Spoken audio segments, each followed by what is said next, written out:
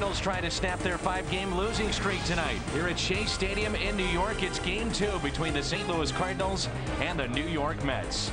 That's Al Roboski. I'm Dan McLaughlin. Welcome to the broadcast booth. When you think about this Cardinals losing streak, you can look in all different kinds of directions. Starting pitching, been okay. Bullpen has had some real bad moments lately. And the slugger has been struggling, and that's Albert Pujols. Yeah, we rarely say that, but it is true. It's been 3 weeks since he's hit a home run. These other players are continuing to hit home runs. Even the Cardinals have got 20 combined since the last time Albert went deep. And even pitchers have hit 3 home runs. So it's a matter of time we get the big guy swinging a hot bat. It's Joel Pinheiro tonight. He looks to pick up the victory for St. Louis. When we come back, we'll take a look at Red Shandies and what he means to the Cardinals organization. A true Hall of Famer on and off the field. From Germantown, Illinois, Red Shandies, one of the all-time greats, as we welcome you back to New York. And, of course, he has the respect of everybody within the Cardinals organization. Well, I'll talk to him a little different. I mean, most of the fans would talk about him as a great player, great manager. But here he's just been a great confidant. I mean, he is still real alert, very aware. There isn't anything about modern baseball that's gotten by Red. He understands the players of the day, he understands the game, and he's always watching. And you can ask him a question, and he never hems and haws. He'll give you what his opinion is, and you know we refer to him as the EFF. You know, when Red speaks, everybody shuts up and listens. Besides that, he's one of the greatest men, personally, that you ever want to meet. Well, to me, he's just more than just a Hall of Fame. You know, he's just a guy that was a Hall of Fame in the field and off the field. Just, you know, the time that he spent around, I think it's almost 66 of spring training, I think, that he went to spring training this year. And just the time that he spent around with the players, you know, just his presence in the clubhouse, you know, it means a lot, you know, just to having around and knowing that that's all the Cardinal tradition, you know, seeing all those Hall of Fame come around. So he was a guy that had a great career as a player, a great manager career too. And I admire him for what he has done, you know, and his career and as a Cardinal wearing this uniform. So he's just a great person. I respect him so much, you know, and he's a guy that once in a while, you know, I ask him about hitting and everything, and you know, it's always somebody that I look up to talk about baseball because he knows a lot. And I enjoy playing golf once in a while with him too, because at the age of 85 years old, he still can hit the ball pretty far, you know, for 85 years old. So I congratulate him a lot. You know, he had a blessed career, and may God keep blessing him for the rest of his life. You can be walking down an alley in Hong Kong at 3 a.m. in the morning, and they'll say, hey, that's Red Shandies. Joel Pinheiro and Brandon Wright for the Mets. We have not seen Knight in a long time here in the big leagues, so a quick scouting report on this right-hander.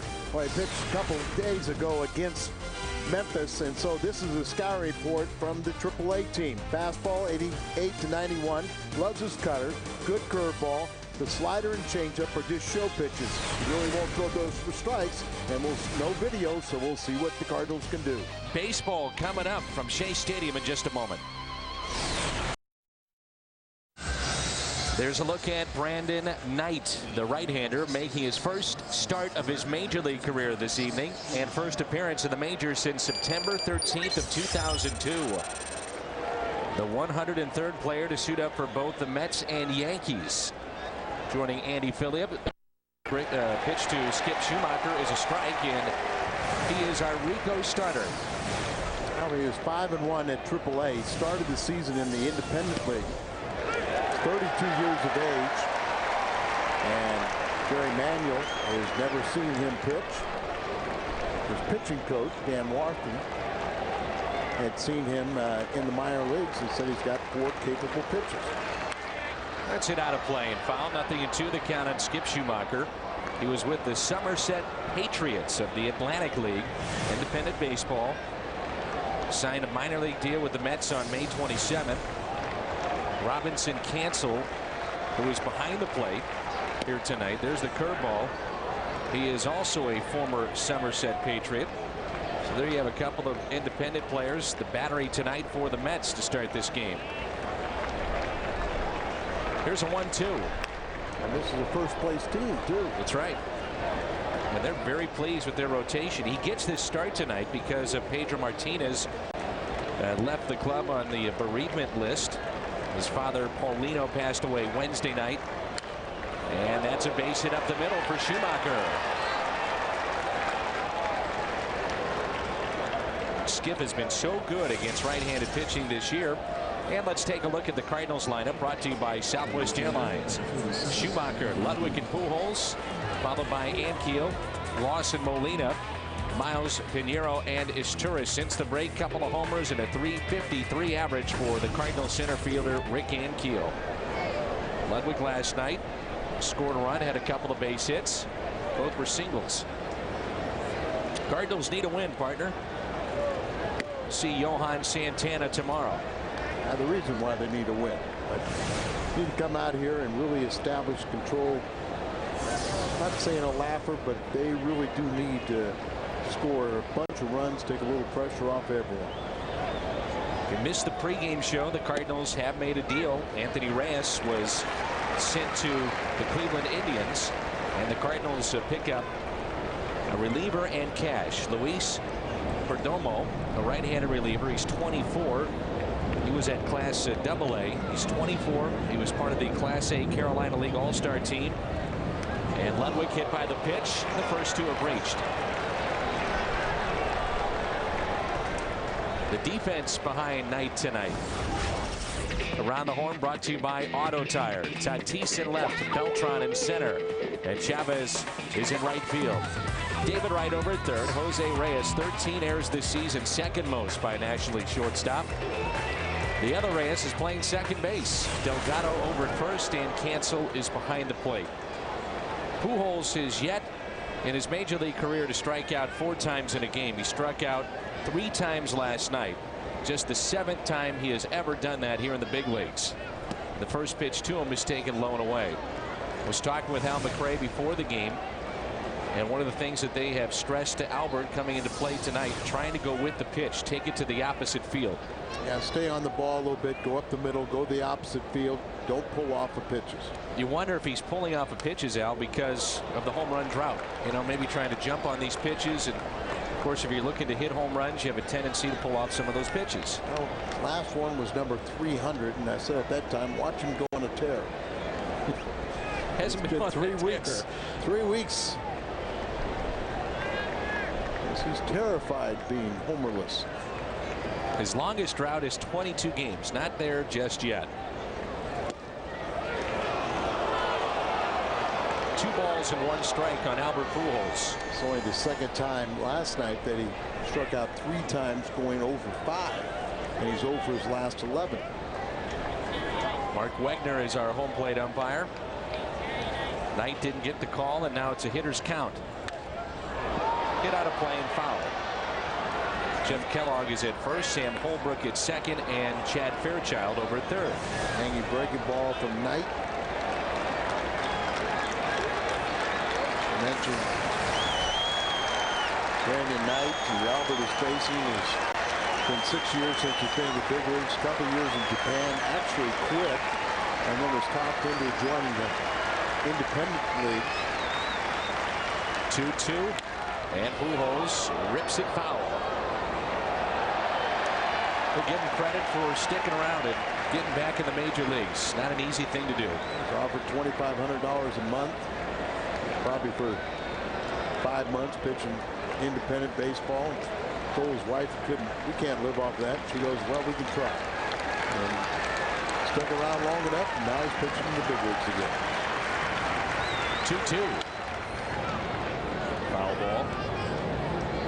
Pujols just did not look right last night. Even when he was taking pitches, Al, you could see him shaking his head up there and maybe second guessing himself a little bit. Didn't take batting practice today. Probably worked a few drills maybe with Hal McRae, but I'm sure he's taking a little extra time because he knew he got a pitch where he should have drove it and was out in front on it. And time is called.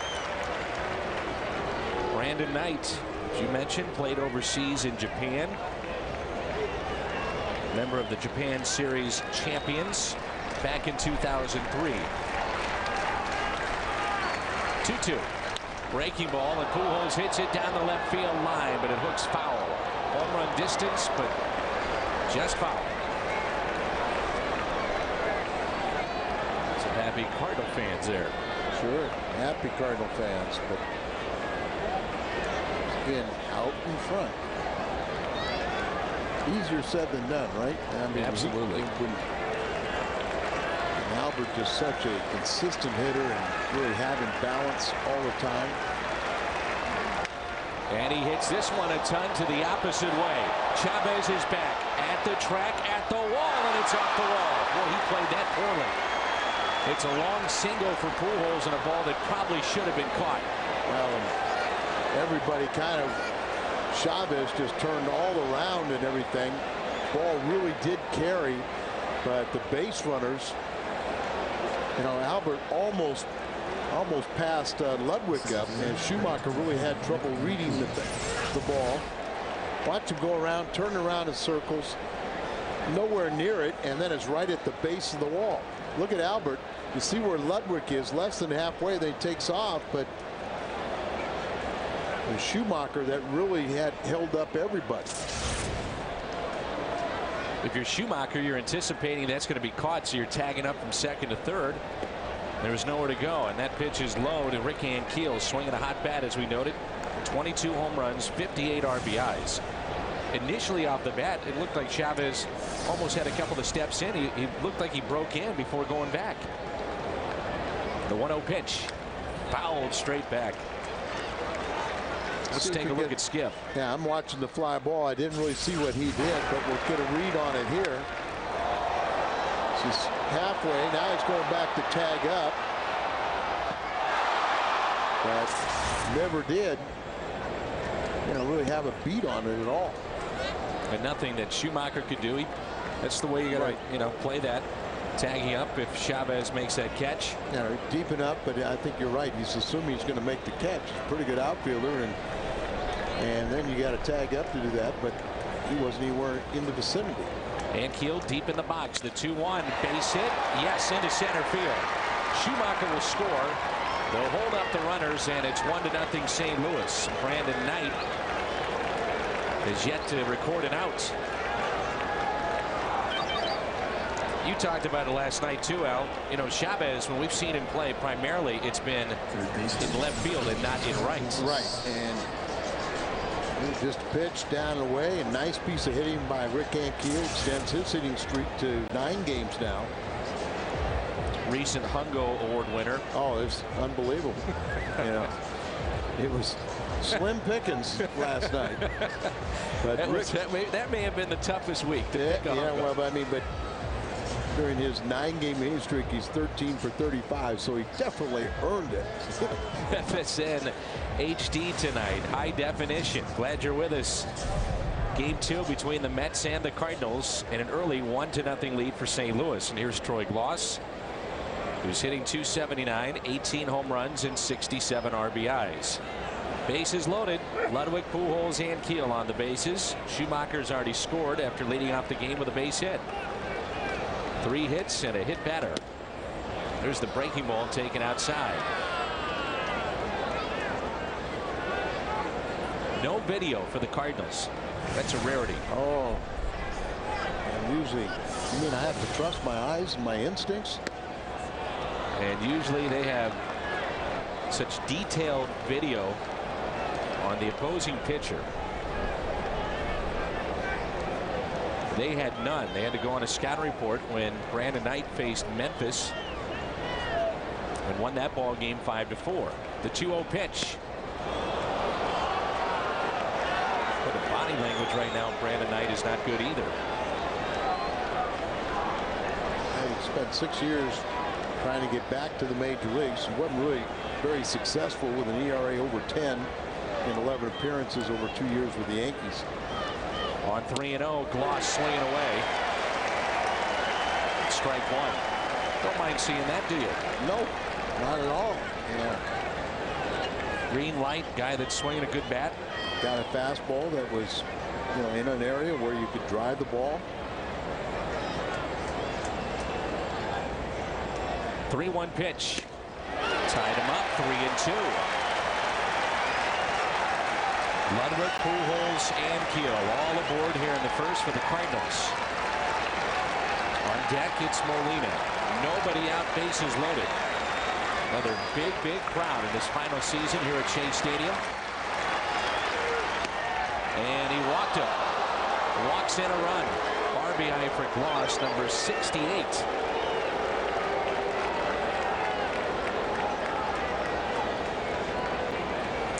Ludwig scores, and it brings in Yadier Molina.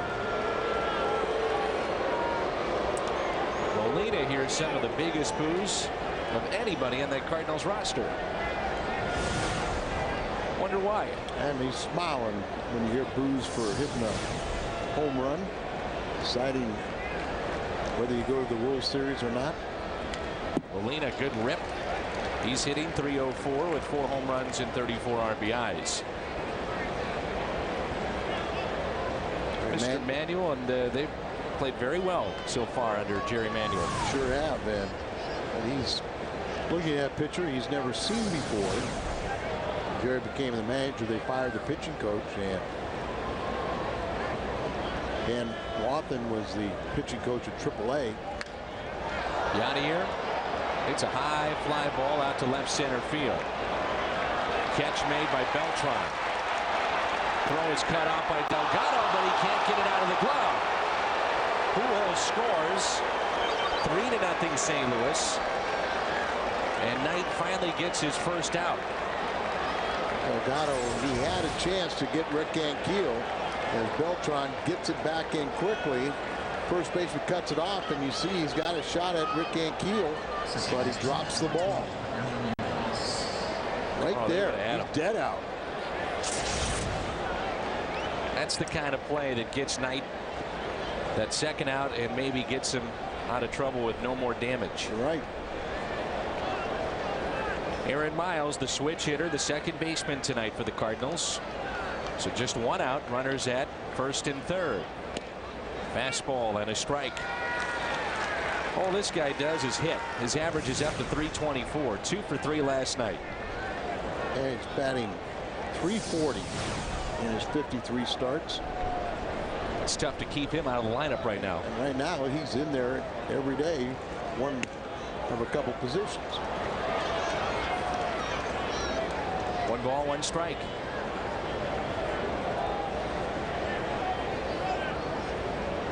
When he signed with the Mets, Brandon Knight led the Atlantic League with 50 strikeouts and an ERA under 3.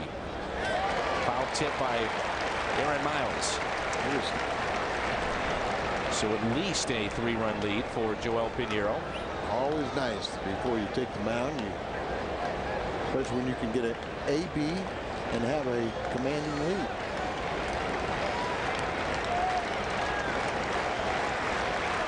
Lawson and Keel on the bases. Here's a 1-2. Little liner, and that's a base hit. Past Reyes, out to left, and the Cardinals lead it 4-0. 24 RBIs for Miles. That's 4 base hits, a walk, a hit batter, and still only 1 out.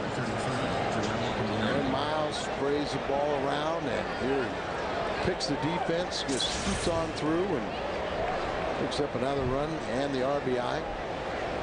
Knight, the Mets starter, was selected for the Olympic team. And based on what we're seeing here, he will be back there ready to make that start or appearance for the Olympic team. Not going well. Delgado and Wright will charge from the corners. Pinheiro pushes it foul. Pinheiro, no sacrifices this year, and he's batting .067.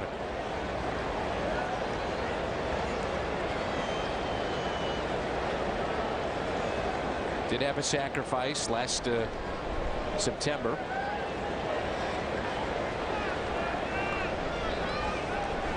.4-0 Cardinals here in the first inning. Pinheiro will square again. Gets the bunt down. Knight will go to third. Out there over to first. Not in time.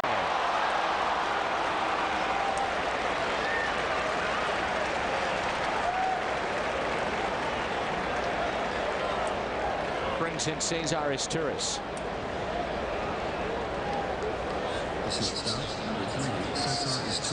Things are going poorly like they are for Knight here in the first inning.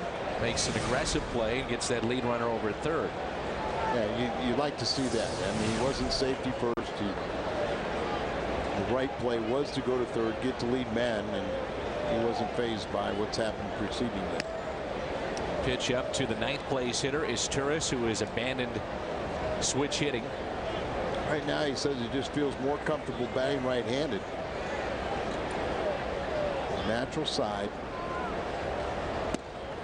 The last couple of years he's been a much better hitter left-handed, so it is a bit unusual. 1 ball, 1 strike. Love to see a little bit more production though from Izturis at the plate. Almost hit by that pitch. 2-1. The glove is fine. Defense has been good. But the production at the plate, not where it needs to be. He's hitting just .225. He does have 1 home run and 13 RBIs. That's why I almost made this suggestion on the air before he abandoned hitting left-handed. You're out there for your defense. Delgado will take it. Cardinals strand 2. And we talked about it, trying to go the other way with some of these pitches for Albert Pujols, and he does so here in this first inning. Cardinals plate 4.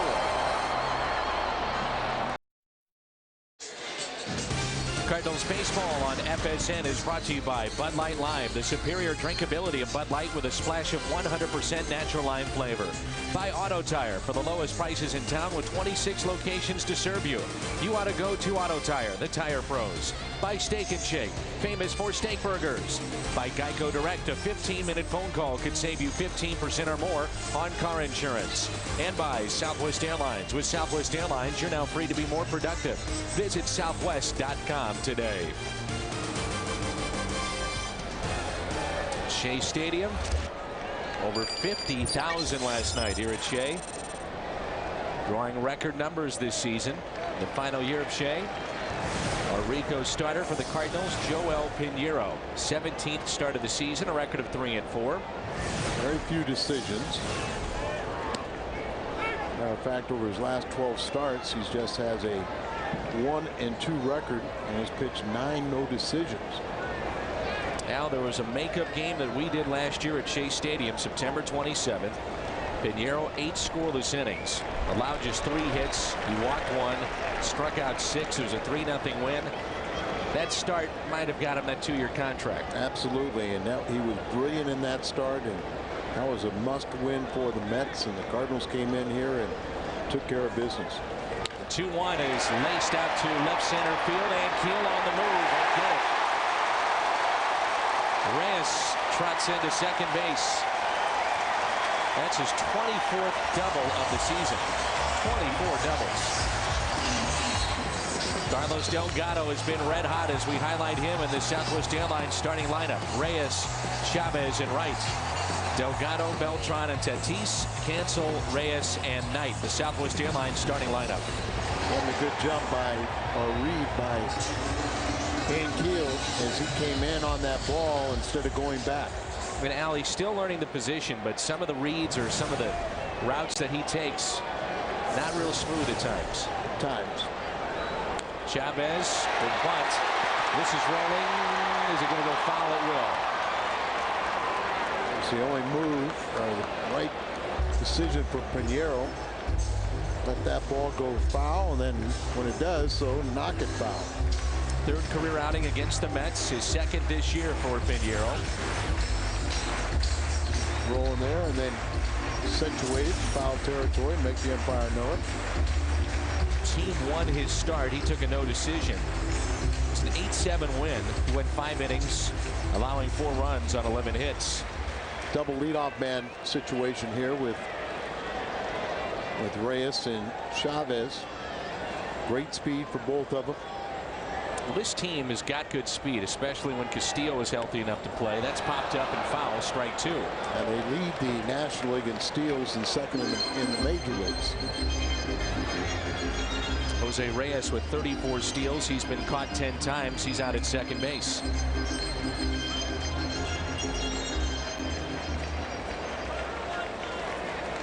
Chavez had a big night. Expensive Cardinal pitching last night. 0-2. Fly ball into right. Well hit. Ludwig back. He looks up. It's off the wall. Reyes being waved home. Chavez on his way to third. A triple. The Mets get on the board, and it's 4-1.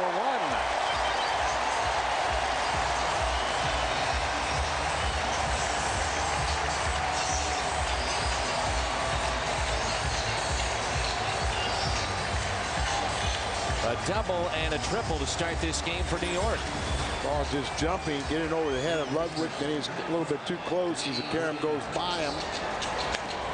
And after showing bunt a couple times, he swings away and just lines it for the triple. And here come the Mets. David Wright, a .289 hitter here in 2008. 19 homers, 79 RBIs.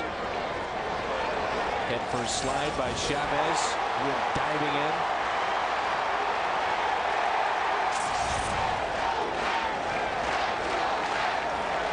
All of a sudden, this crowd is energized. The Cardinals put up 4 runs. They were loud last night. It was their 50th time this year that they had better than 50,000 fans. And they lead in attendance. They're averaging almost 50,000 per game. Yeah, last night 55,372. It was the 24th time they've had 50,000 or more. That's here. close. Yeah, here at Shea. They're averaging 49,000 plus, just under 50.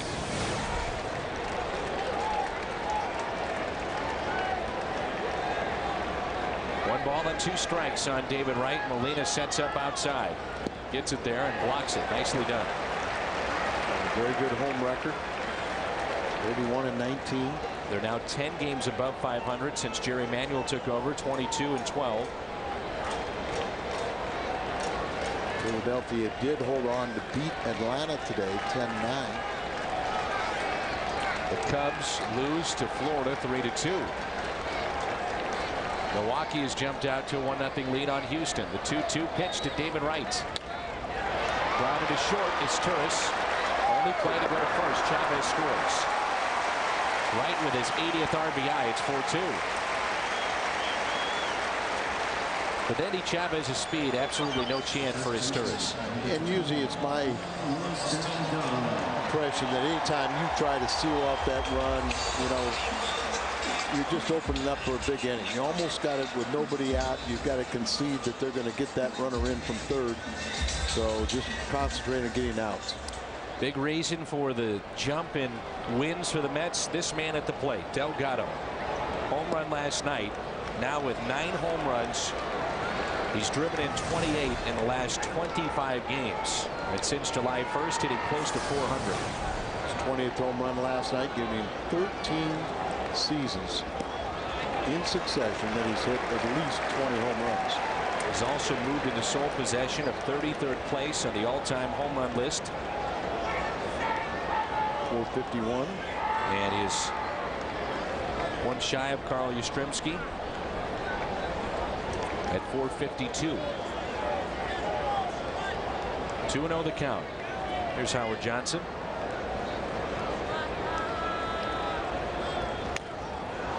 Two and 1. I was talking with Keith Hernandez last night, and he said the only time that you see guys like Delgado or Pujols, in his opinion, not hitting is when they just don't trust their hands, and you see him lunging. You see him on their front foot. He said that's what Delgado was doing for the first couple of months of this season. Now he's back and driving the ball.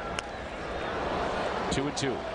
Great point, as you see Keith on the Mets broadcast, but when you talk about great hitters, and it is that ability to trust their hands. You know, A lot of guys are terrified about getting jammed, so they get their body moving out in front.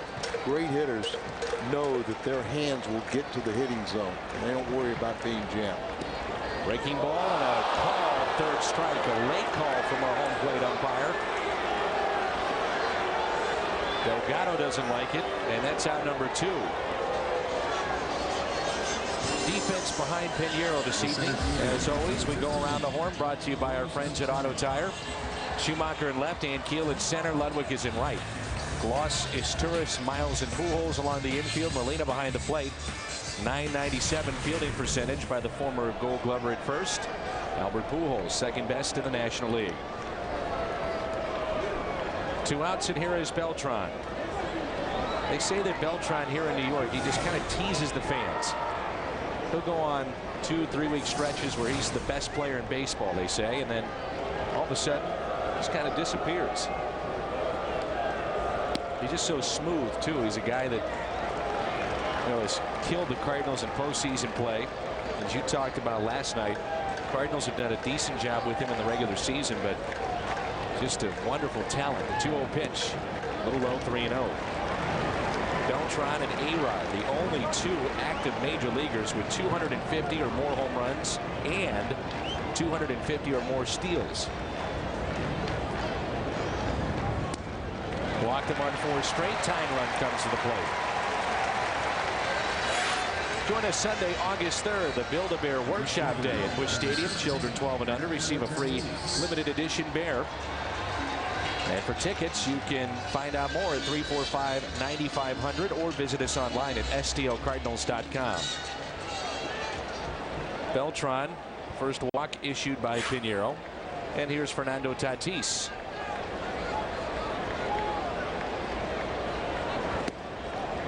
Five straight balls by Joel.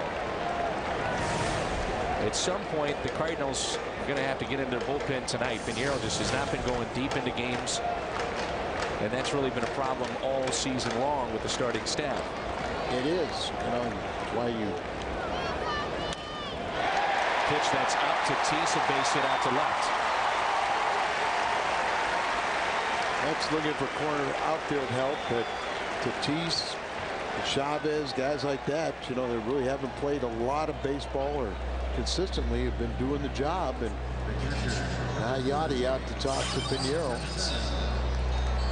Chili's pitch count at 22 here in this first inning. There are some scouts here, Al, that I talked to that were just shocked at how the Yankees were able to get Marte and Xavier Nady for what they gave up. I mean, they were just shocked.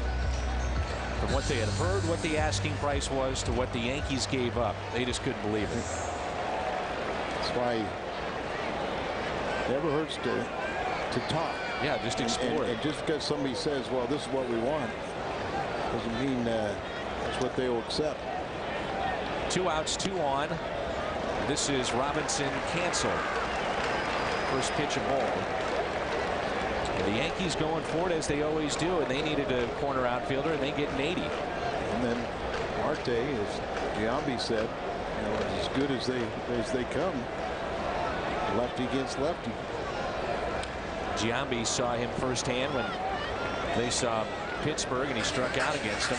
See the last 5 starts. Pinheiro, Loge, Luker, Wellemeyer, and Boggs. Only one that went deep into the game was Loge.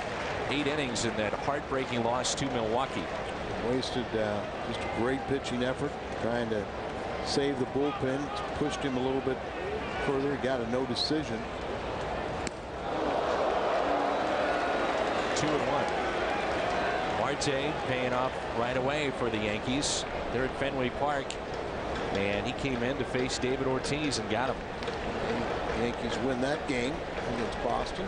They're playing some of the best baseball of anybody in the big leagues. 2-1 pitch. Left center. And Keel is back with room and makes the catch. Mets get 2. Top of the lineup coming up. Top of the second, and it's 4-2. Cardinals on top. Sunday night is television's biggest night with the summer sports block, beginning with the Hooters Dream Girls, then baseball's golden age, followed by amazing sports stories, and finally the best damn top 50. The summer sports block begins Sunday at 7 only on FSN Midwest. We'll have to see if these starters can settle in. Brandon Knight and Joel Pinheiro. We touched upon it briefly, but Anthony Reyes has been traded to Cleveland. And I think you would agree, Al, he just needs a fresh start with a different organization. Yeah, I think you're doing him a favor and pick up a right-handed reliever. He's only 24 years of age. He'll start out at Springfield. And that's under the glove of Reyes and into center field. They give Schumacher a base hit on that play. 2 for 2. Good start as the Cardinals appears are going to have to add to their 4-2 lead. Like that was a little bit in slow motion, didn't it? Yeah, that's another play that probably should have been made. Ludwig was hit by a pitch first time up, came around to score. The Cardinals picked up 4 RBIs by Ankiel, Gloss, Molina, and Miles. And the first pitch is taken for a ball upstairs. Who knows if you're Brandon Knight that Chavez makes the play on the ball that Pujols hit off the wall. If he makes that catch, the Cardinals pick up the runs. He might get out of the first inning. Real key play in that top of the first.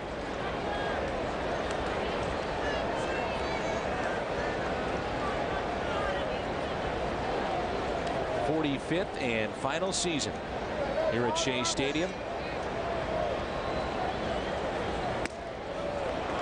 Jets played here. The Yankees even played here for a couple of seasons when Yankee Stadium was being renovated in the mid-'70s. You've got LaGuardia very close to us. The National Tennis Center is right across the way. And also a junkyard. 3-1 on Ludwig. Wanting to get rid of that. I don't know how to describe it. Kind of a all the auto body shots. Body shot to it, but you know, just several blocks of them. Ludwig, a high fly ball right center. Beltran over, makes the catch. Apparently they were trying to get rid of him, maybe to have their version of a ballpark village, and all of a sudden, you know, seemed like it was an eyesore for years, but everybody came out and said no, you can't get rid of that. That one I just where are we going to chop our cars at? I mean, I don't get that one. Here's Pujols, who singled off the wall in right. And for anybody that's been to Shea knows what we're talking about. Back behind one of the parking lots here. Very colorful section. Very much so. You give them that. Yeah. Plenty of color.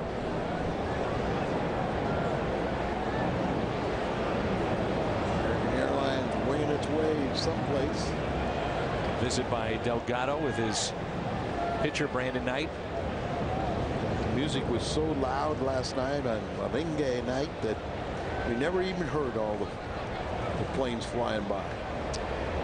I'm with you. I don't remember seeing or hearing a plane go by. Breaking ball misses just a bit in. 2-0. We'll give you an update on Chris Carpenter in the bottom of the second, and the news is good. It's a tease to make you stick around. Oh yeah. The 2-0 pitch. 3-0. The pace of this game, you're just so thankful there's no clock.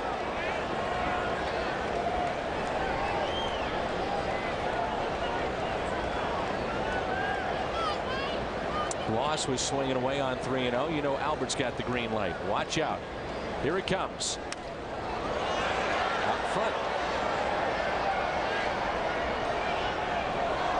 And Hernandez, when he was talking about Pujols and Delgado, he said it's not the same, though, for everybody in the major leagues. He said, but when these guys get to the plate, they get in these prolonged slumps. In his opinion, That's basically the only time that you see it happen is when they're lunging and on their front foot. Other guys develop bad habits, but not those two. 3-1 and a base hit for Pujols. 2 hits in the inning, 6 in the game for the Cardinals. Albert is 2 for 2, and it brings in Rick Ankiel, who singled up the middle and picked up an RBI. It was Rick's 59th, and it's already 50 pitches for Brandon Knight. In minor leagues, he's played very good control, so he's around the plate. Ankiel, hot shot to Delgado. Spins and makes the play. Stayed with it and gets Ankiel. Give Delgado some credit, and also Knight, that he followed through and was at the bag for when he recovered and was able to get the out at first. Hot shot. And takes a little tricky hop on him, but he stays with it, and then his pitcher's right there covering. Runners at second and third for Troy Gloss. No activity right now for the Mets in their pen. Good play by Delgado to stick with it. That ball was scorched. You said that Knight is making this start because of Pedro Martinez being on bereavement list, and he has to stay there at least 3 days. So, and my count is this would be at least his 3rd day. Buried his father yesterday. Cardinals miss Pedro. They get Santana tomorrow. That pitch is taken for a ball. Looking forward to that matchup. Kyle Loge and Johan Santana. Santana's numbers have not been great this year, but they tell us he's pitching as well as he has ever pitched in the big leagues. That's a strike to Troy Gloss.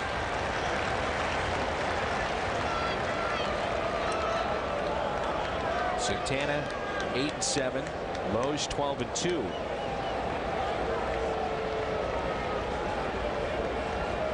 Runners at second and third. 1 ball, 1 strike on the Cardinal third baseman.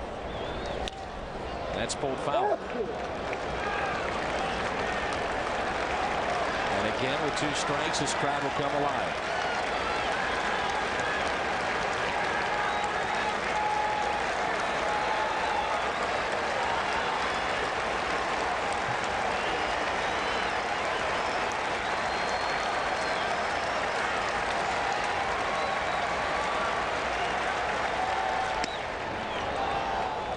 Two and two. Well, Gloss wasn't lying when he said when it gets hot, that's when I swing the bat well. It's the temperature. It's over 85. We know he's going to do some damage. Cardinals even have a stat on that. Swing and a miss. He struck him out. Update on Carpenter when we come back. Well, the news today is about a couple of pitchers. One, Adam Wainwright. The other, Chris Carpenter. Here's Tony La Russa on what may happen with Carpenter. His next step. Assuming that tomorrow when he throws his bullpen, that goes right, because there ain't anything that, if it's questionable, that we want to push. But I did talk to him today, and he just has normal stiffness, and if he throws a nice bullpen tomorrow, he will pitch Wednesday in Atlanta. That's great news. Carpenter, just a couple of rehab starts, and then back with the big club Wednesday night in Atlanta. We'll have that game right here on FSN Midwest. So he'll get Wednesday in Atlanta, Tuesday at home against the Dodgers, and then face the Chicago Cubs in Chicago.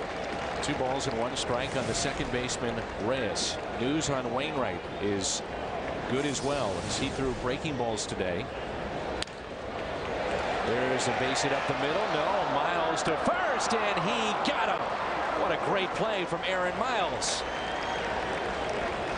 Every single game, Aaron Miles does some little thing that's just a real plus. Swings the bat. Now he makes a nifty play that you accurately described as looked like a base hit up the middle, but nope, there's Aaron there, and a strong off-balance throw. Gets rid of it quickly. A nice stretch by Albert, and that's a big out, being the leadoff man. He's shown really good range going to his right when he's at second base. He's made a couple of plays like that in the last few weeks. This is the pitcher, Brandon Knight. 1 ball, 1 strike. And Wainwright did throw breaking balls today, Al, and said the first couple there was the soreness in the finger, and that's the one pitch that concerns you with the injury that he has. And he said by the end of it, and he threw close to 60 pitches, that he felt great. He said then felt it a little bit the first time, a little stiffness, but at the end felt absolutely nothing, and lock and loaded, ready to go. Dave Duncan said something interesting. He said arm conditioning with Wainwright is not an issue, since he's been able to play catch, throw fastballs. We shall see. Sports Ultimate Nightly Highlight Show is here. It's the final score, and tonight extended highlights of the Yankees, Red Sox, Cardinals, Mets, plus the rest of the night in baseball. The only national show that gives you nothing but wall-to-wall highlights. It's the final score tonight at 10:30, and only on FSN. He'll be out at least 2 months, but not much longer. It was June 9th or 7th, I think, last time he pitched. Saturday night in Houston, and it's such an odd injury. You just don't hear about it all that much. Here's the 0-1 to Reyes, who doubled his first time up. This guy is such an exciting player, and the triples are a big part of his game. Tripled last night. He has 12 on the year. 0-2. And Miles can't get to that one. Ludwig comes up firing to second. Look at Reyes. Hustling out of the box and picks up a double on a bloop base hit. So just a little flare right out of the Bermuda Triangle, but with that great speed before Ludwig could get to the ball and get it back in, he has himself in scoring position. And look at him turn it on right after he went through the first base back. And Ludwig comes in here. Really no hesitation, a snap throw, but Reyes that great speed. Back or second double tonight. 25 doubles for him. He's got 12 triples. He's got 11 home runs. I'd say that's pretty good production from your leadoff man. Here's the 0-1 to Chavez. I mean, think about this. Reyes, first player in Major League history to have 20 or more doubles, 10 or more triples, 10 or more home runs, and 30 or more steals before the All-Star break. First player ever to do that. Right. And it happens here in 2008. Good pitch. Strike 2. Mentioned that the Cubs lost today in 12 innings at home. Back-to-back losses at Wrigley. That's a rarity. 3-2 is the final. Philadelphia over Atlanta 10-9. Yankees beat Boston 10-3. Texas over Oakland 9-4. And Toronto over Seattle 8-3. And Florida's hanging around. Slowly hit. Pinheiro steps and throws to Pujols for the third and final out. Molina, Miles, and Pinheiro coming up. 4-2 St. Louis. There's Adam Wainwright in uniform tonight with the Cardinals. Made this trip, and he said he's feeling pretty good as he threw on the side today. Bullpen session, and so far so good. So good. He did it. The first couple I was real tentative. I didn't know how I was going to feel, and it's sort of like tendonitis in a way that the first couple I spun were kind of achy, and then the more I threw, the better it got, and at the end I didn't feel a thing. So I think a couple more throwing sessions and I'll be good to go. It's great news concerning Wainwright, and there is the possibility, Al, and you brought it up last week at Busch Stadium, that Wainwright could return to the bullpen. It's not set in stone that he goes back in the rotation. And actually, John Mozeliak was saying that's going to be discussed next week on what they want to do and should do with Wainwright. And it's just, you know, because you have a need down there in the bullpen, and would just make this suggestion if he was totally on board and just for the end of this season. I I think the other thing too maybe you have to consider is that if you're looking at rehab assignments and running out of time in the regular season, if he comes back as a reliever, that's shortened up considerably as far as rehab is concerned. Yeah, exactly right. Reyes is there for the first time. Being able to pitch 1 inning versus 5+. This date in baseball history brought to you by Schnucks. Rogers Hornsby leaves the Cardinals to manage the Browns July 26th, 1933.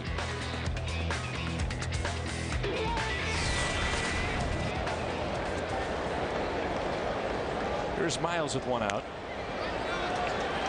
Delgado takes it himself.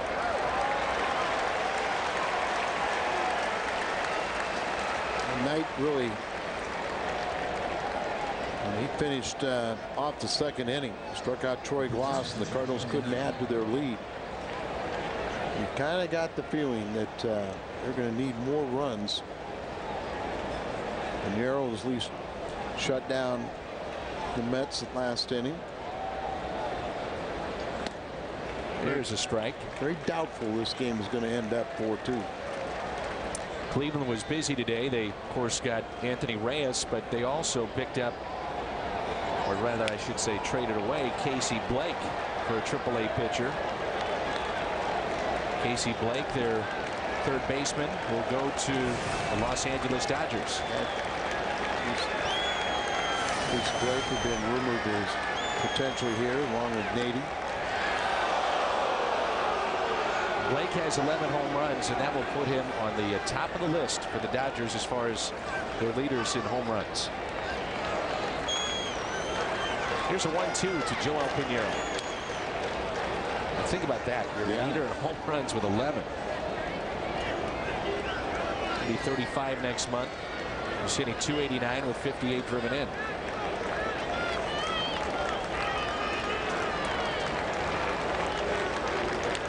It's hard to believe. I mean, Cleveland, such a rough season, and last year they made it to postseason play, and they were 1 win away from the World Series. No Sabathia. They trade away their third baseman.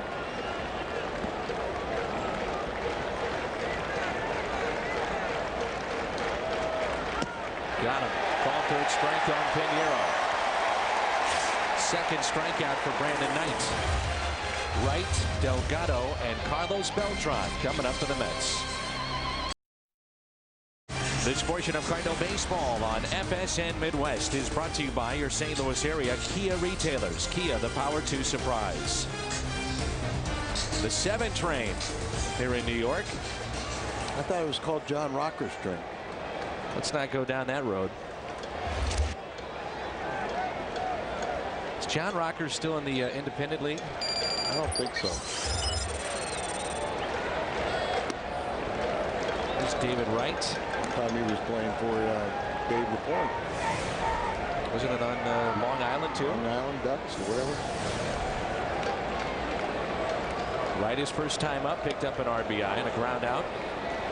David Wright's a real fan favorite here, and rightfully so. And did something today that I thought was really cool. There were a bunch of teenage girls came down and had a sign that said, I want David Wright for my birthday, and he had the ushers bring them down to the railing, and was over there signing autographs for him, and they say he does that stuff all the time. Hey, St. Louis County moms and dads, the Cardinals Alumni Kids Clinics are coming to Chesterfield on August 5th and 7th. Mabes will be there. John Maber, Ricky Hort, Scott Terry, former Cardinals. Visit STLCardinals.com to find out more. I wish one of the things that baseball would do, Al, would be that the home team would take batting practice last and open the gates a little bit earlier. I think it's a treat when you get to come down to the ballpark. I always enjoyed it as a kid, but you come down to the ballpark and watching guys throw, take BP, whatever the case may be. I just think that's one of the nice things about coming down to the game. They used to do that. Yep. Used to do that. So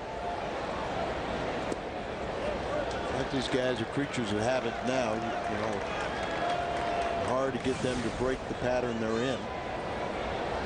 But you're right. You know, they have the home fans get the opportunity to see their home team take batting practice. You're usually watching the visitors. Well hit again off the bat of Carlos Delgado. Goodbye. Home run. Number 21 for Delgado.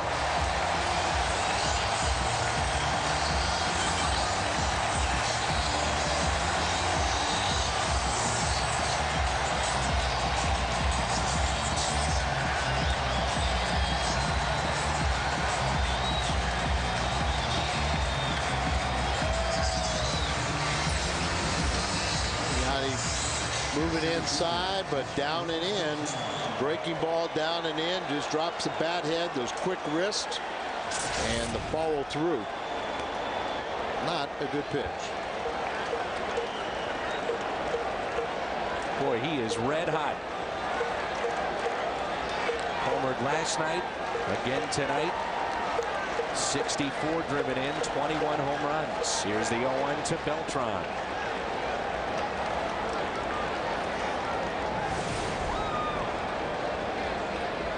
We've always talked about the Cardinals and the run differential, first and second innings. It doesn't seem like they score late a lot, does it? No, they've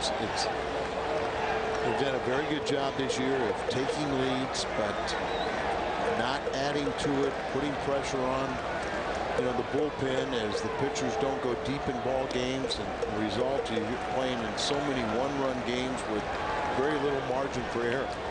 I mean, there's blame to go around, but that's one of the things that Tony's tried to speak in terms of. Don't always just blame the bullpen for a late collapse.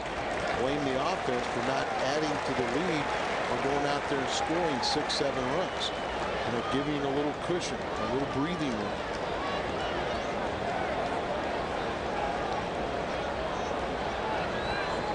Three-two pitch to Carlos Beltran. Here it comes. Hard hit. Miles stays with it. Throws to first. Safe.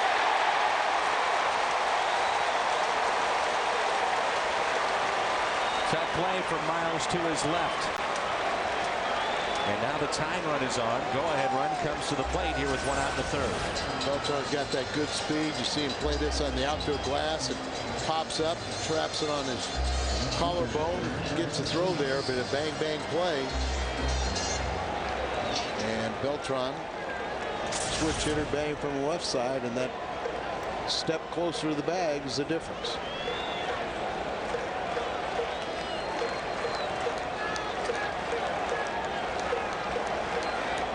Because of Carpenter, and we'll just assume that he will make that start Wednesday. I'll look for another roster spot, possibly as early as tomorrow. Expecting, say, Boggs to be sent down and another reliever added until you need to activate Carpenter before the Wednesday start. There's a 1-0 pitch to Tatis. Down the right field line. Long way to go for Ludwig. And it's just foul.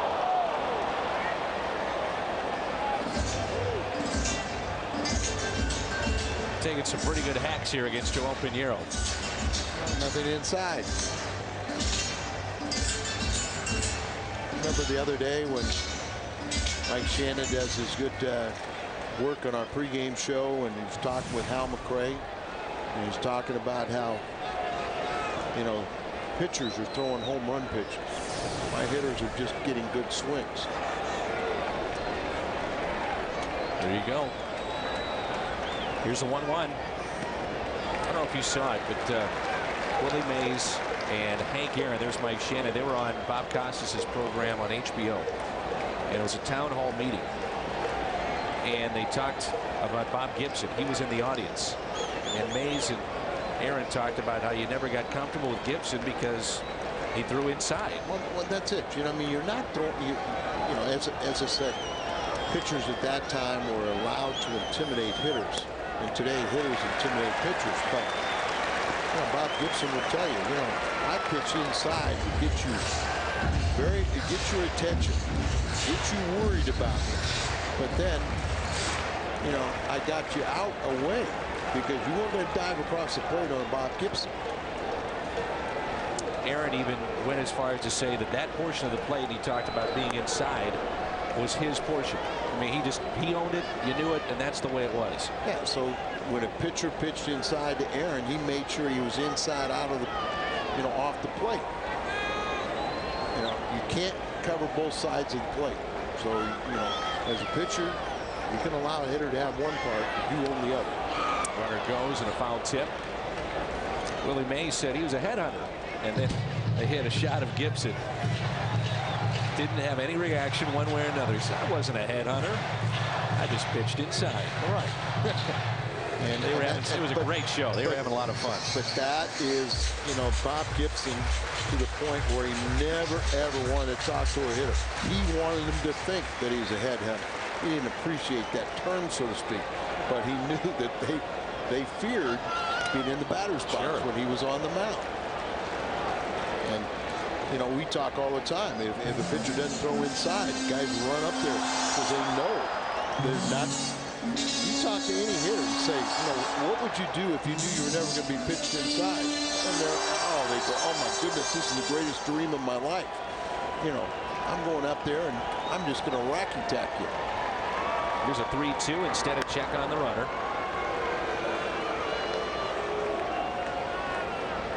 You always hear about Willie Mays being the greatest living ball player. I think folks in St. Louis might have a beef with that. Stan the man. Stan the man.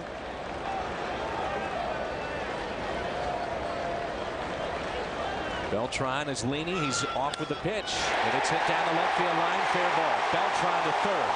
Beltran being waved in, and he will score. Tatis to second base. We're tied up. It's 4-4. Home run, single, and a double here in this third inning for the Mets. Hernando's 23rd RBI. Running on the pitch. Looks in, locates it down the left field corner, and then you knew he was going to score easily. Tatis gets himself in scoring position on this double. Hooking it right into the left field corner. 3 consecutive base hits. Now the Mets about hit the Cardinals 7-6, and we have a tie ball game. 7 hits already allowed. Turris with a play in front of him, and Tatis is tagged out by Gloss. It's a poor base running mistake there by Fernando Tatis. 2 away. Play right in front of him. That can't happen. And the ball is hit way too hard. You can't, the ball hit in front of you, you cannot advance.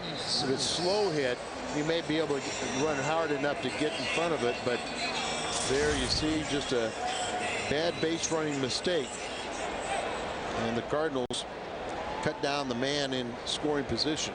Was it tough for you to watch Willie Mays when he came back here with the Mets? Yes, it was. It just,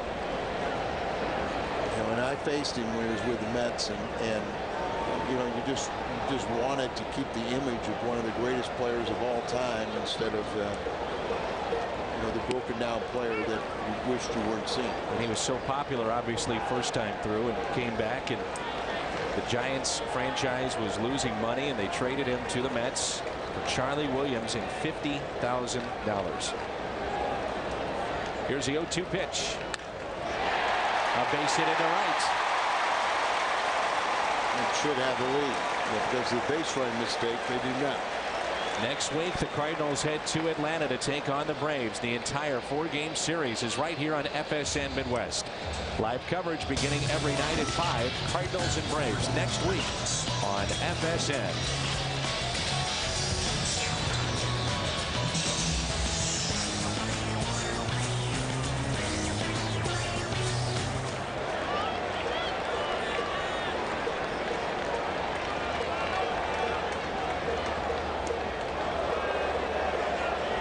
Chance for Pinheiro to get out of this jam here in this third inning with the pitcher up. Knight. Joel has struck out 2. Knight was one of those, and Delgado the other back in the first. And Pinheiro has been giving up a ton of hits lately, and not many innings.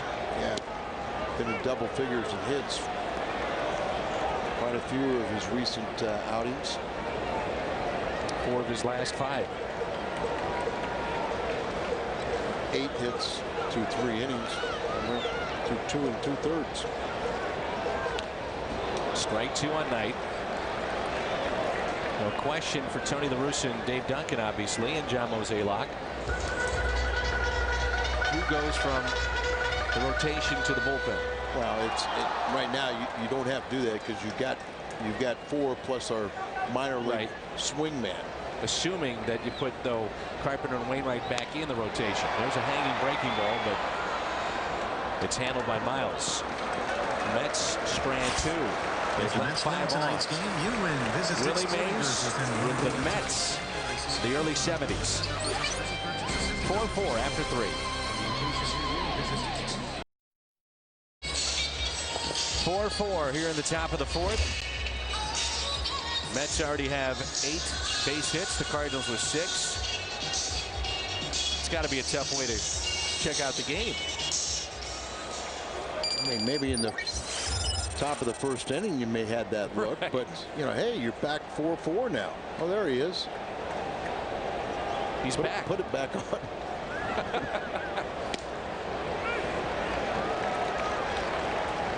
Every once in a while, you crack me up.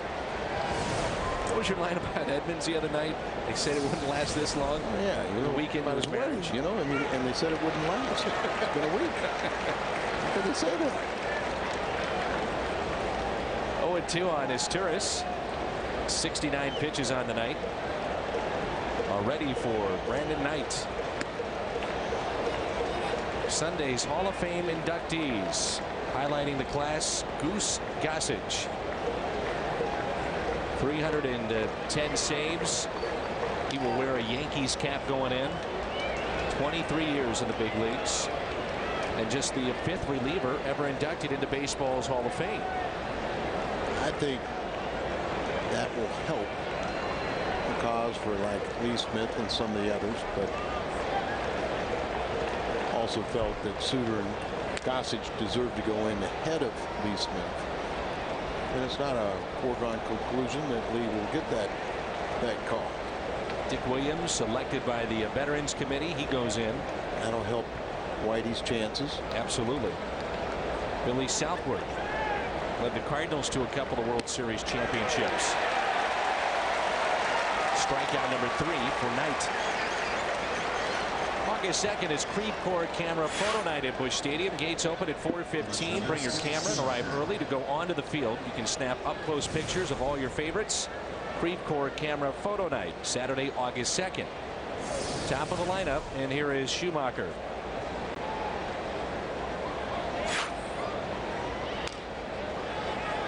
Foul ball. Walter O'Malley will go in. I wonder what some of the folks in New York think about that. Bardeen Dreyfus, former owner of the Pirates, helped create the first modern World Series back in 1903. Bowie Kuhn, he goes in as well. Unfortunately, passed away at the age of 80 last year. Elected by the Veterans Committee. Schumacher, another base hit, 3 for 3. Still upset that Bowie Kuhn wouldn't, outlaw the Hungo pitch. Oh, he was the one. That's right. He was the one.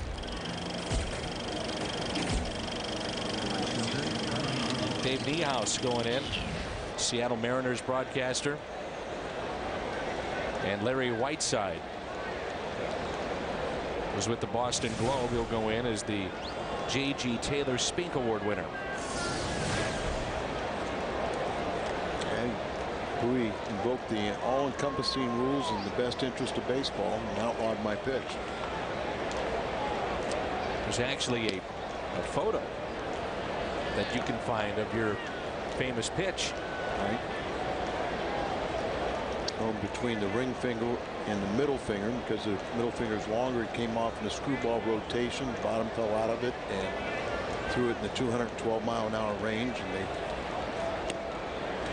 said I would be the greatest pitcher in the history of the game. So he invoked the best interest of baseball to keep competitive interest, keep it fair. And I think you can understand. Fully understand it, Al. No, I think you have to. I'm still upset.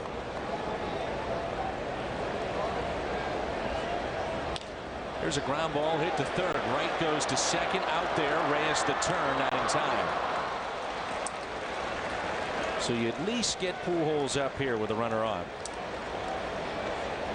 David Wright, a Gold Glove winner. Argenis Reyes at second base.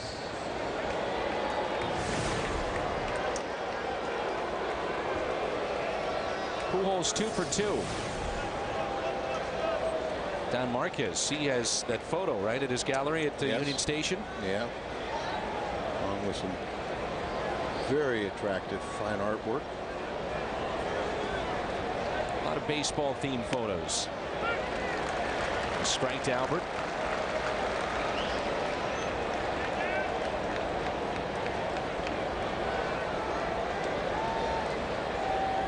Chipper Jones still leading the National League in hitting, but he's been out. Leg injury. Pujols in the top 5. Molina for a while has been in the top 10.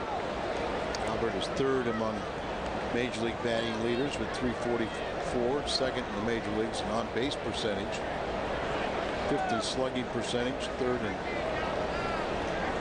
ops. Get out of play. One thing the Mets have gotten is very good starting pitching. It would be tough for them to have what, their 5th straight game with a starter going 7 innings. 6th. If they can get this tonight, their starting pitchers have gone at least 7 in each of the last 5 games. First time they've done that since 01. Pujols chased that pitch. And he's saying that he had a foul tip, but really no argument there from Albert. 4th time he has struck out in this series in the first 2 games.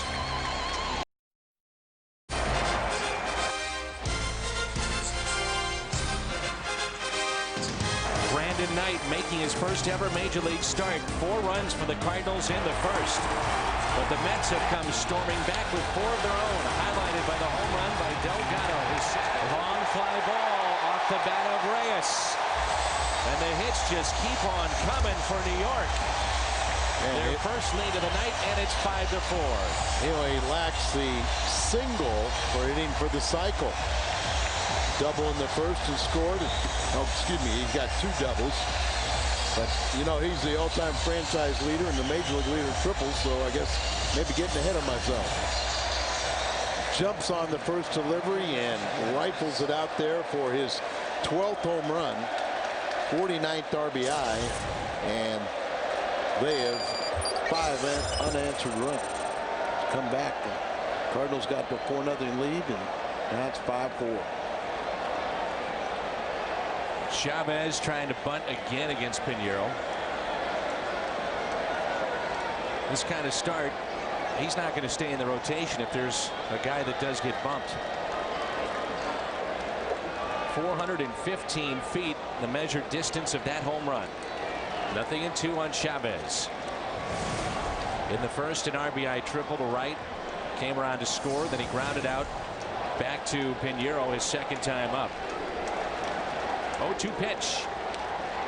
Back to Pinheiro again. Steps and throws. Throws a bullet over to Albert Pujols.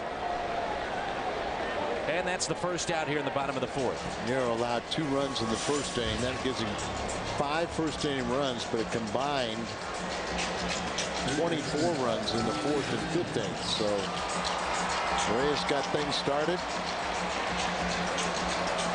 That's a happy guy right there, Brandon Knight. His team on top by a run. Wasn't smiling when he was giving up 4 in the first, but he's got a lead now going into the 5th. Ground ball hit to short. Is Turris out with a long throw. Safe.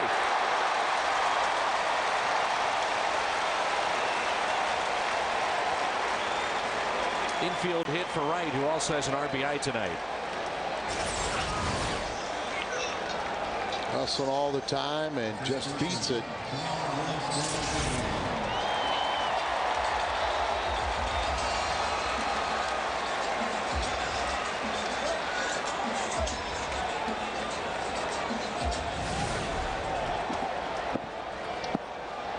Delgado a home run tonight. The Mets with 2.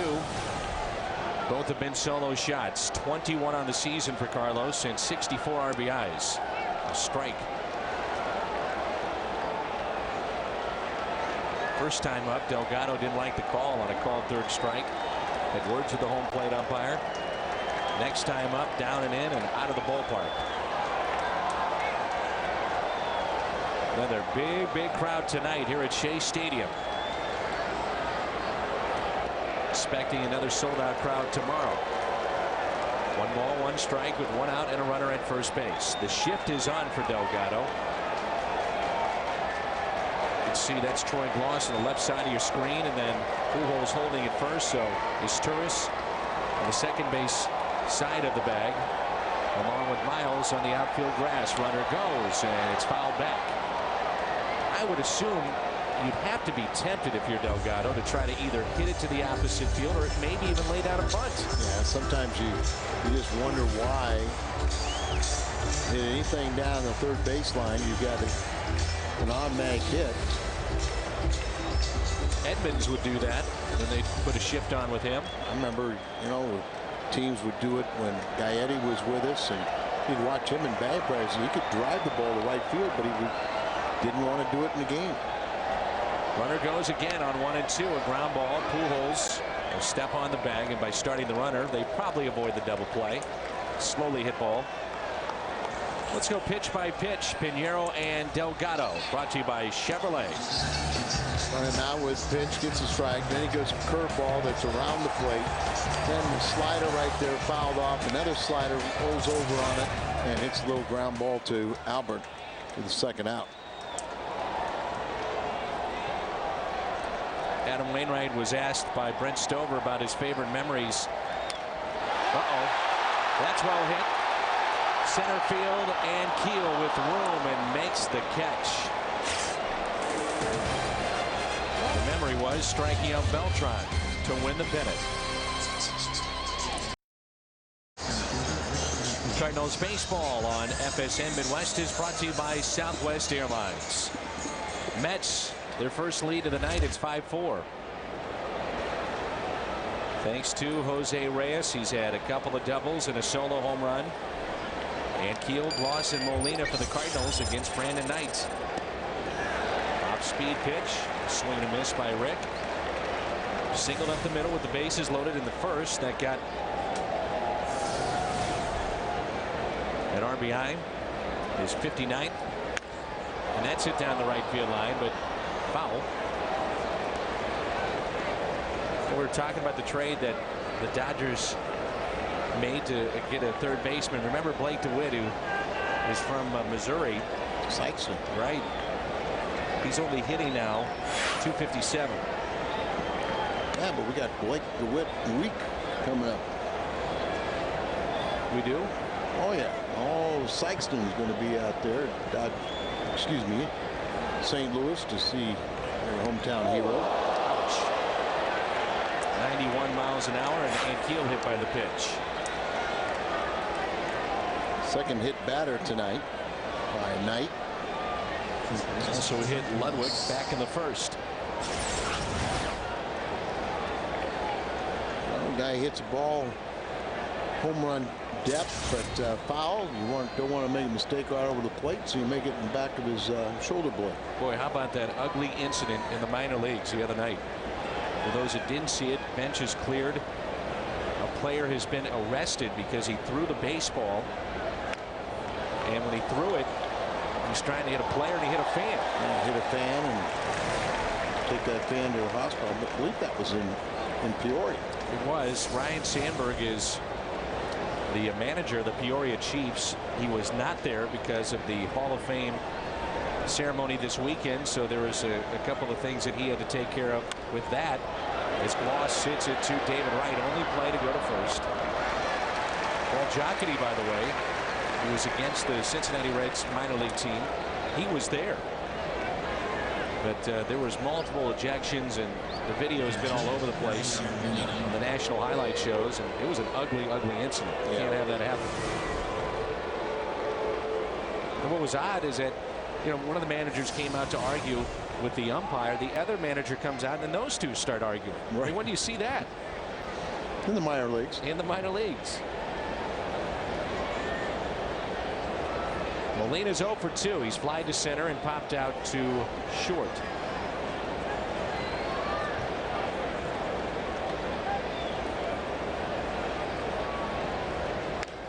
And Yadier pops this one up.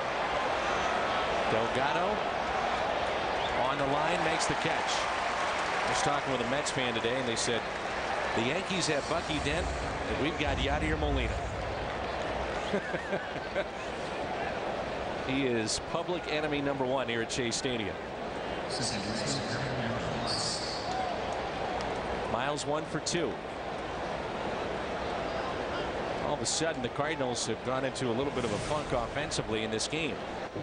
How many times we've seen this, Dan? They jump out to a lead, then just can't add to it. The other team comes charging back, and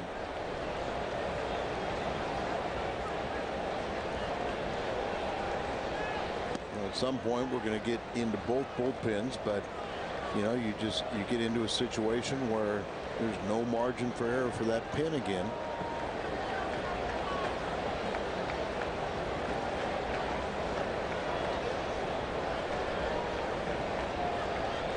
Here's a 1-0 pitch.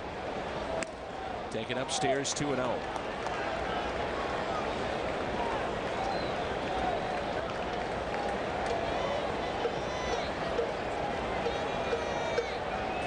Cool night here at Shea Stadium. Warmed up a bit this afternoon. Very pleasant here tonight. Kennedy's on the on-deck circle, ready to pinch hit for Pinheiro. There'll be 2 men on ahead of him.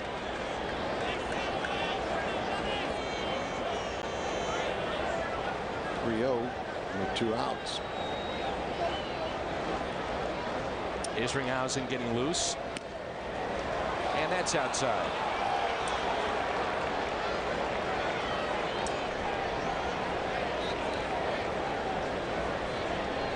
Here's the former Met, Jason Isringhausen. He's a starter when he was here in New York. First and second, and it brings in Adam Kennedy. Also brings in a visit. Mets with no activity right now, I don't think, in their bullpen. Doesn't look like it, but it looks like one of their catchers is starting to put on the gear.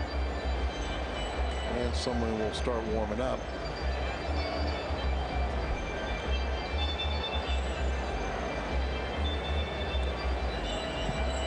Like a right-hander will start throwing.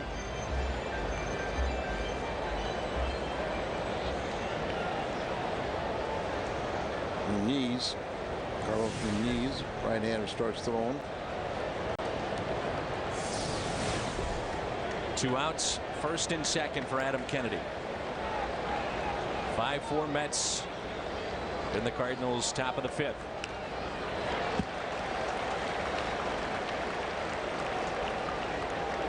So that's going to be it for Joel Pinheiro. Gives the Cardinals just 4 innings tonight, 10 hits. And the Mets played 5 after the Cardinals jumped out to a 4-0 lead. So since Monday night, when Loesch went 8 innings, they had a pair of 5-inning stints and a couple, and then 4 and a third and 4 innings. Not good enough.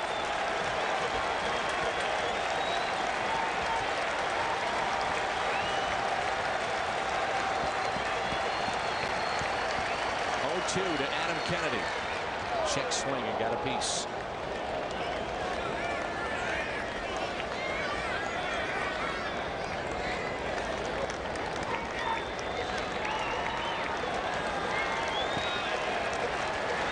Some of these fans on their feet.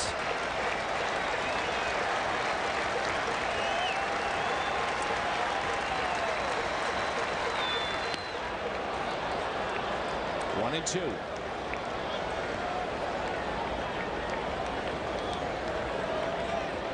Kennedy, the former Angel, year 2 of his 3-year deal with the Cardinals. Miles walked, and Keel was hit by a pitch. Those 2 are on. First and second. Kennedy slowly hit towards second. Reyes will go to first. Cardinals strand 2. They have left 7 on.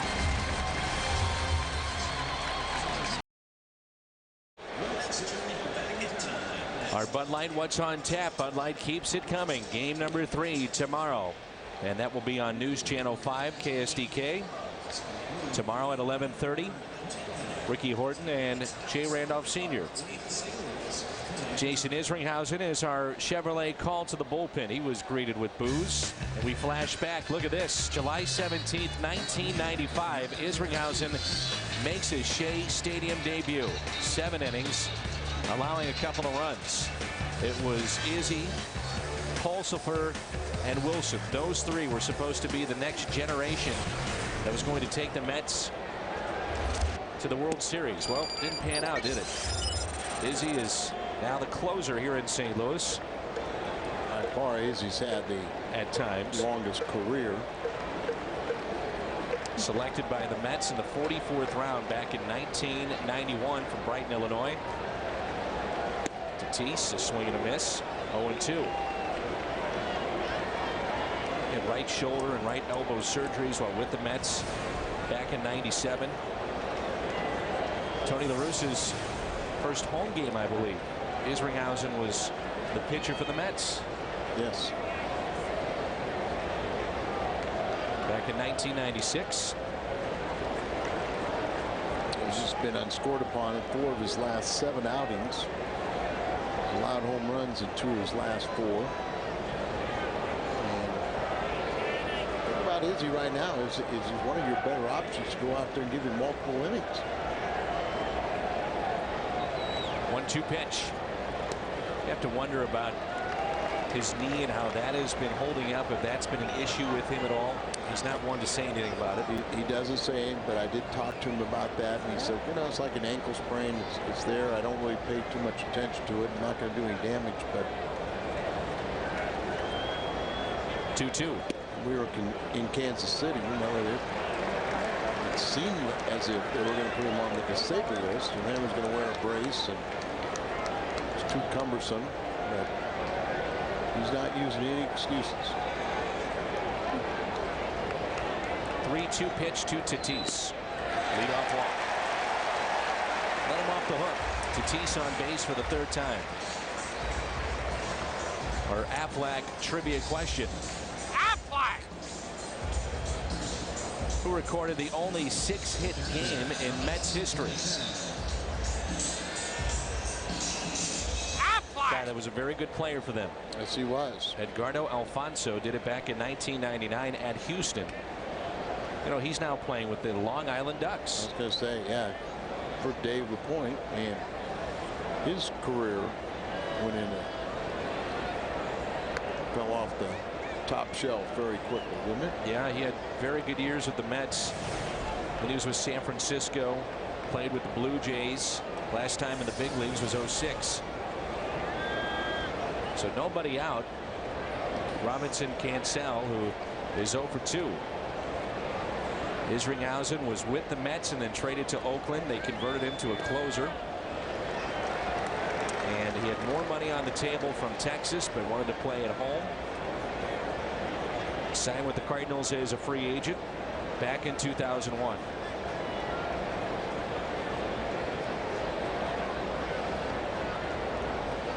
We forget last year Isringhausen had 32 saves. He had 47 back in 2004.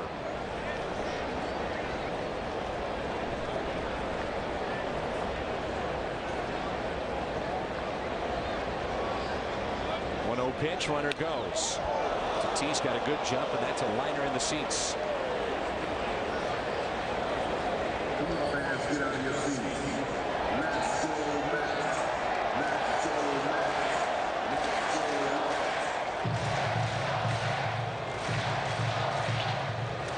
Darryl Strawberry jumbotron, trying to get the fans. Darryl living in the St. Louis area, but he works for the Mets.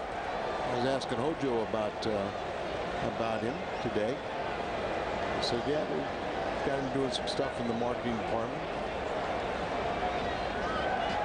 1-1 the count. Short lead at first by Tatis. There's another line drive. Caught by a young fan with his glove. That's one thing with Isringhausen. No matter what inning he is in, Doesn't matter. His delivery to the plate is pretty deliberate, and you could steal off him. Yes. There's a lot of closers, that was, Lee Smith, a lot of those guys, said, oh, I want to start the inning. Well, one of the reasons why managers were accommodated and have them start the innings because he came in with men on base. It was a running game. Can they turn two out there on the first? Not in time.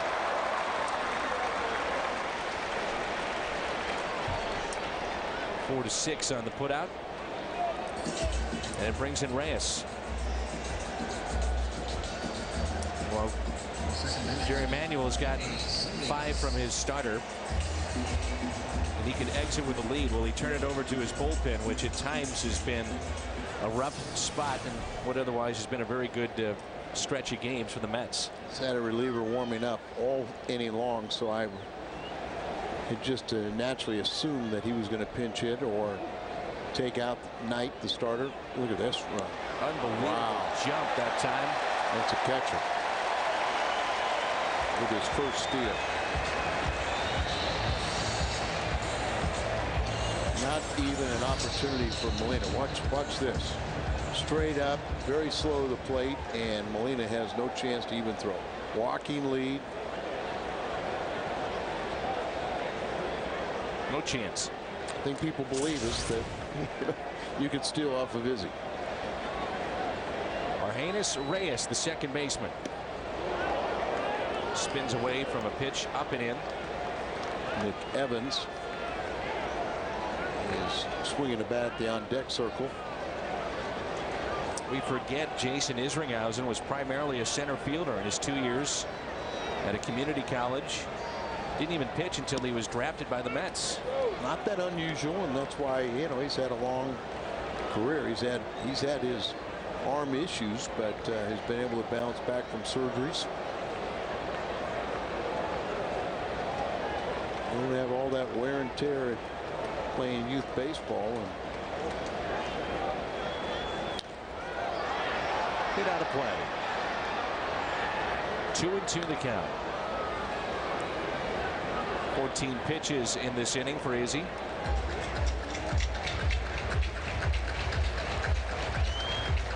Evans has moved to the on-deck circle for the Mets. He'll be the pinch hitter.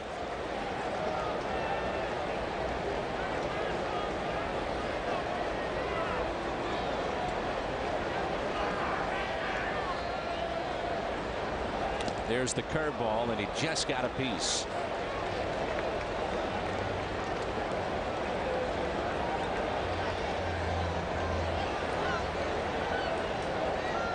Pinheiro tonight, 4 innings, 5 runs allowed, 10 hits. We're in the 5th, 5-4 Mets.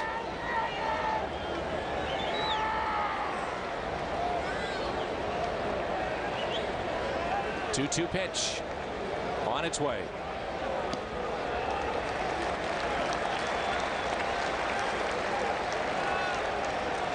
Why has it been such a rough year, Al, in your opinion, for Izzy? Have you seen anything mechanically that he's done? Is it a loss in velocity? well, I think the biggest thing is loss of confidence. 3-2, grounded to second. Aaron Miles there over to Pujols. Official shop of the Cardinals. Do it online at stlcardinals.com. Hats, t-shirts, and more, all at stlcardinals.com. Shop today. He got off to a very good start. He's picking up saves at a nice pace, being overused, and then when started struggling, kind of the pressure got to him a little bit. Went on the disabled list and came back much better physically and mentally. This is Nick Evans, the pinch hitter. Made his major league debut on May 24th at Colorado. Came up from Double-A of the Eastern League. RBI double in his first at bat. Finished the game 3 for 4 with 3 doubles. Not too shabby. It's 3 doubles in a debut for the Mets. It tied a record. Last to do it, Kaz Matsui. We forget that he was brought over from Japan to play for the Mets, and they actually moved Jose Reyes to second to make room for Matsui. Here's the 0-2 pitch to Evans on its way. Good block by Molina.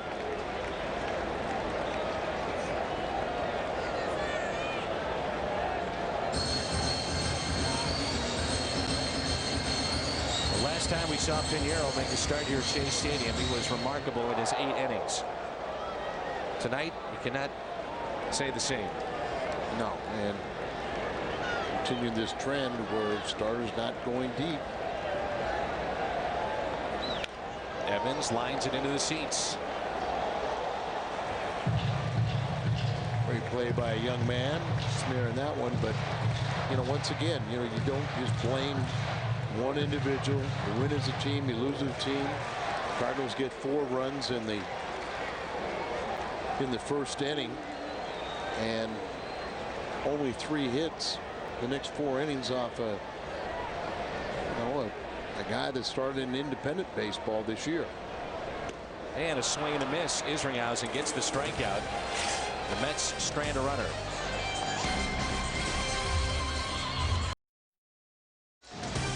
This portion of Cardinal baseball on FSN Midwest is brought to you by Rico. Move your ideas forward with Rico dependability. By your local St. Louis Jeep dealers. And by Jack in the Box. We don't make it until you order it. Packed house here at Shea Stadium in New York. 5-4 Mets. They'll go to their bullpen. Carlos Muniz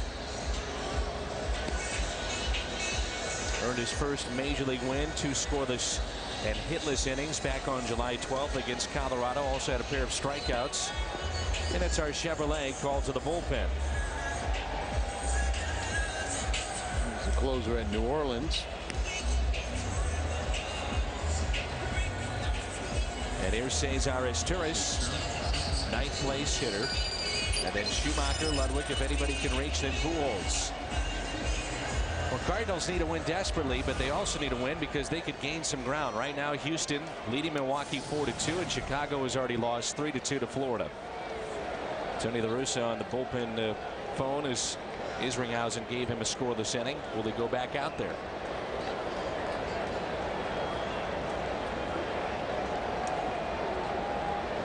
First pitch, a strike to Izturis.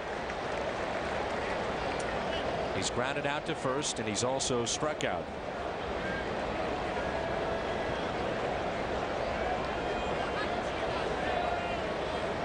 Muniz was recalled for the 4th time this season, so he's been up and down with the Mets this year. The relievers for the Mets as a whole, 16-14. ERA is just under 4. Opponents batting .241 against this bullpen. Slowly hit to the right side. Izturis 0 for 3. Usually when good ball clubs capitalize on middle relief and do a lot of damage. It seems like the Cardinals will get into a 6th, 7th innings and kind of meekly don't add to their lead or just really don't cash in against secondary pitching. Here's Skip Schumacher. Kyle Loge goes tomorrow against Santana. It'd be very interesting to try to find out the market for a guy like Kyle Loge. If the Cardinals would dangle him out there. Just doing due diligence, you got to see. You don't know if he's going to re-sign. Well, I mean, even if you don't know or it's not your intentions, why not buy it? Somebody might blow you away with an offer. And the Cardinals have been very good at even at deadline deals. They're thinking about the current year, but also for the future. 1-1 pitch. Schumacher, little floater into center. Beltran won't get it. Skip Schumacher, a 4-hit night. All singles. 4 for 4. So 1-out base hit brings in Ludwig.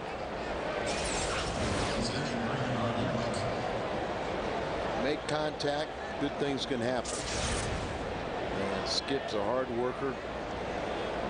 Boy, he was great last year in the second half, between .369. His 4 hits tonight. Push that average right back up near 300. Cardinals start play tonight, 4 games out. Milwaukee, if they can win, would be in first place with Chicago.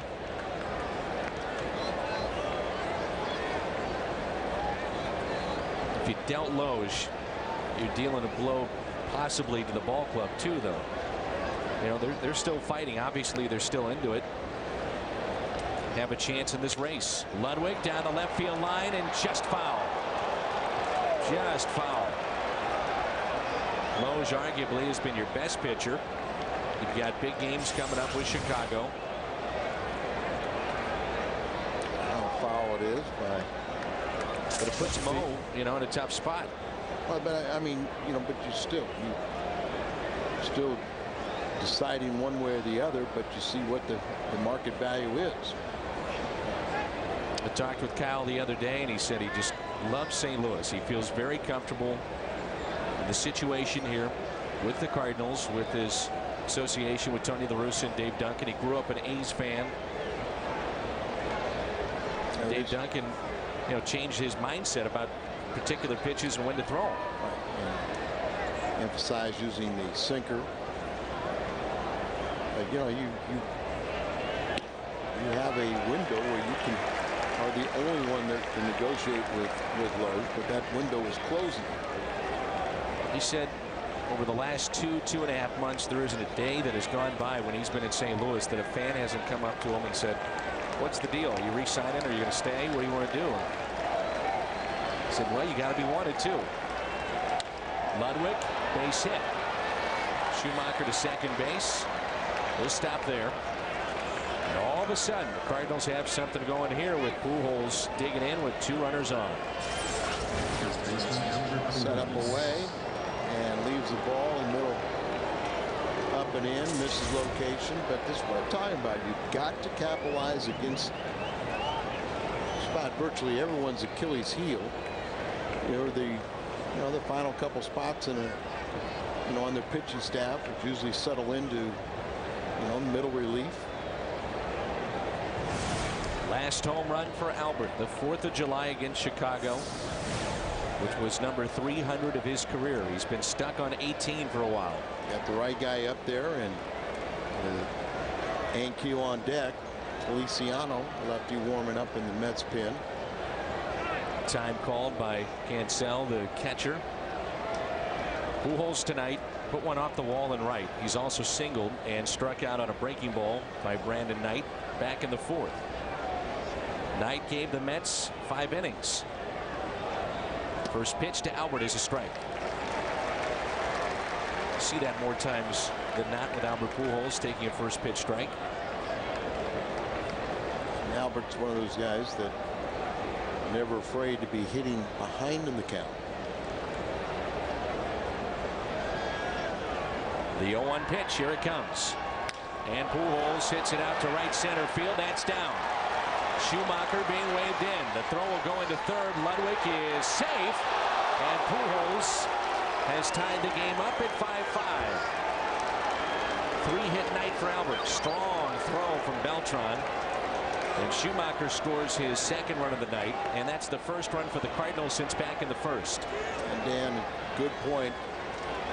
You start talking about Hal McRae saying Albert, get out of this, got to start hitting the ball up the middle or opposite field. His 2 of his hits tonight have been to the opposite field. And this is what you've got to do against this type of pitching, the middle relief pitching. They knock the knees out of here, and Feliciano should be coming out to face Ankiel. Just safe in third. Charlie Manuel goes to his bullpen. Pujols, after 3 strikeouts last night, 3 base hits tonight, all singles, and he's 3 for 4. Ankiel coming up in a 5-5 game here in the 6th.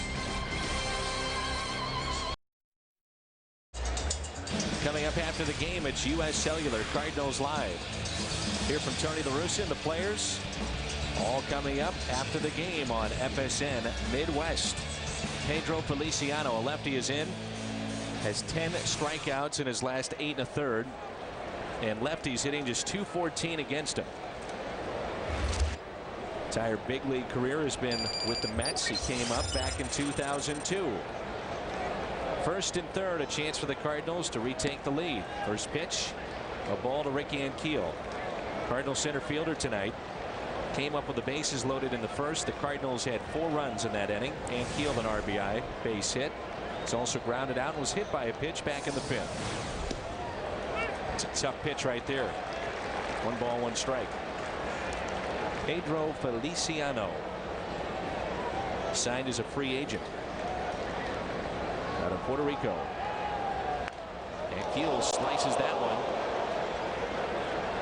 Oh, got somebody in first, right over the dugout. Oh boy.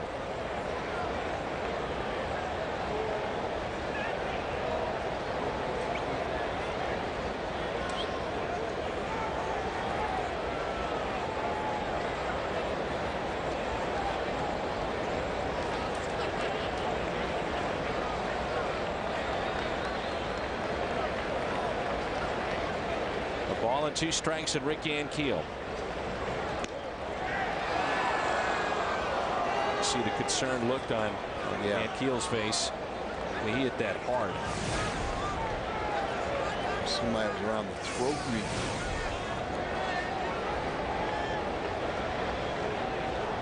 2-2 pitch. Ankiel strikes out.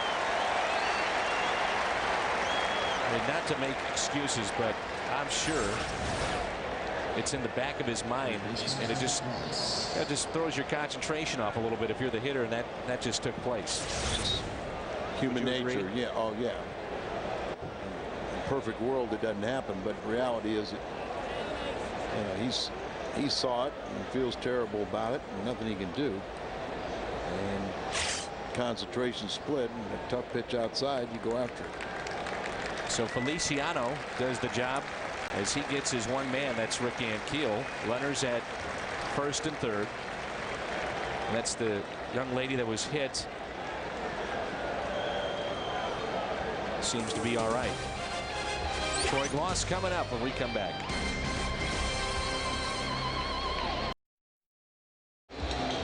Tomorrow night, get a look around the major leagues. The baseball report covering every team all season long. Highlights, interviews, and analysis. The baseball report tomorrow at 10 right here on FSN Midwest. The fan that was hit was walking up the stairs, so hopefully everything's going to be all right. Could have been much worse. Here is Joe Smith. He's allowed 7 of 38 inherited runners to score. That's 82%. That's it. 9th best percentage in the National League. His 49th appearance, and already the 4th pitcher used by Jerry Manuel. Knight, Munoz, Feliciano, and now Smith. Runners at first and third for Troy Gloss. Right-handed batters are batting .179 against him, 20 for 112. And the first pitch is a strike at the knees to the Cardinal third baseman. Gloss walked with the bases loaded in the first, struck out with 2 runners on in the second, and also grounded out to third with a runner at first. Over 2, and he calls time. Tough on the right-handed batters with that sidearm delivery. It's from Cincinnati, Ohio. 3rd round draft pick in the 06, so he got here in a hurry. 2 strikes. Gloss in the hole, nothing in 2. Cardinals have tied it up. The base hit by Pujols. 57th RBI. Cardinals at one point led this ball game 4-0. Mets came back, tied it up, then took the lead. They're tied back up 5-5 here in the 6th. The 0-2. Slowly hit towards third. Tough play, and right, no play at all. The Cardinals lead it on an infield hit by Troy Gloss. It's 6-5. Swinging bunt, and David Wright, former Gold Glove winner, just had no play. Put it in his pocket. Just gets a piece of it. Little tapper down here. Not going to roll foul. Can't make a play at first base. True Gloss hustling all the way to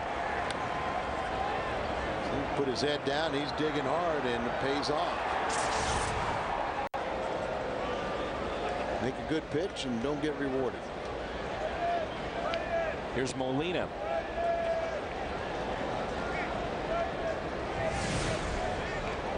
Malone is throwing in the Cardinal bullpen.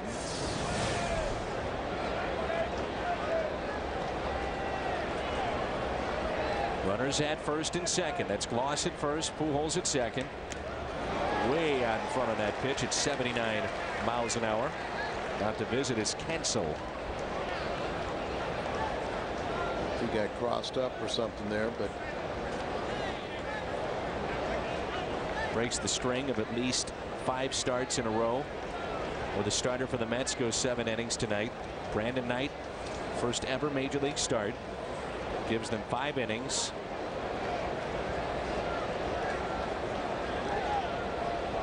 Cardinals lead it 6-5, their second lead of the night. 21 of Yachty's 34 RBIs with 2 outs. Well, he has been clutch, hasn't he? Yes, he has. In his career, he's hit 286 with runners in scoring position. Striking out a little more of late. He's now the second hardest major league batter to strike out. Outfield pretty shallow for Molina. Big gap in left center. 1-2 pitch.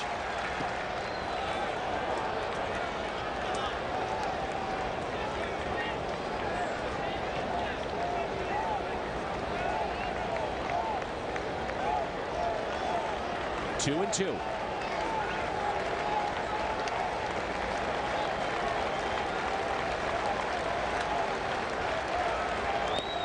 Inside on Yadier Molina. Miles on deck.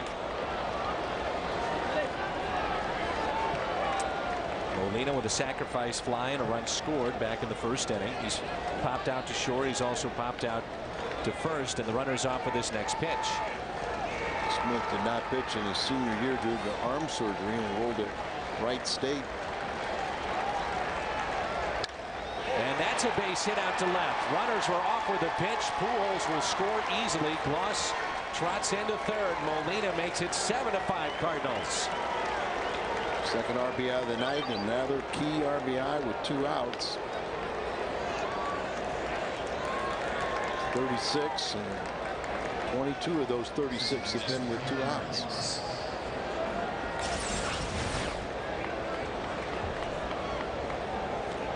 Down and in, just drops that bat head, lifts it over. Hardy's prime cut of the night. That's a big base hit, and the Cardinals have a 2-run lead. It is up to the bullpen again, though, for St. Louis. Miles, base hit past David Wright. He's on his way to second base. A run will score. Molina on his way to third, and Aaron Miles delivers again. He's on base for the 3rd time. That's his second RBI of the night, and the Cardinals doing this with 2 outs, and they lead it 8-5. Just inside the third base bag, down into the corner. Another insurance run. Izzy's going to bat for himself. And runners at second and third and 2 outs. Close the book on Muniz. 3rd of an inning, 3 hits and 3 runs. Feliciano got the strikeout of Rick Ankiel, and now Smith has come in and given up 3 consecutive base hits, 2 singles and a double, and a run is scored against him. Here's Izzy with runners at second and third. A chance to score here. Yeah, I'm not sure why you don't go to your bench. It is a short bench, but you have a chance to pile on. Short bench, you know, you have a lot of confidence. What it says is how much confidence you have in Izzy. Go out there and give you a shutout inning without the need for additional runs.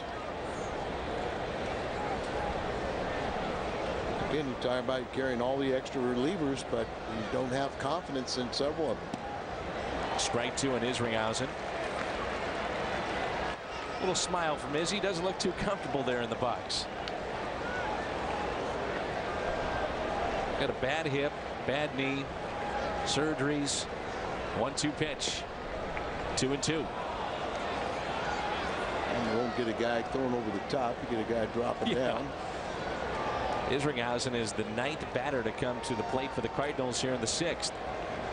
Big inning. Izzy strikes out. Cardinals, though, in this inning pick up 4 and pick up the lead. It's 8-5. Well, how about this? Tony La Russa allows Isringhausen to hit with 2 runners in scoring position and then takes him out of the game for Ron Vallone. You're the analyst. I'll let you explain it.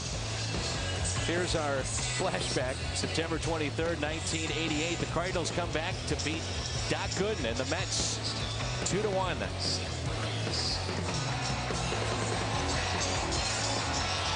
These two teams, of course, the 80s would go back and forth. Pedro Guerrero right there. Ozzie would score, and that was it. Well, Ron Vallone comes in this ball game, and you know you have a short bench because you're carrying an extra reliever, but which I think is ridiculous in itself. And then now you had a chance to pad the lead, and you still have 3 bench guys. He's used Kennedy, and that's it. So you still have Mather, you still have LaRue, and you have Brendan Ryan, and he chose to let Izzy go out there with guys on 2nd and 3rd, and then change his pitchers. Dwight Gooden was the 5th player taken overall back in 1982. Allie spent 1 season in the minor leagues. Class A ball. He had 300 strikeouts, almost 200 innings. And the AAA manager at the time was Davey Johnson. Yep. And Davey took over the next year and said, I want him.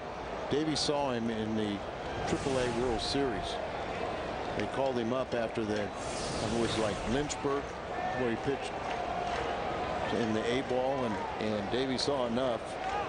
And actually, I saw him pitch at that time, and there were times I saw there in AAA that he had a better curveball than he did in the big leagues. And he was just awesome. Made his major league debut at the age of 19. 17 games won by Gooden when he was 19. Just dominating stuff. 1985, make a case, was his best season. 24 wins, 268 strikeouts. ERA was under 2. Turn Reyes around, batting from the right side. Not nearly as dangerous.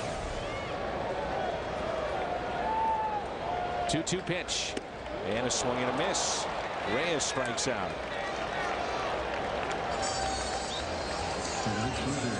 You have Chavez, right, Delgado, so sets up for Vallone. Your all-access pass to Busch Stadium has arrived. It's the 2008 Cardinals yearbook celebrating a day in the life of Busch Stadium. Takes you inside the clubhouse, players' meetings, and more. To order the book, 345-9000, or visit stocardinals.com. So you turn around Reyes. Now you have Chavez sitting from this side, lefty-lefty matchup. And David Wright on deck. I'm sure Tony will be asked about this move. Quite curious.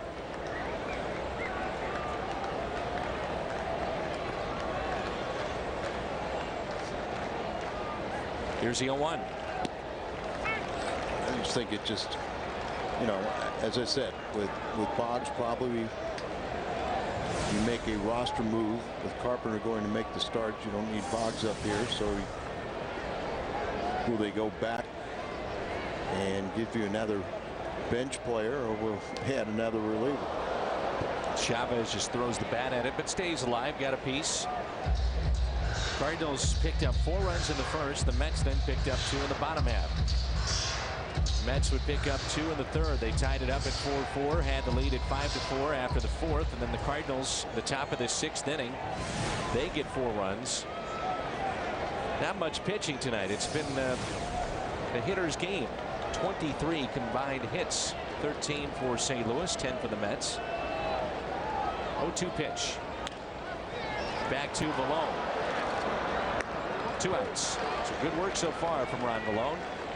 You take away a couple of his games in which he just was left out there to take a beating, take one for the team. He's done an okay job. He's been just fine. Yes, I mean he's done fine. He's contained left-handed batters, a batting under 200 against him, and when he's used in the role that he came into, signed as a minor league free agent, chance to make the ball club, and he did out of spring training. He's can't put any fault on him.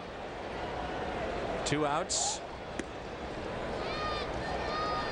We're talking about David Wright and always coming to the ballpark and wanting to sign autographs. He also has a foundation which helps folks that deal with MS, raises millions of dollars with that. The 1-0 pitch. A strike, 1 ball, 1 strike. Ron's unscored upon his last 11 games, allowing just 2 hits and 2 walks, and has struck out 11 during that time. Think about this team. When David Wright was growing up, he played on an AAU team that had Ryan Zimmerman, B.J. Upton, Justin Upton, and Wright. Initially, he signed a letter of intent to play baseball at Georgia Tech. He is from Virginia. Chosen by the Mets in 2001. And he was the compensation for the Mets loss, that pick of Mike Hampton to Colorado.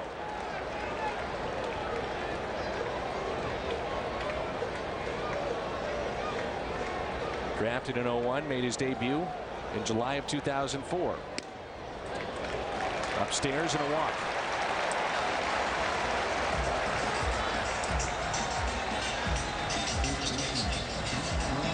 And it brings in Delgado.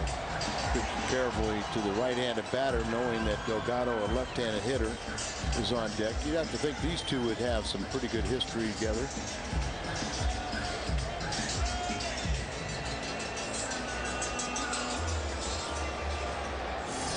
Delgado's bounced around in 2 different leagues. See, 2 for 9. And Malone's been with 11 different organizations.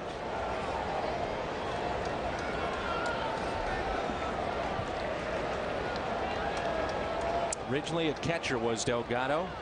Switched to first base.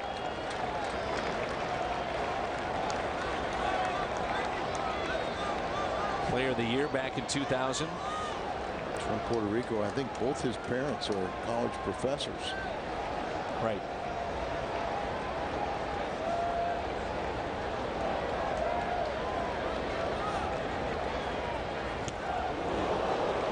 One ball, 1 strike.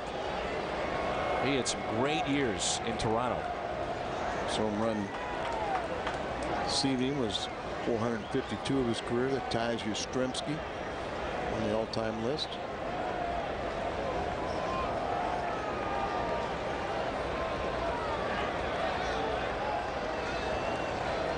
Molina wants it low and away. The 1-1 pitch. Out to deep right center. Delgado has done it again. This one a 2-run shot. His second home run of the night. 8-7. Boy, is he red hot or what? A walk to right. 2-run homer by Delgado. His 45th multi-home run game, and doesn't take long for him to get that swing down and gets his arms extended, follow through, and explosive. He wanted it down and away and got it over the middle portion of the plate. Yep. Now it's Beltran back to a 1-run lead for the Cardinals.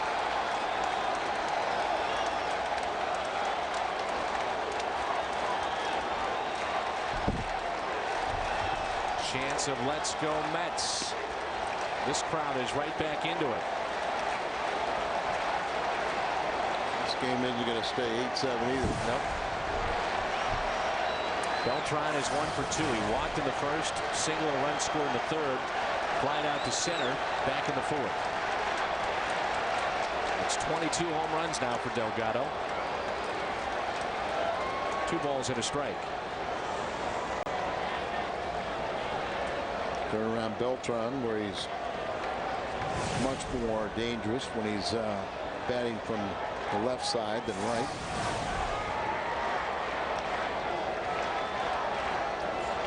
Tony Gamble's allowing Izzy to hit for himself with a couple men in scoring position.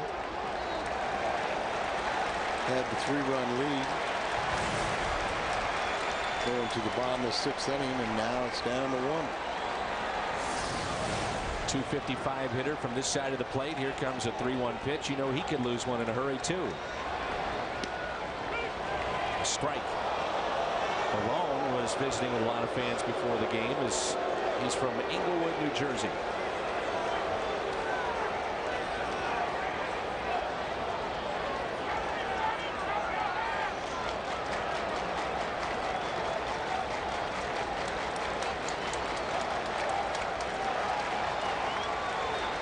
Two pitch.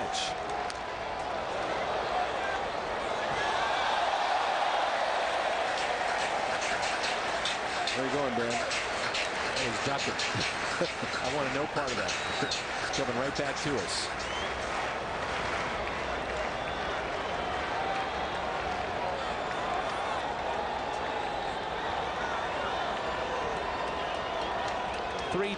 To Beltran. A walk. Malone got the first 2. Strikeout of Reyes.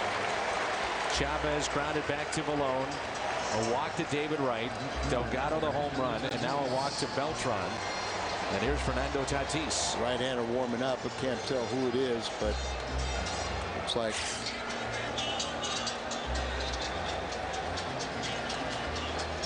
still a long way to go in this ball game. 8-7 as we step aside. Well, welcome back. A few seconds ago, right after the home run, Delgado made some notes, probably describing what the count was, what the pitch was, that he hit the 2-run home run to move him ahead of Yastrzemski on the all-time list. Russ Springer will come in here. He's been one of the Cardinals' most reliable pitchers for quite a while, spanning 35 innings. At 35 outings, he's allowed just 2 earned runs for an ERA of 0.69. 23 strikeouts during that time, and opponents only batting 188 against him. Stranded 20 of the 26 inherited runners, and he's got one over at first in Tatis at the plate. So 2 outs. Here's Tatis. Beltran, the runner at first base. 8-7 St. Louis here in the 6th. Fernando 2 for 2 and a walk, so and an RBI's been on base 3 times tonight. If you're thinking about the most reliable reliever the Cardinals have, he might be on the mound right now. Exactly right. The one guy that you feel comfortable with right now, you trust. That's Springer. Sometimes too that you feel like you got him for just 1 inning, and maybe in this case just 1 out.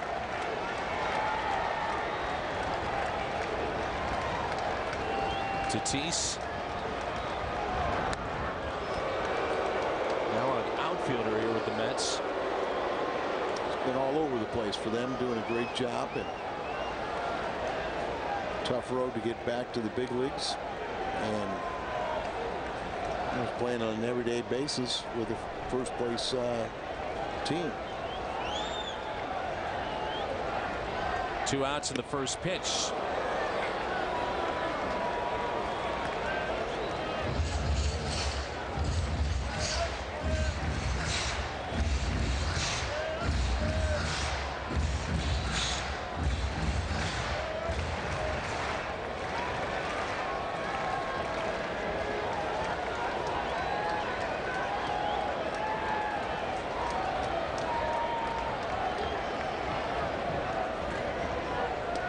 And that's a strike on the outside corner. Just caught the black of the plate. Still executing his pitches, still throws pretty good velocity. Threading the needle down and away. Still can get on top of that slider and get guys to swing and miss.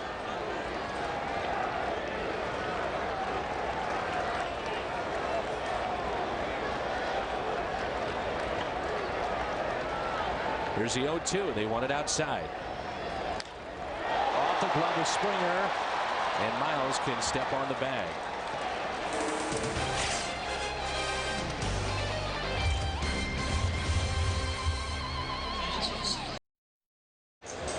Chris Farrell is tonight's merchandise winner in the Hyundai Long Drive Inning Sweepstakes. If the Cardinals hit a home run, Chris Farrell qualifies for the Hyundai Sonata drawing in September. To register, visit a St. Louis area Hyundai dealer. No, Al, you just brought up a very good point. If you know that Isringhausen is not going to pitch, we're talking about this during the break, and this is his Turris, who's now hitting from the left side of the plate. Well, this guy's a submariner, so it makes a little sense for the switch hitter to go back and hit left-handed. You know, if you feel that you're not protected because of a short bench, and you're not going to use Izzy the next inning on the mound, send Looper up there. Yeah, you've used Looper as a pinch hitter. He's got a, he's hitting well, and Izzy is not his strength. Turris pops it up. It's a struggle right now for Turris at the plate. Top of the lineup, Schumacher, Ludwig. If anybody can reach, then Pujols.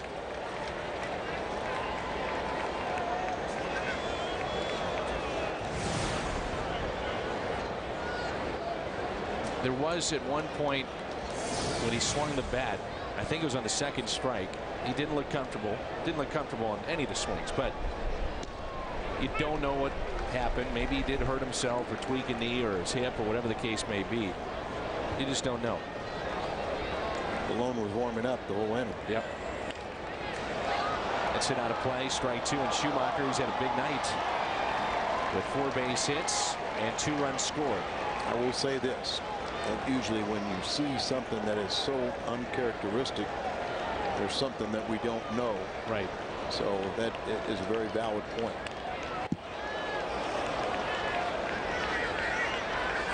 Schumacher, 4 base hits, all singles.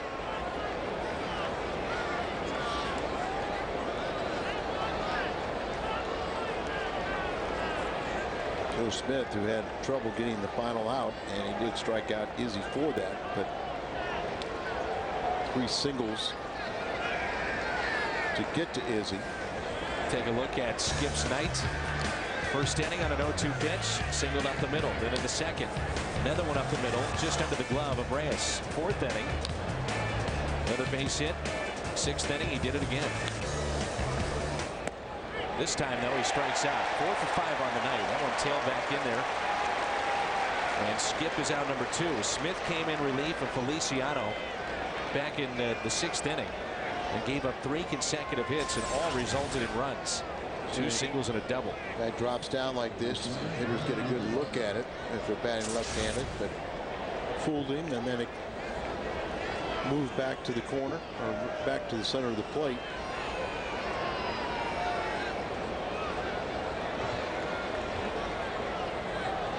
Two outs and a pitch that's taken inside by Ludwig. I mentioned Joe Smith that enrolled at Wright State without a scholarship and was cut from the team as a freshman.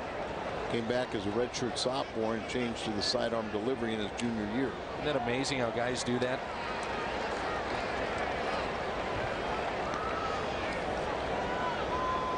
Some guys that had 10+ years in the big leagues that cut from high school, cut from college teams.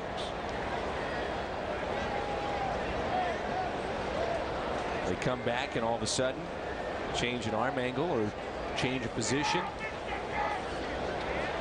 They make a team. 1 ball, 1 strike on Ludwig.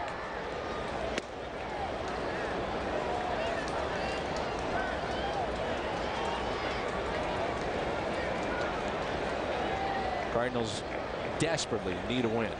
Houston, Milwaukee tied up at 4. That's in the 7th inning, and Florida beat Chicago today. It was a 4-2 Houston lead before Milwaukee tied it up in the 7th.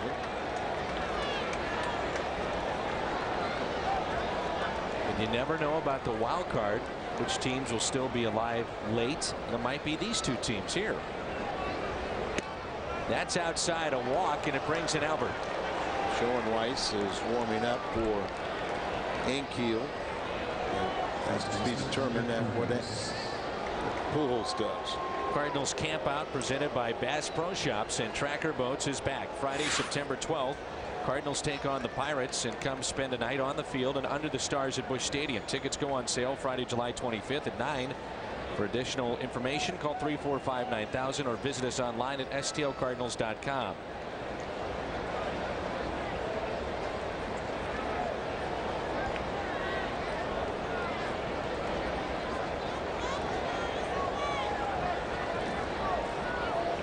So chance here for Pujols. He's had a good night.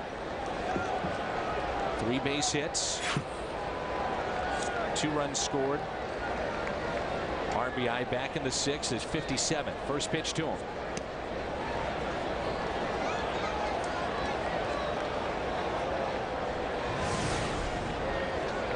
Those 3 hits, average climbing towards 350 again. The 1-0. And Pujols gets underneath it. Chavez is playing deep, camps under it now and puts it away. It's time to stretch here at Shea Stadium in New York. Cardinals trying to hold on. It's 8-7.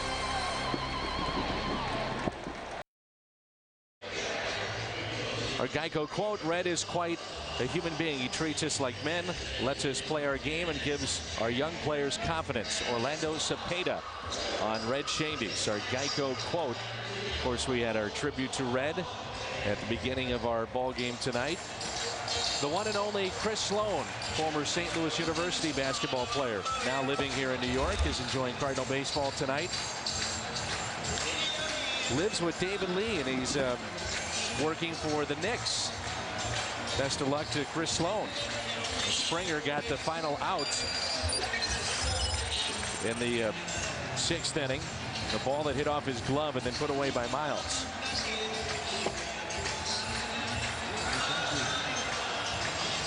Well, ideally, you'd have Springer for this inning, and then what happens in the 8th and 9th? McClellan and then Franklin. That's the idea. Sometimes you don't see Russ, when he comes in for 1 inning, that's his night's through, but not the case tonight. And let's hope he keeps that good pitching. He kind of hung a slider that Tatis hit right back in the middle. He slowed it up, and then Miles was able to get the force out at second base. So here we go, bottom of the 7th. Cardinals trying to hold on. It's 8-7.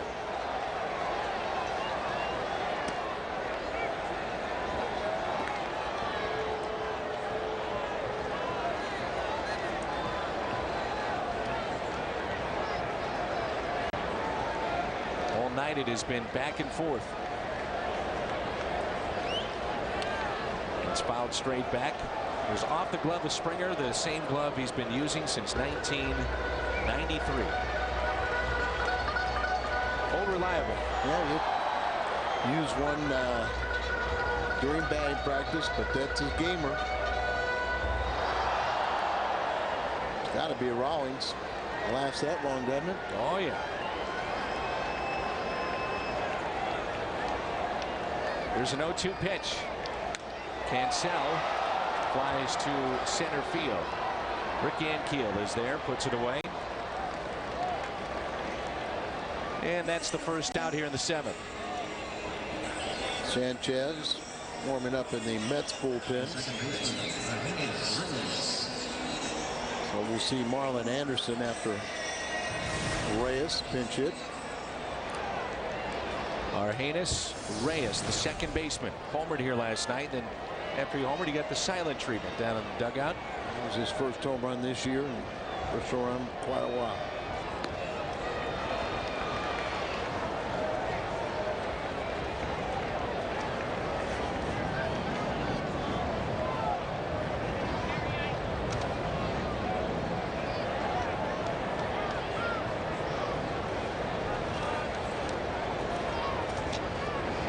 Marlon Anderson on deck. He was taking extra BP today. He's in a funk right now. He's been one of the better pinch hitters in the National League last few years. Yeah, he's one behind Mark Sweeney since '04. He's got 71 pinch hits. Sweeney has 72, but I was talking to Marlin. He said spent a little time on the disabled list, and that kind of he got off to a slow start, and then that set him behind. But so they've got the pitcher spot due up next, and Anderson pinch hitter and a pinch hit. Okay. Easy, Tiger. 1 ball and 2 strikes. Just having some fun, Al. I know you are. Just having some fun. 1-2 pitch. Well, Reyes is a guy that is filled in and done a very nice job for the Mets. Valentin was here for a number of years, and Castillo is a guy that they have relied on the last couple of seasons. There was even talk that David Eckstein would sign here in New York and then move to second base. They asked him about that, and he was not opposed to it. Fans below us are booing because security has taken away a beach ball. You get booed for a lot, don't you, here in New York? But if you produce, doesn't take much. They love you.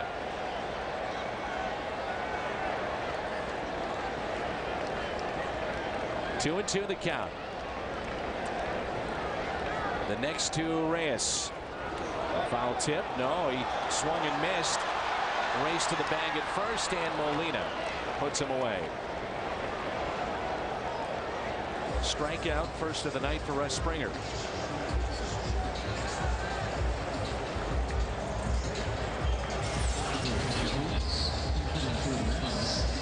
Beach ball out here, and then the security. Oh, right off his forehead.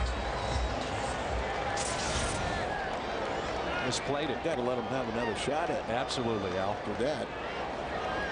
There's Marlon Anderson. Talking to Marlon, he's really just trying to gear his mindset for the last 2 months. And I said, that's it. You know, one key pinch hit someplace. That's all people are going to remember. Big breaking ball that time by Russ Springer. We got to the ballpark, and Anderson was taking his extra BP. Working with Howard Johnson. Marlon had a solid season that year with the Cardinals. They tear up that one. Ooh, vicious. There's the fastball. This is up and in. Leads the Mets with his 8 pinch hits this season. He had an 0 for 25 skid at one point. That doesn't help when you're not getting a lot of bats. And then here's a 1-1. A strike. So Springer could put him away here.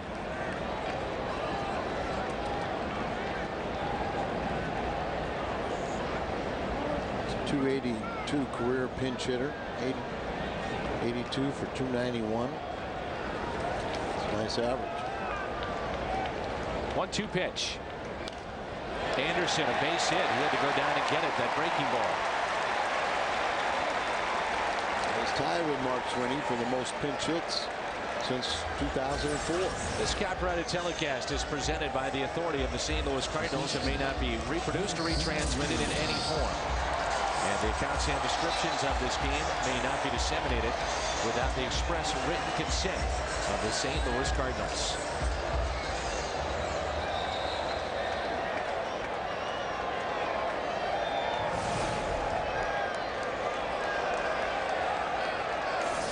Here's Reyes. He is homered.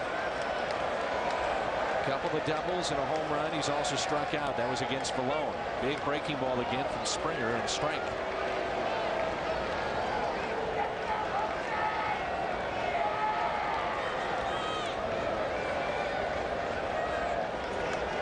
Rally caps are on for the Mets faithful here at Shea.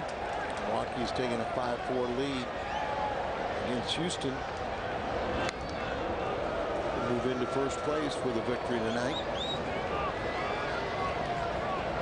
Chicago's they're in a little bit of a rut right now. Understood when they were having trouble on the road, but a rarity to lose back-to-back home games. I think they've only done that twice this year. 0-1 pitch. Another curveball. Pujols will take it himself. The Mets strand their 9th runner of this ball game. And Keel, Gloss, Molina coming up.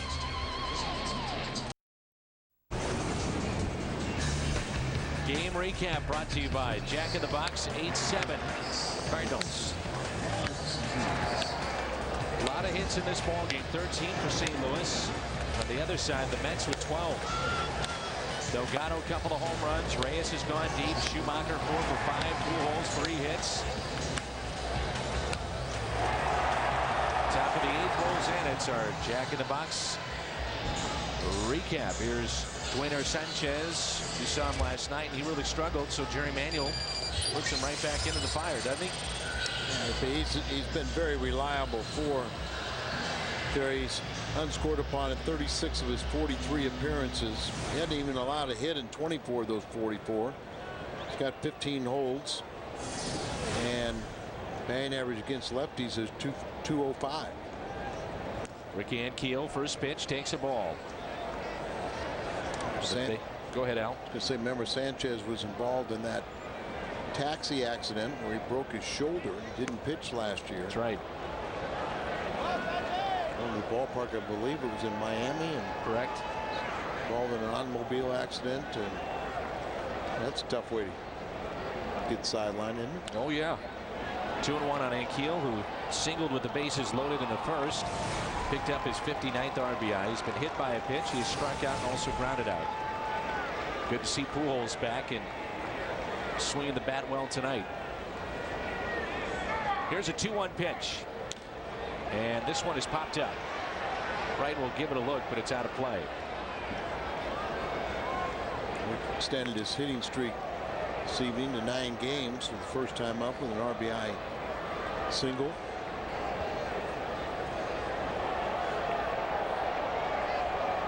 Two and two. This game was started by Brandon Knight. And Keel, base hit, extra bases upcoming. Into the corner it goes. And Keel is on his way to second base. A stand-up double to start play here in the 8th.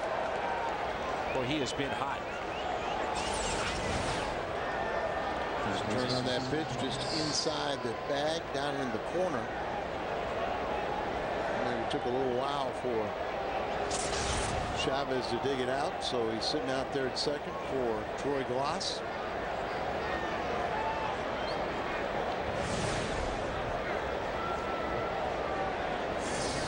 Can't trade places with him.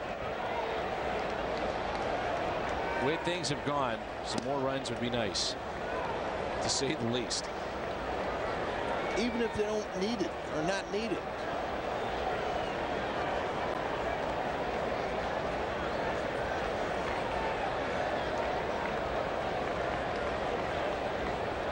Here's a 1-0 pitch to Troy Glass. At least get Ankiel over to third, if not drive him in. Glass walked with the bases loaded in the first. He struck out, grounded out to third, and singled and picked up an RBI off of Smith.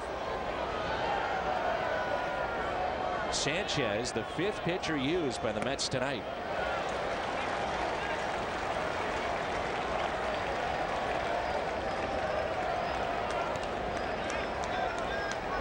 I'm sure we'll see Tony La Russa go to his bullpen. Inning in a third thus far for Springer. More times than not, you just don't see Springer go that long. McClellan is warming up, so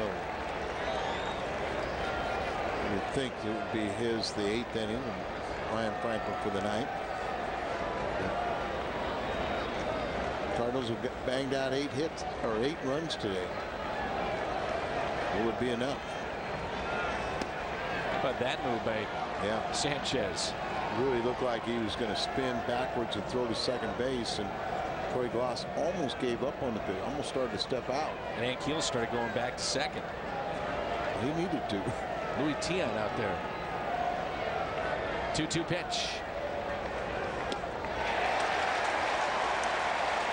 Big strikeout for Sanchez.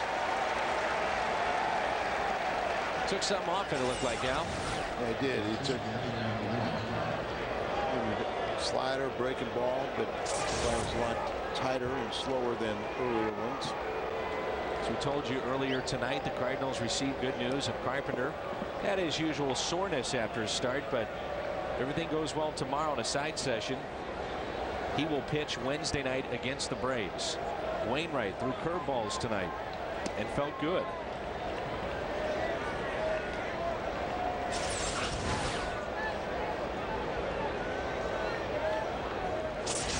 Better not get hurt doing that. Veteran move. Here to watch for the bounce. Troy Tulowitzki not so much. Slammed his bat, and in doing so it shattered, and he had a hand injury. Had to go on the DL because of it. Took about 16 stitches, palm of his hand.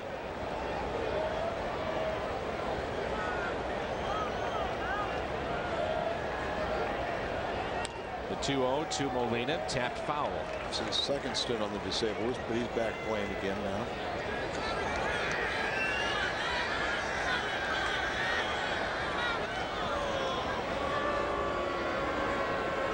Initially, when he came back, he was hitting over 500. He was kind of a little bit embarrassed.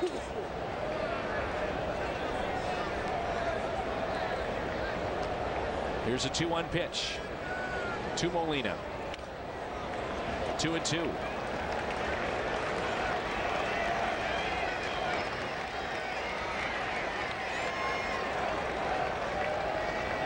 Cardinals bullpen was given a 1-run lead at one point, trying to get the final 9 outs of this game.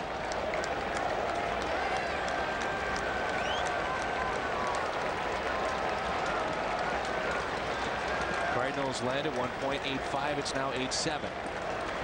The 2-2. 3-2. Miles on deck. Win this game and you've got your best this season going tomorrow. And Kyle Loge told me yesterday he anticipated that he would be a Met this last offseason. So that's a little extra motivation. Plus you're going against one of the game's best in Santana. A double by Ankiel's the Cardinals' 14th hit tonight. Molina is on base for the second time. He's got a couple of RBIs tonight. And now it's Aaron Miles. Joe Mather has moved to the on-deck circle.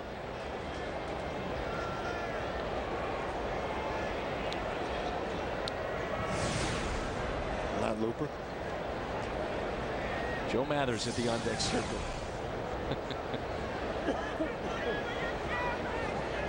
Aaron picked up a couple base hits and RBIs in doing so. He's also walked.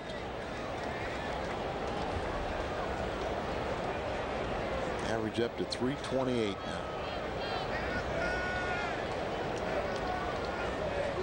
First pitch, little inside.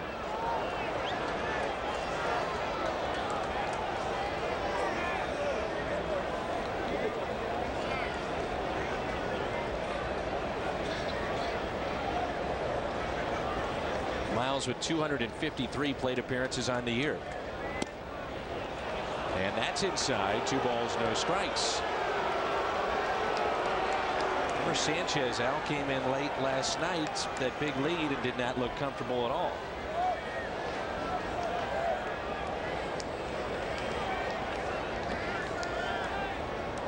The 2-0 pitch. And Miles skies one towards center field. And Keel back to the bag at second. 2 away. That's what Mather can do. He's had a pinch hit home run this year.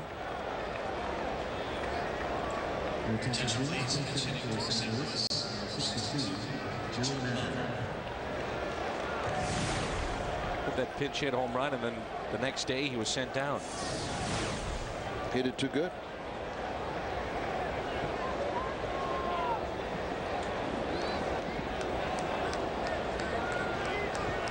Mather's first home run came in Washington, game that the Cardinals eventually lost because of Elijah Dukes and a walk-off homer. 2 outs, 2 on, 8-7 St. Louis, and Mather pops it up on the infield. Reyes, the second baseman, takes it. Cardinals strand 2. They've stranded 12 on the night. Chavez, right, Delgado coming up.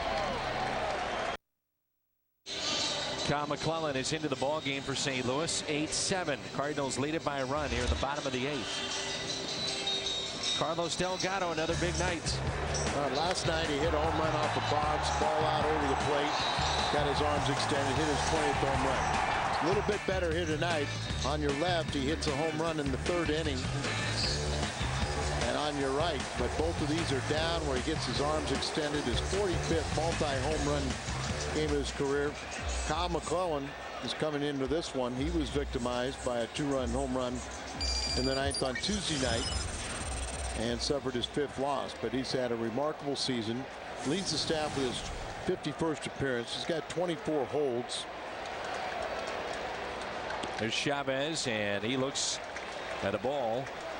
Andy Chavez, a triple RBI in the 1st. And the next 3 times up, he grounded back to the pitcher.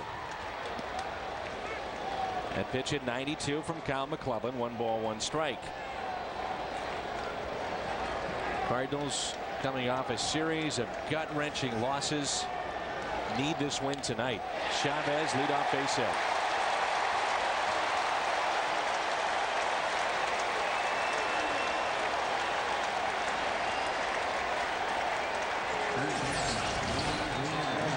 Pitch out away from him, just almost throwing the bat and getting rewarded with the leadoff single. And coming right to the heart of the order right now. David Wright, then Delgado, Beltran.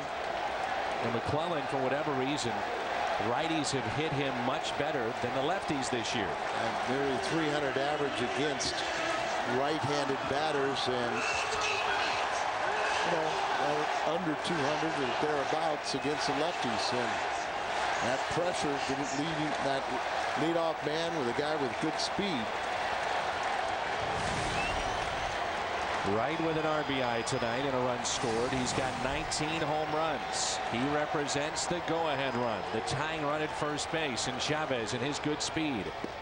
First pitch went around, and that's strike 1. Delgado on deck. This is a Mets team that has averaged better than 6 runs a game in their last 21. And here at Shea Stadium, their last 11 games, they are 10-1. Will they test Molina? He's not running, and the pitch is hit down the left field line, and it's foul.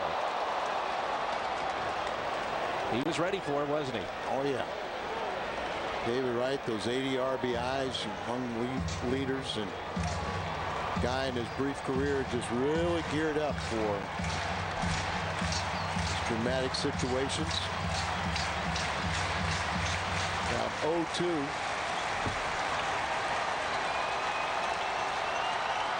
Curveball. Time call.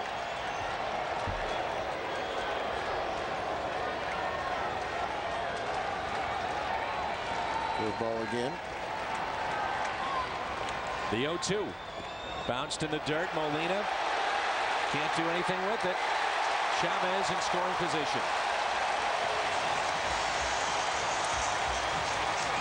He'll afford a wild pitch. A 55-footer tried to overthrow it. Bounces there. Separation, and Indy Chavez, good speed. Sees that he can get on to second base, and a lot more pressure on McClellan in the defense now. This place is ready to erupt.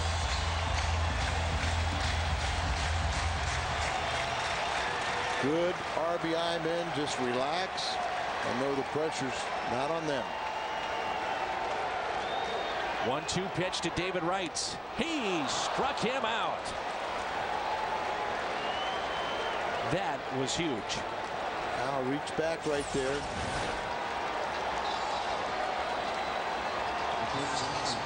Got him to chase a pitch up in the zone, and frequently that'll produce the swing and miss or pop-up. Here's Delgado. 2 home runs tonight, 22 on the year. Came in batting nearly 400 for an extended period of time.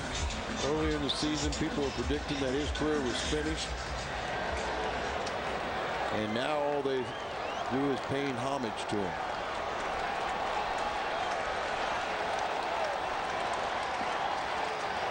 Chavez, great speed out at second base.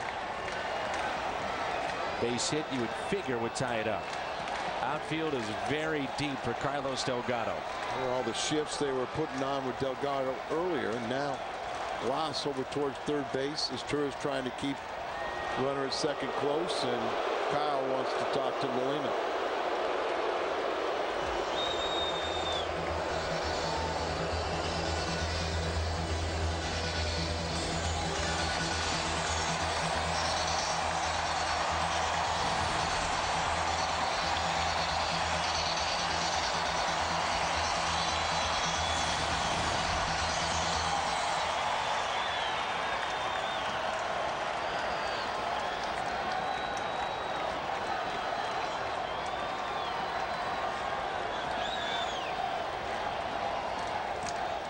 First pitch to Delgado. Ooh, he was right on it. Down the inner part of the plate and challenged him, and with a 92-mile-an-hour fastball, and he was equal to it.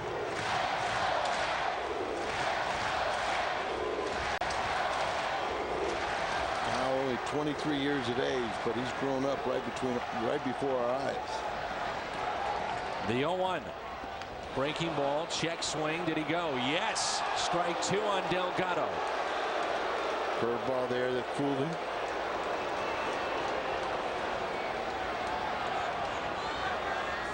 McClellan, 51 appearances, as Al told you. Has earned a hold in 24 of his 50 games prior to tonight. 0-2. And he got him. A swing and a miss by Delgado. 2 strikeouts in the inning for Kyle McClellan. Nasty, nasty breaking ball right there. The curveball. As good a yellow hammer as you see. Rivals pitches that Wainwright threw to Beltran. And here he is, Carlos Beltran, on base 3 times tonight. Pair of walks. A single, a run scored. He's also flied to center. What a ball game here tonight at Shea Stadium. Cardinals trying to hold on. Tying run at second base. A potential winning run at the plate. First pitch upstairs. Inning started with Chavez, a base hit to left. Ball scooted away from Molina on a good block. He advanced to second. Back-to-back strikeouts of Wright and Delgado. 1 ball, 1 strike. Delgado was 292 with runners in scoring position in his career. Beltran even better, 306.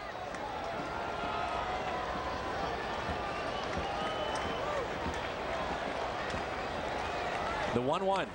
Breaking ball in there for a strike. Well, that breaking ball right now is just flat out nasty.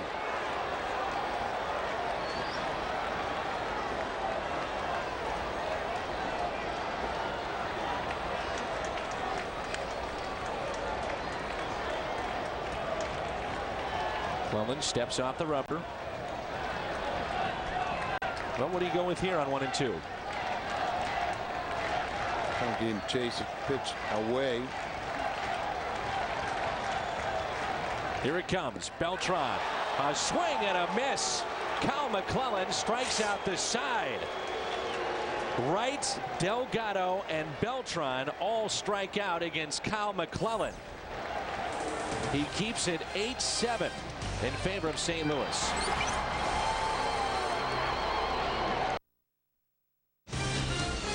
Cardinals baseball on FSN Midwest from Shea Stadium is brought to you by Smooth Bush Beer and Easy Drinking Bush Light. By Chevrolet. See for yourself. Shop and compare at STLchevy.com. And by Sonic, it's not just good, it's Sonic good.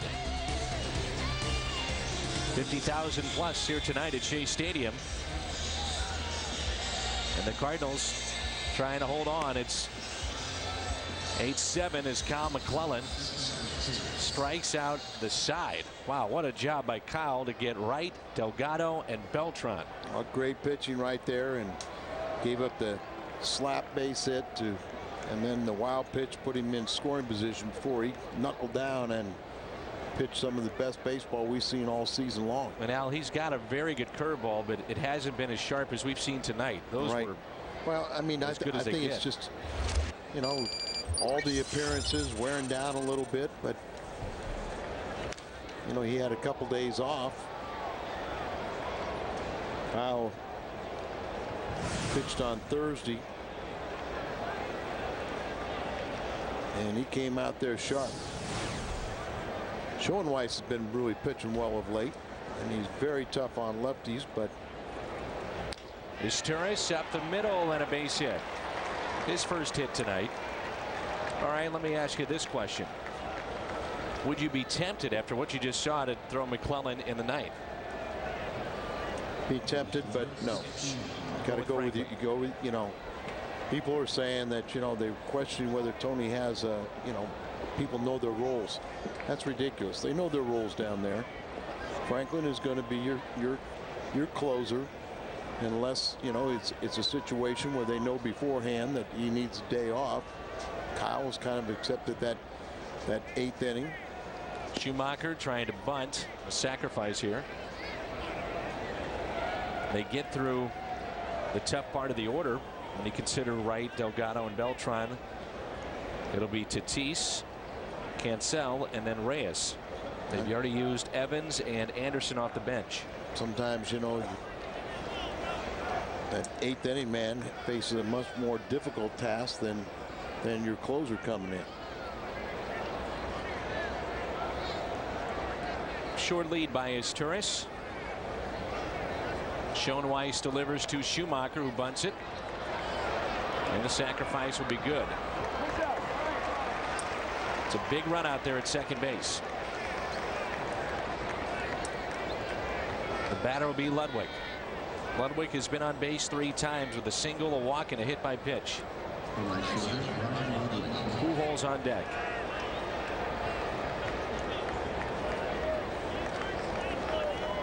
Jerry Manuel using his 6th pitcher of the night.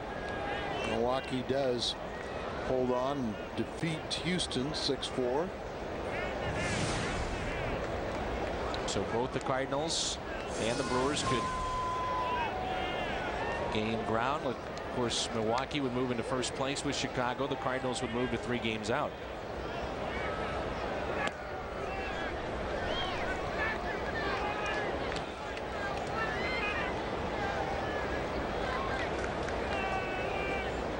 Can go out there third. Second baseman Reyes trying to keep his Turris close. And that misses outside. 2 balls and no strikes.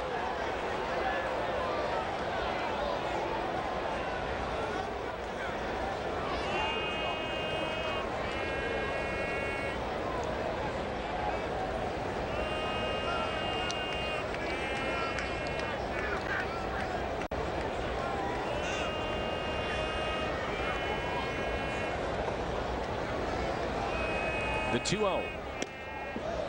3-0. Schoenweiss hasn't permitted a run his last 8 innings. That's 9 outings and unscored upon in 17 of his last 19.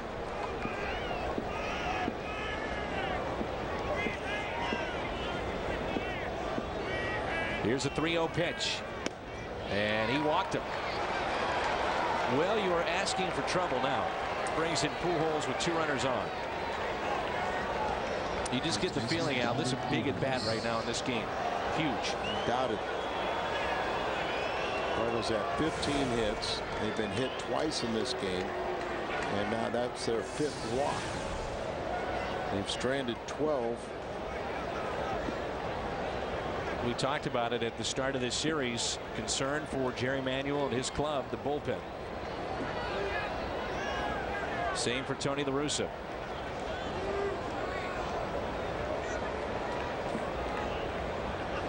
Not many teams out there satisfied with their bullpen. Seems like everybody looking for bullpen help as Pujols taps one foul. Pujols 3 base hits tonight. A couple of runs scored and an RBI. That RBI is 57.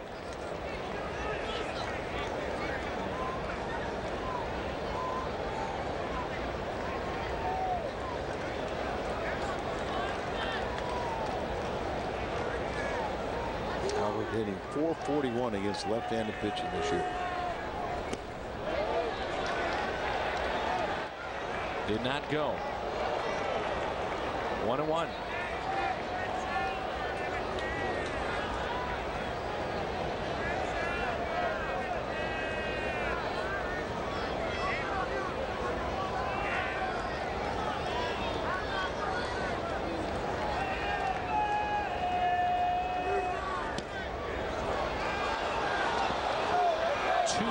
Strike zone a little bit tight here in this ninth inning to the Cardinals' benefit.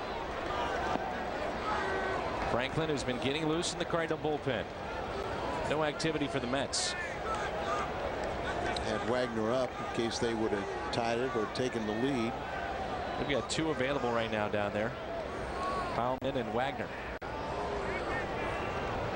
First and second. Here comes a 2-1 pitch to Pujols. Could be a double play. Reyes to second, on to first, double play. Double play. Sends us to the bottom of the ninth. Can they hold on? We're about to find out. Welcome back to Flushing, New York. After the game, it's U.S. Cellular Cardinals Live, and we're going to talk about the trade of Anthony Reyes, as well as Chris Carpenter, Adam Wainwright. We'll talk Joel Pinheiro from tonight. Great work by Kyle McClellan. A little bit of everything. U.S. Cellular Cardinals Live after the game, guys. So here we go. Ninth inning, Ryan Franklin. 8-7, St. Louis trying to snap this losing streak. Last time we saw Franklin, it was Thursday night. Fanned 3 in an inning and 2/3, but suffered his fourth loss. Ryan Braun, a 2-run shot in the ninth. So the Rooster was talking to me about a little bit of the situation. Feels like Ryan Franklin's such a good guy and a good teammate. And with Izzy kind of coming back here, he's like, he's kind of lost a little of his focus. Kind of feeling like, you know, should I be getting these save opportunities? Should it be Isringhausen? And try to keep him just like, hey, man, just putting you out there in the ninth inning, you do your job. 35-year-old will face Fernando Tatis. He's walked, he has singled, he has doubled.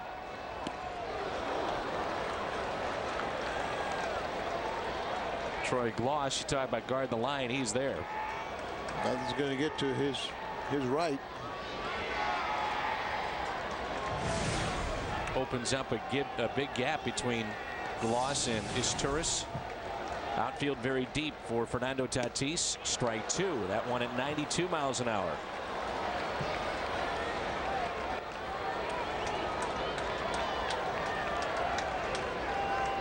What is going through the mind of Tony La Russa right now? 1, 2, 3. He's hoping.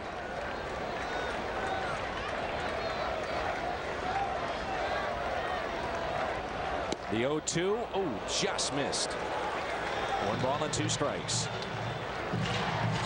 Came down and away. Didn't get the call.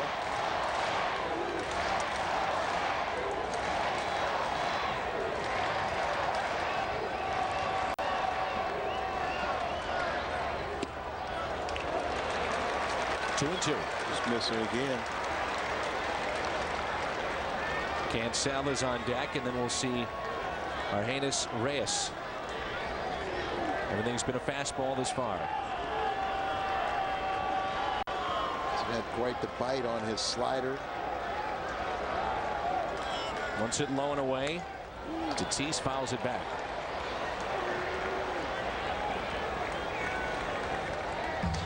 Two and 2.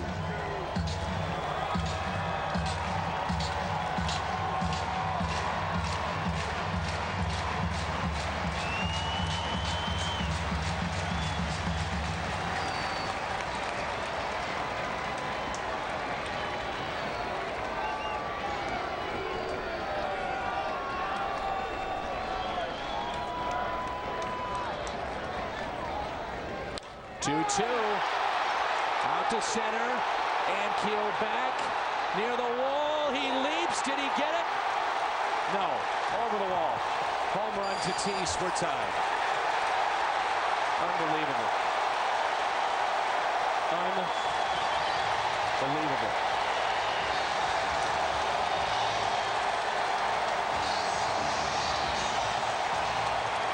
Unbelievable.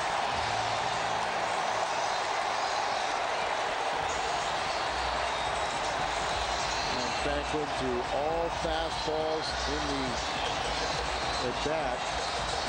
Last one 94, but Major League hitters, seeing all fastballs, eventually timed it. Just had enough to get over the wall and tie this game at 8-all.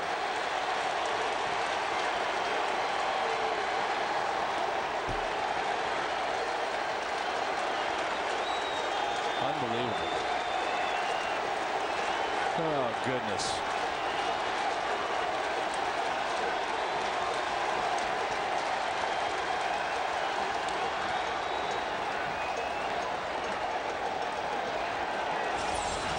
How close was he?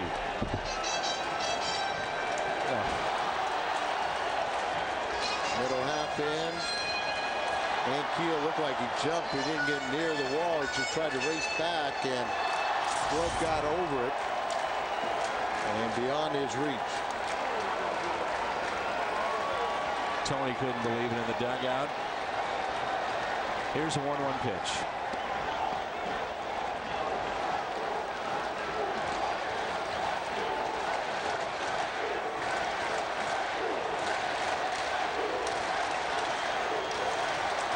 His years of managing, this has to be unquestionably one of the toughest weeks in his career. Gut-wrenching moments, blown saves, his reaction to the home run.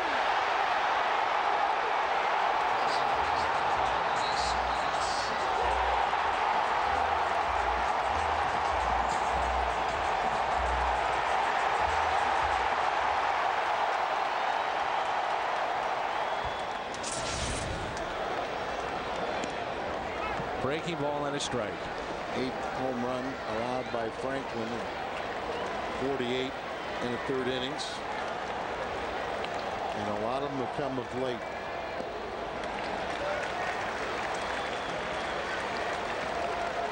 Tatis with his 6th home run.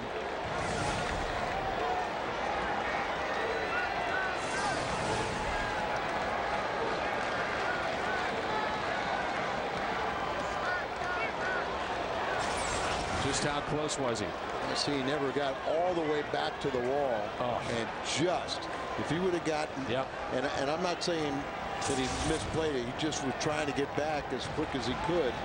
Had to jump, but one more step, he brings that one back.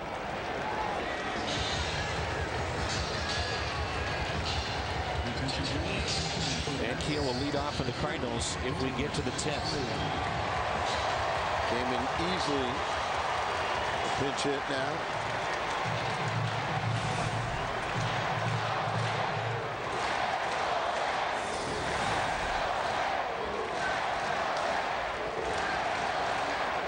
I'm sure you haven't seen many weeks like this. No, I have not. Well, Dan, that's the beauty. If you watch enough baseball, you'll see a little of everything. Yeah. Some are good, some are painful.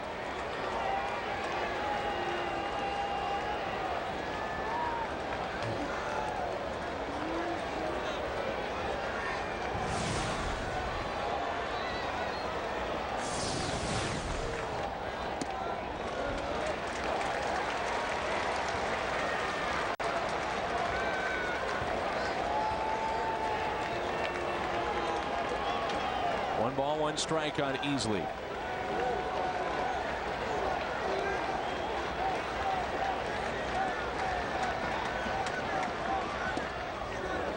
That's a little low. Well, Wagner warming up, so the Cardinals are going to have to do it against the kid.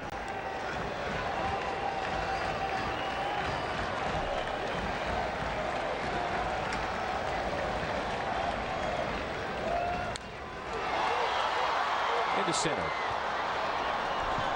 And Keel is there. Home run by Tatis. Extra innings coming up.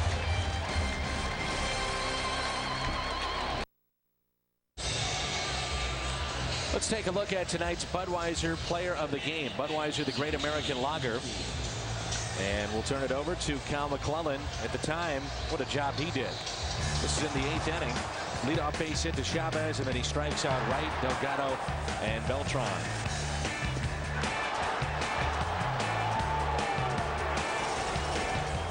It was a long time ago, wasn't it? Man. Billy Wagner comes in here trying to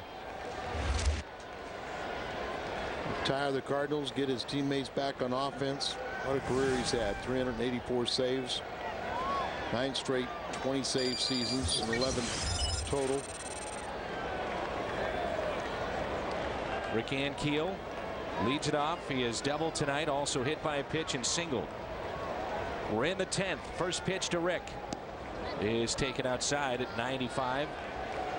Extra inning games this season. Cardinals 4-9. The Mets 8-4. I mean, what else can you say? This is just as tough as it gets this last week or so.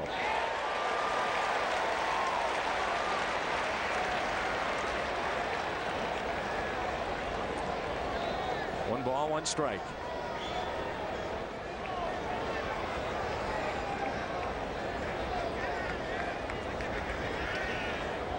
Ankiel breaks his bat but lines out.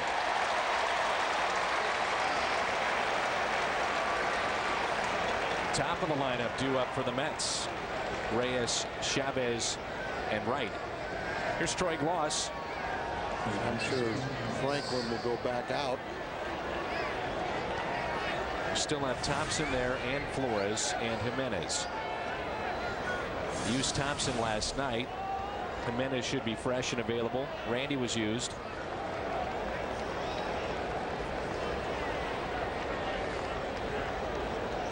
Man, oh man. Still got 2 pinch hitters. Brendan Ryan and Jason LaRue. 3 arms available, where the Mets are down to Heidelman after Billy Wagner. There's a 1-0 pitch to Gloss. 2 balls, no strikes with 1 out and nobody on.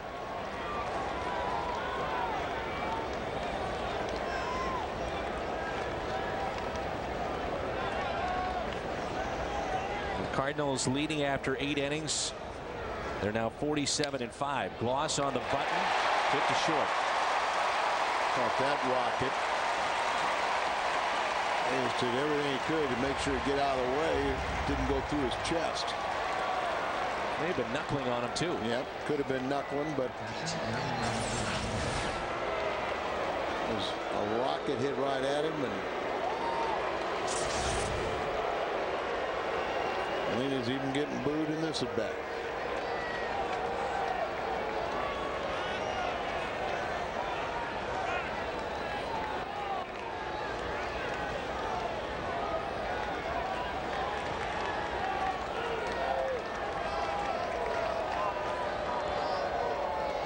Two outs. Molina.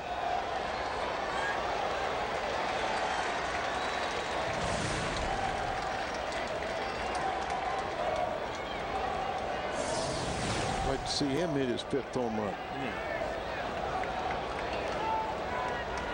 Billy Wagner again. Do his center of the ball. Let his velocity take care of the distance. Many thought he would be put on the DL at the beginning of the week. Grounder, Reyes to his left. Nice play. Delgado will tag out Molina. Cardinals go in order. Reyes leads it off. When we come back.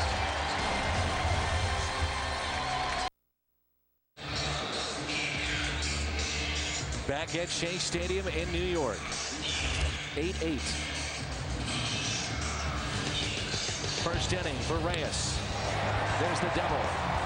To the gap in left center. Then in the second, he would do it again. Another double. He wasn't done there. In the 4th, his 12th home run. An electrifying player, Jose Reyes.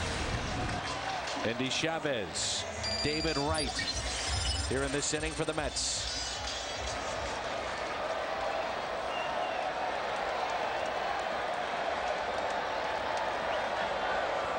You got to wonder about the confidence right now of Ryan Franklin. He has had a tough week. The bullpen has, the Cardinals have, the fans have. Not showing any outward. Reyes leadoff hit. Showing a crack in the armor as he's up there. Jose Reyes, his fourth base hit. Remember, he's got 34 steals. He's been caught 10 times. The thing with Chavez, you know, he can be sacrificing. It turns into a hit with his speed. Absolutely. Franklin has weapons to retire left-handed batters. Tony La Russa out to talk to him. He wants to impart some words, and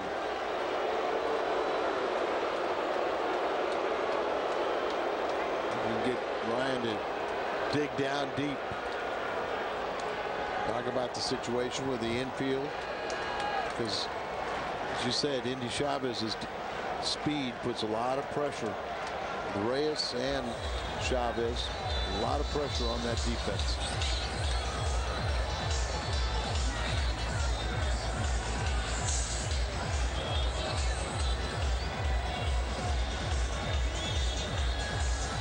L.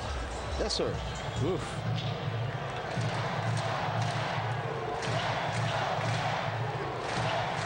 Reyes hit first, represents the winning run for New York. 8-8 here in the bottom of the 10th. Loss playing way in, anticipating the bunt. Franklin goes to second, out there. They get the lead man. A little bobble with this tourist, but second base umpire Jeff.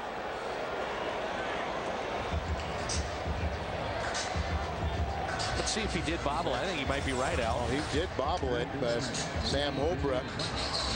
See? Oh, he's safe. Sam Holbrook right there, but it gives the Cardinals the call. I think Franklin very quick, pounced on that ball, got strike to his tourist, and we won't talk about the bobble. Oof. Big out there, and here's David Wright. Wright struck out last time up. Chavez, of course, a threat to steal as well. He's got 5 on the year. I think it would be more than that with his speed.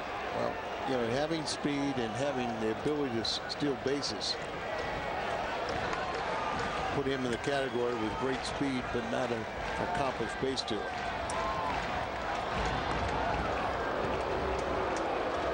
See Franklin, very quick feet, keeps that runner close.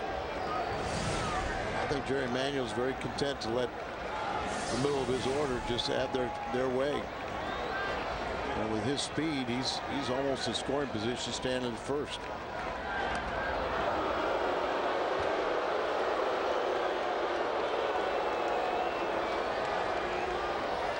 How incredible is David Wright in extra innings? His career average is 392 in extra innings.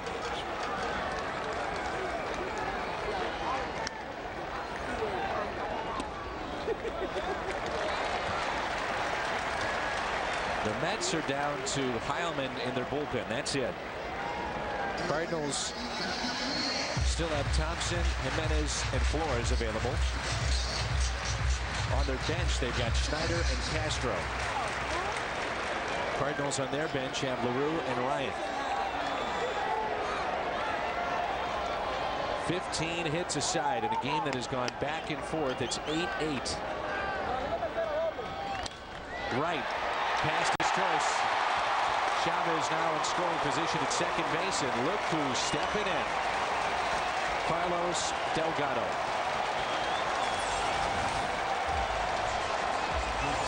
Hooks this ball under the dive of his Turris.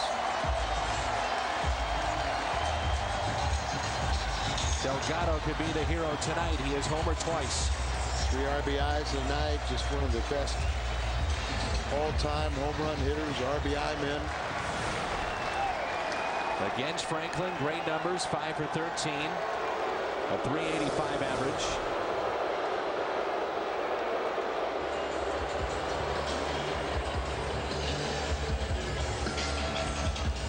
A home run, if you're just joining us, by Fernando Tatis. Tied it up just over the wall in center.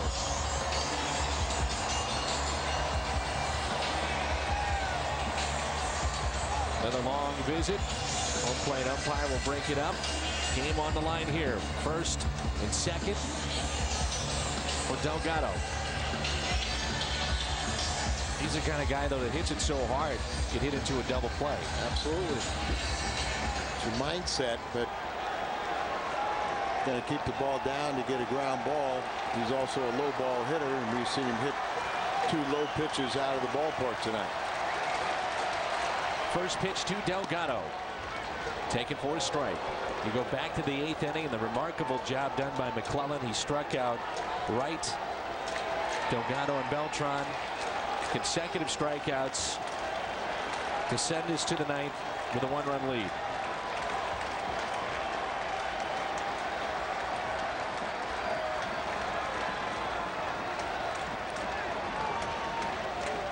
Here's the 0-1.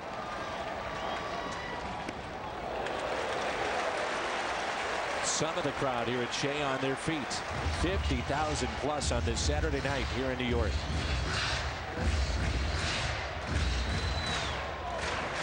Chavez, the winning run at second base.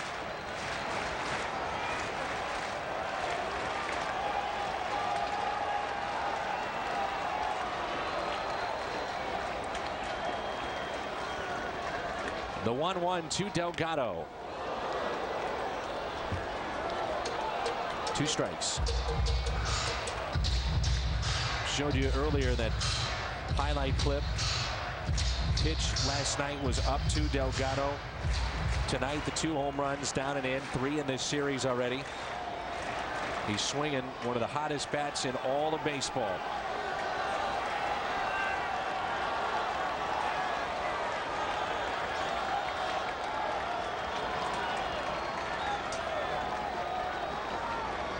One-two pitch. Way late with that swing, but stays alive.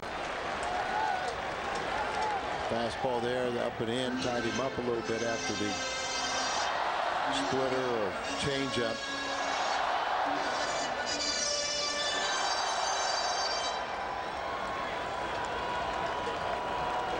Beltran on deck. Will we see him?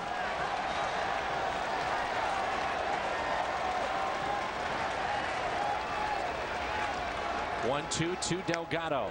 Down the right field line, foul.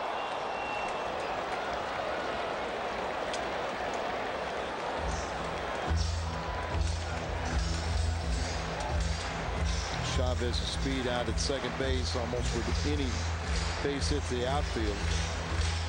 It would take an exceptional throw to have a play at the plate.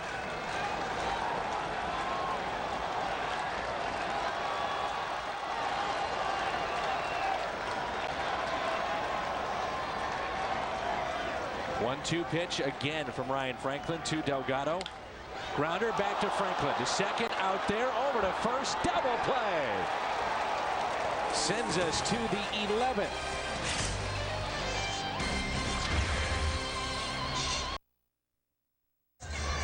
Well, Franklin gets the double play.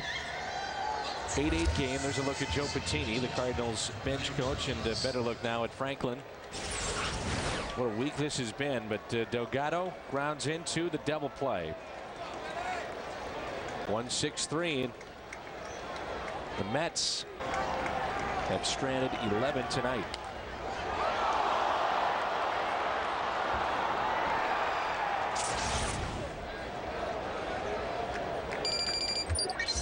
So here is Miles against Billy Wagner, his second inning of work.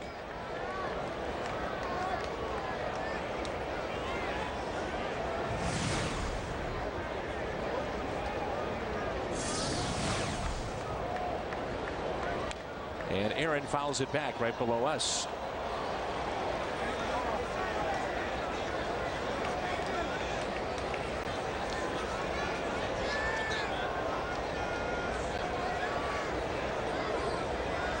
Miles, Brendan Ryan is at the on-deck circle. And then is Turris, the bottom of this lineup for the Cardinals. Aaron has been on base 3 times, a walk, a single, and a double. And he hits that one out of play. Miles does have 3 home runs on the year.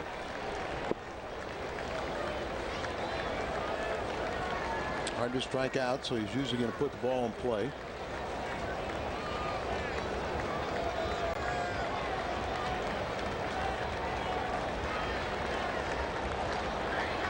The 1-2 pitch. 2-2. See a closer here going 2 innings, and that's something that Goose Gossage and yourself, you do it all the time. Well, even Billy's got 35 career 4 or more save outs. So there are occasions when you have to do it. Billy's not afraid to speak his mind either.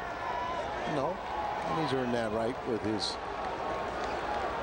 what he's accomplished on the diamond. 2-2. 8-8 ball game. And Miles hits it out of play. Again, if you're just joining us, the Cardinals had a 1-run lead again going into the 9th, and a leadoff home run by Fernando Tatis tied it up. And that was off of Ryan Franklin. Franklin got 6 outs after that to keep this one a tie game. And pressure pitching. Outfield very shallow. Here comes a 2-2 pitch to Miles. High fly ball. Shallow right. Chavez there.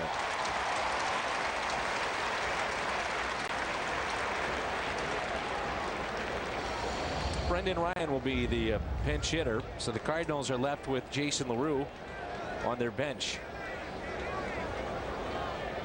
Your attention, please. As you noted, Al, it's just the bite on some of the pitches for Franklin just have not been there. Right. I mean, get into a stage where you get a little worn out and you lose the crispness or the late bite to the slider at times. First pitch to Brendan Ryan. Fastball kind of straightens out, doesn't have a lot of movement on it.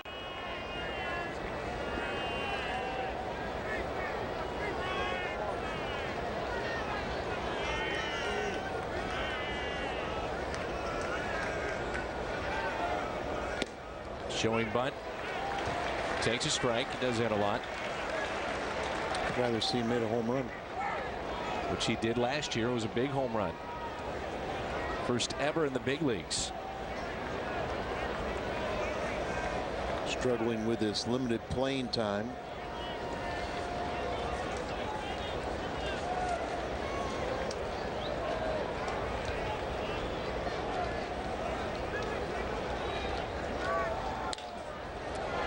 Hit to short. Reyes. 2 outs.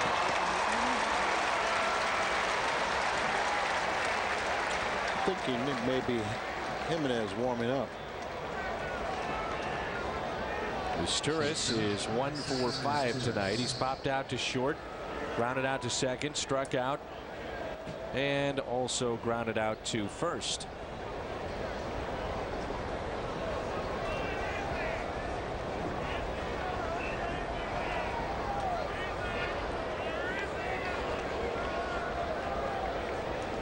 And the first pitch at 95 from Billy Wagner. This Turris with 1 home run this year.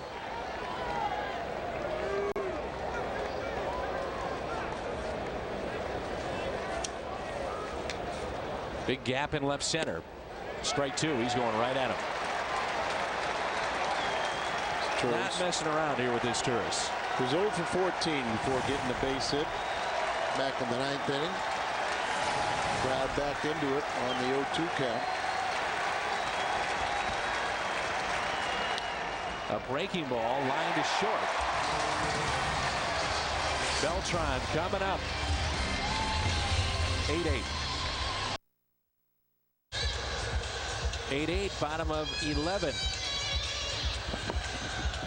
And the new pitcher is coming, Jimenez. Cardinals have left in their bullpen Randy Flores and Brad Thompson. Jimenez, his 8th appearance.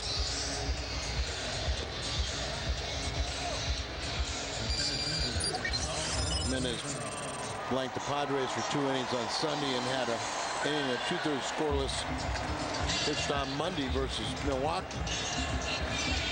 His last 2 times out have been some of the best baseball we've seen him pitch at the major league level. Game the closer at Memphis. Posted team-leading 11 saves, including saves in each of his last 9 appearances. He's come up here much more confident this time and pitching better.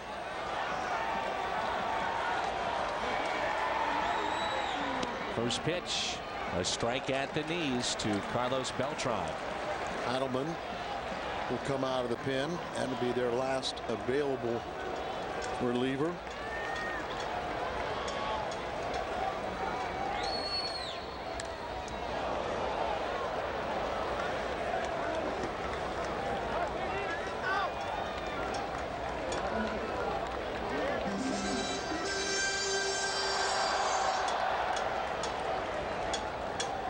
Big Cardinal fan Dan Bellman watching tonight on FSN Midwest. The 1-1 pitch. Beltran looks at a strike. 1-2.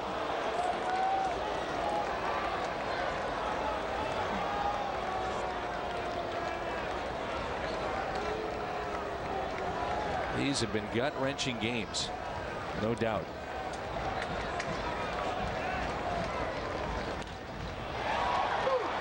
In the air, left field. Over to get it, Schumacher. Big out there in Beltran. Here's Tatis. He tied it up. He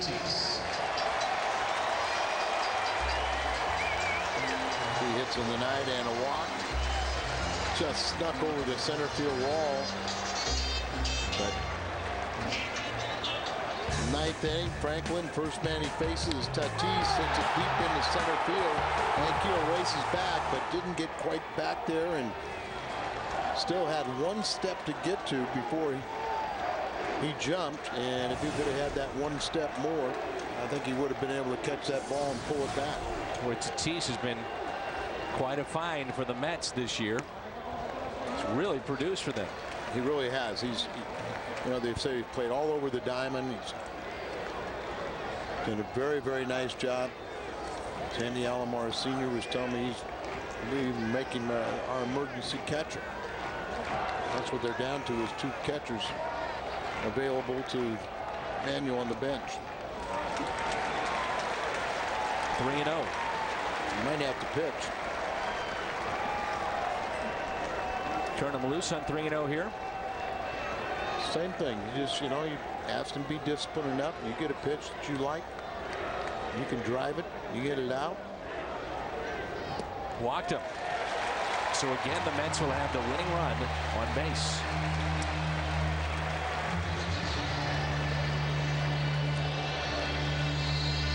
Snyder, their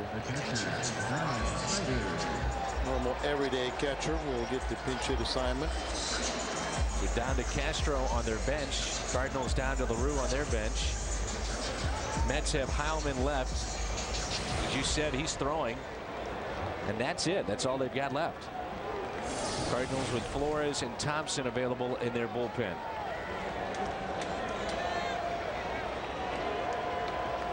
Big gap between Gloss and Isturis.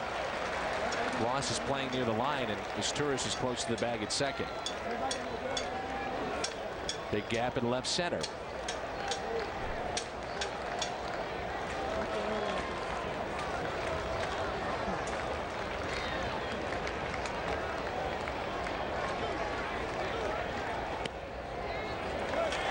That's now 6 straight balls thrown by Jimenez.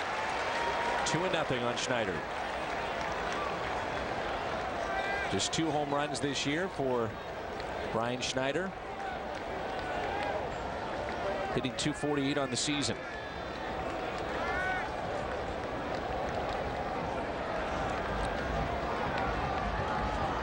The 2-0. Good pitch. 2-1. Slider. Chased the ball, looked like. change up or something, but fastball. 2-0. He was sitting on a fastball, but not good. Not good recognition.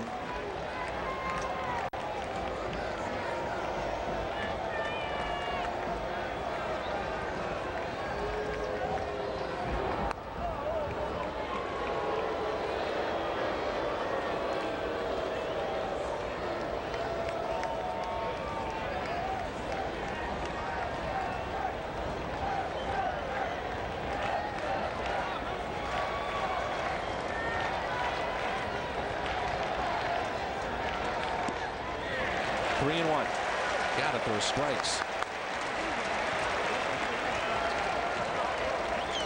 12 pitches, 8 of them are balls.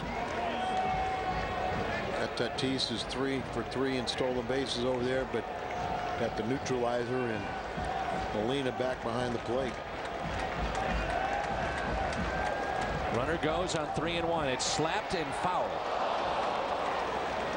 That gets by Gloss, and it's fair. Who knows what may happen with Tatis? He was off of the pitch. Yeah, but Gloss guarding the line a little bit, and he catches that as a line drive. It's a double play with the runner moving.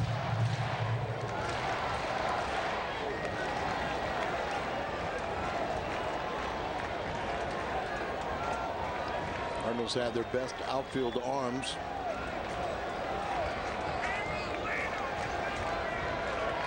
Tatis, pretty big lead over at first base. Oh, did they get him? No. Almost. Almost picked off Tatis. Juan Kenobi. Oberfeld. You see he was going to be moving.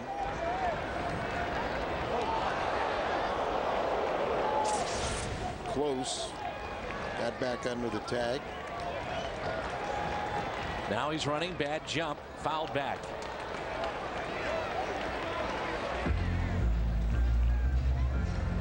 Sure, Jimenez thought he had him. Got the ball over there in a hurry as he unloads it on the pickoff attempt, and disappointed.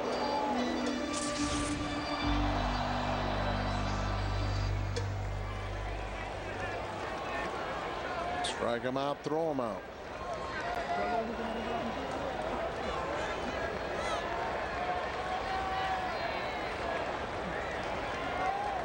Three-two pitch. There goes Tatis. He walked him. Back-to-back walks. Reyes could be a hero here.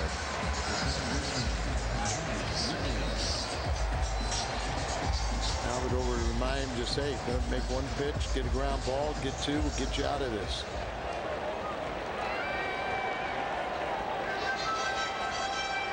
Franklin got the double play off the bat of Carlos Delgado to send us to the 11th.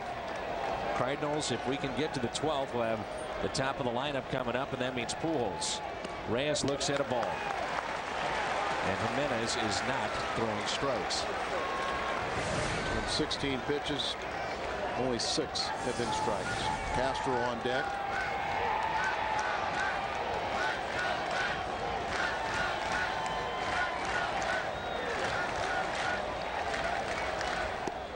That's low. 2-0. They're ducking out to talk to him.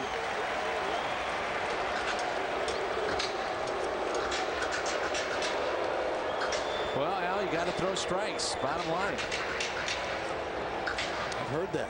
Back-to-back walks. Very true. Falls behind. 2 balls and no strikes here.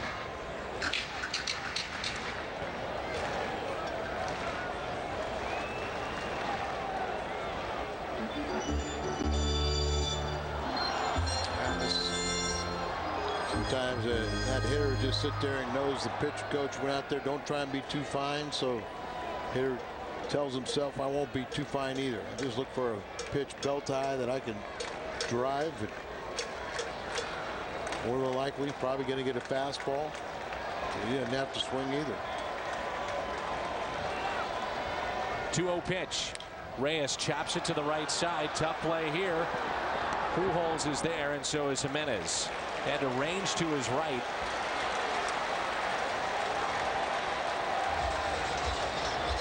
Pujols had to range it far away.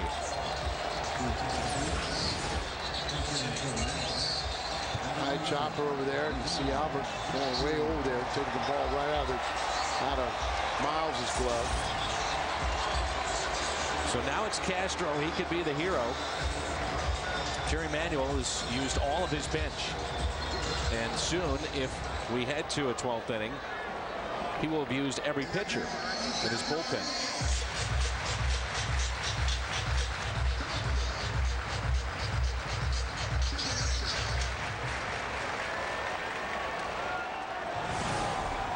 Castro, 289 hitter, 5 home runs, 18 driven in.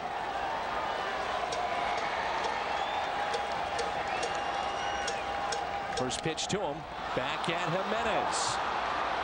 He will underhand it to Pujols. The Mets have stranded 13, 8-8 as we head to the 12th. Right-hander Aaron Heilman is into the ballgame for the Mets, 8-8. Mets have now out-hit the Cardinals 16-15. We're in the top of the 12th. Has yielded 7 runs in his last 28 appearances. A .64 ERA in June. The guy that Jerry Manuel has gone to a bunch this year. Top of the lineup for the Cardinals. Schumacher, Ludwig, and Pujols. Very difficult on right-handed batters, but the one that surrendered that famous home run to Molina. Maybe that's in the forecast. Schumacher has 6 home runs. How about number 7 right here? Hits very well, as we've noted, against right-handed pitching. First pitch is a ball outside. Jerry Manuel is through with his bench and through with his bullpen.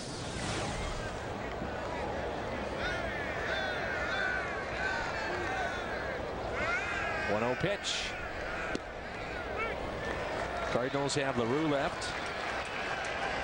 Flores and Thompson. Skip a 4-hit night. He has struck out and also sacrificed. 1 ball and 2 strikes.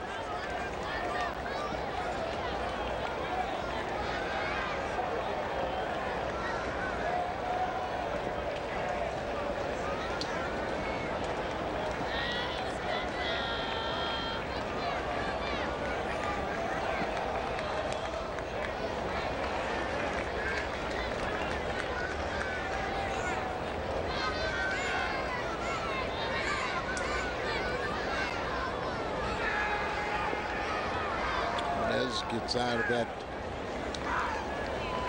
inning. See how long he's able to go.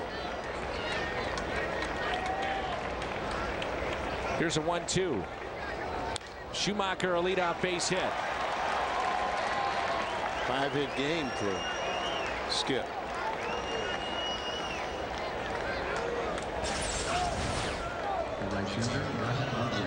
Down away. Just a good piece of hitting, just slicing it to the opposite field for his 5th hit. Do you bunt here with Ludwig? Or let him swing away. Try to drive him in. Put it over the wall. Saw him bunt against C.C. Sabathia the other night. And swing away. Pujols on deck.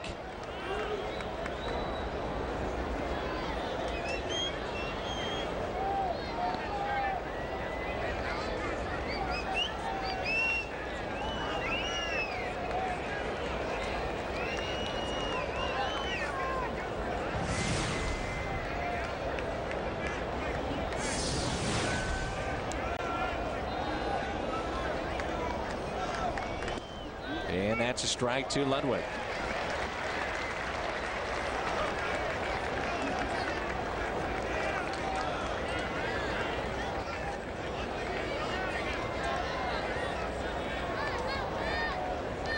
One previous at bat between Heidelman and 0 for 1 and a sac fly.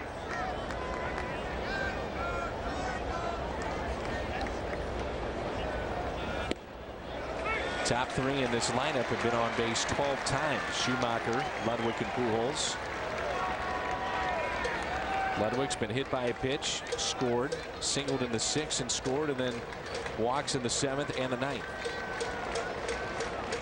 Pujols is on deck.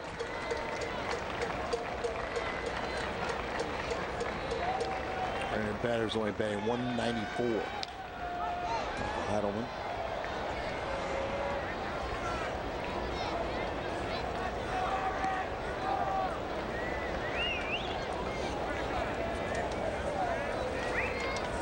Ludwig with 23 home runs this year. 70 RBIs.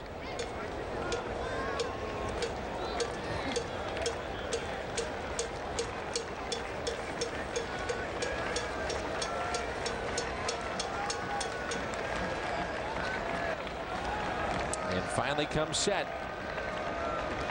0-2 to Ludwig. Here it comes.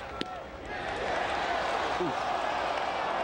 Just outside with a slider.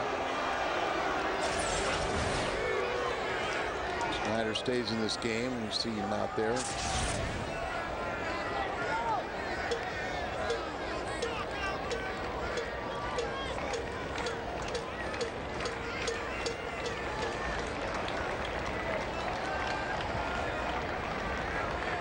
Ludwig is swinging a miss.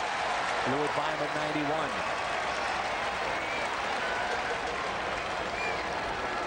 Here's Albert. He's had a 3-hit night.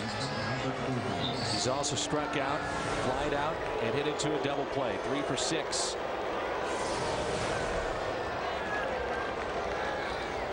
Still looking for his first home run since July the 4th. Couldn't think of a better time.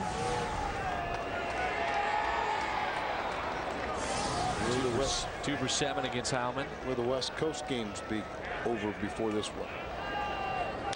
Pujols hits it into left field for a base hit. 4-hit night for Albert. And Schumacher now is in scoring position.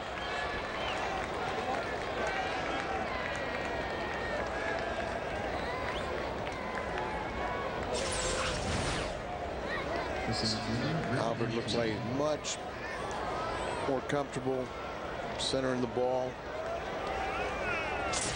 4 hits, has scored a couple runs, picked up his 57th RBI. Who's going to drive him in? Runners at first and second for Rick Ankiel. Cardinals turned a key double play back in the 10th off the bat of Delgado. The Mets will have the top of their lineup coming up in the bottom of the 12th. Reyes, Chavez, and David Wright.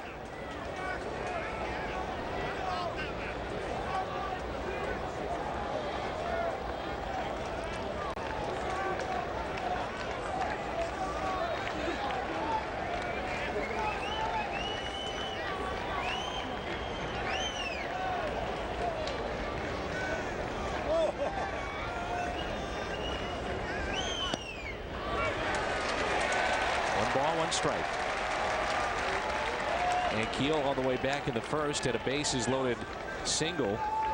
Picked up his 59th RBI. He's also doubled tonight. Was hit by a pitch. 7 home runs, 21 RBIs this month. He's got 10 game-winning hits. That's tied for 5th in the National League.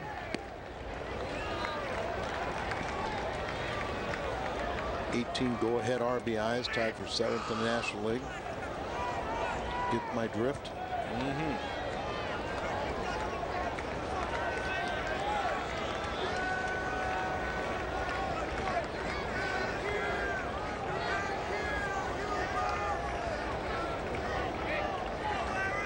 Heilman steps off the rubber. 2 balls and 1 strike.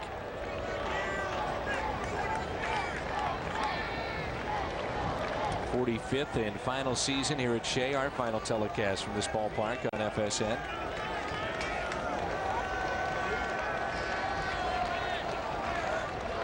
Here's a 2-1. And Keel slowly hits it to the right side. Reyes underhands to Delgado. And let's see if Troy Gloss can be a hero tonight.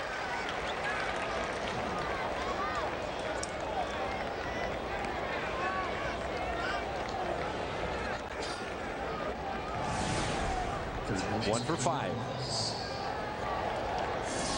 Triple RBIs.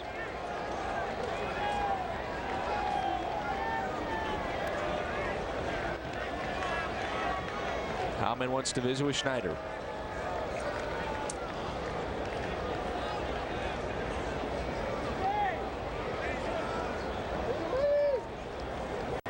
Barthen, pitching coach, got to talk now. Quarter infielders. Got first base open. Molina on deck.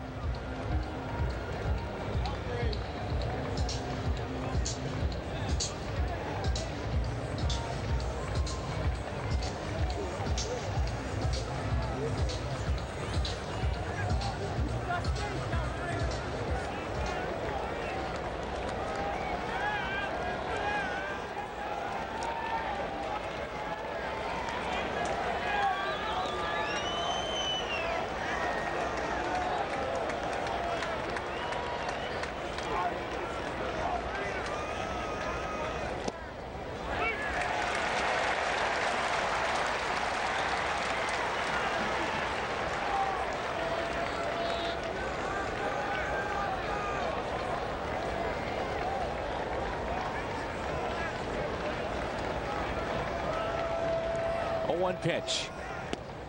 Strike 2 and loss.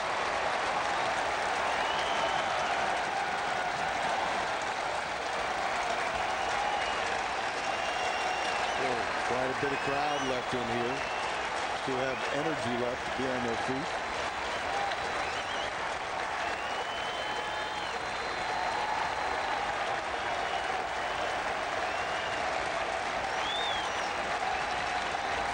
The 0-2 to Troy. High fly ball into center. Beltran gets under it, makes the catch. Top of the lineup for the Mets coming up. Reyes, Chavez, and Wright. Second inning of work for Kelvin Jimenez. 8-8 game here in the bottom of the 12th at Shea Stadium. And Jose Reyes will lead it off.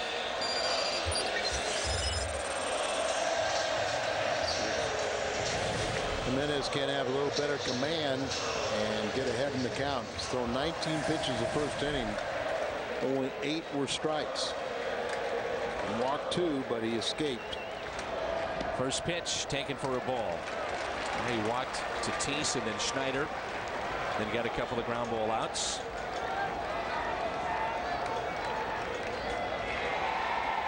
Reyes, 4 hits on the night.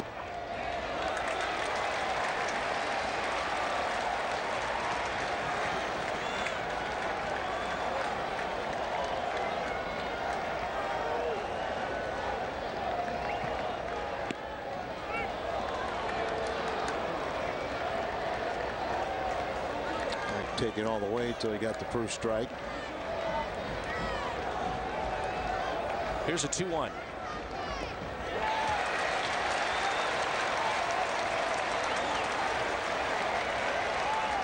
Jimenez steps off the mound, tries to collect himself, as you talked about, Al. 2 walks last inning, and you want Reyes to earn his way on, not walking, to say the least.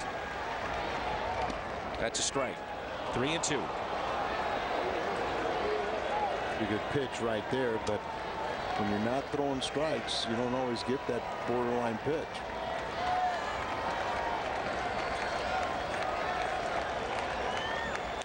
Reyes lines it into left, and Schumacher comes up with a dazzling play. Gutsy play right there by Schu, because that ball gets by him. Reyes probably circles the bases, so Tony appreciates that. Jimenez got to appreciate it. Clutch, sinking line drive, take it right off the shoe tops and hold on to it. Boy, that's a great play. That was a great play under extreme pressure, and the speed of Reyes, you know, you could make a mistake and it's all over. There's Chavez.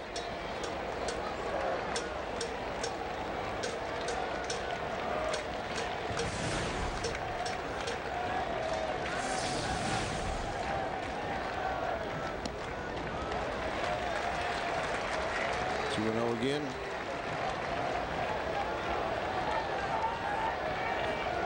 Seems like he's falling behind on just about every hitter.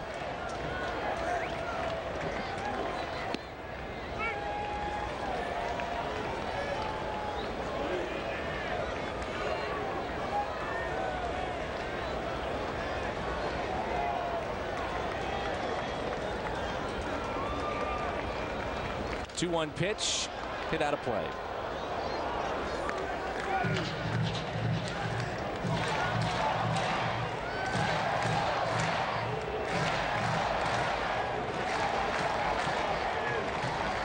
Barely awake.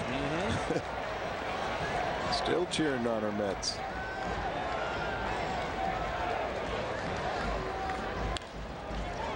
Tough play for his tourists. And out! He got him. Here comes Jerry Manuel.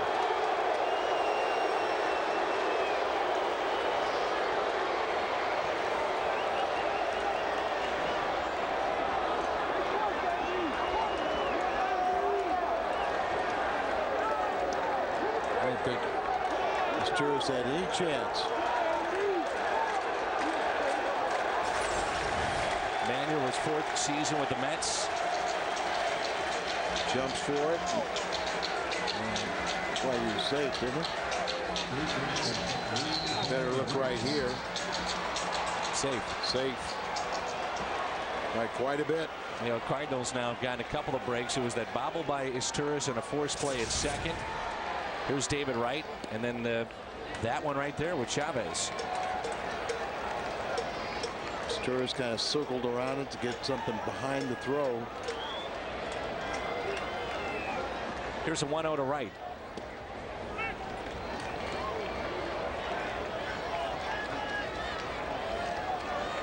How long can you stick with Jimenez if you get through this inning?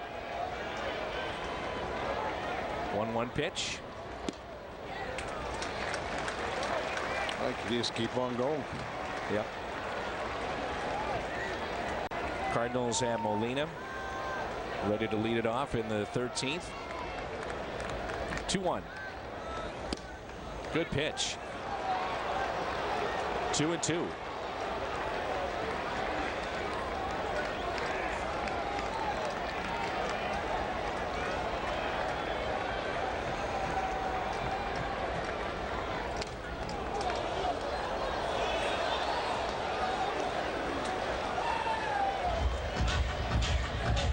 Pitches.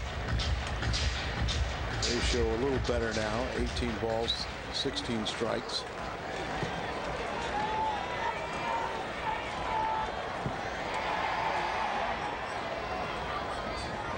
Ooh. Got away.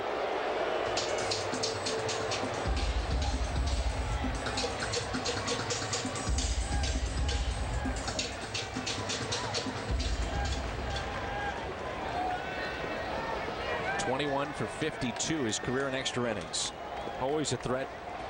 The long ball with 19 home runs.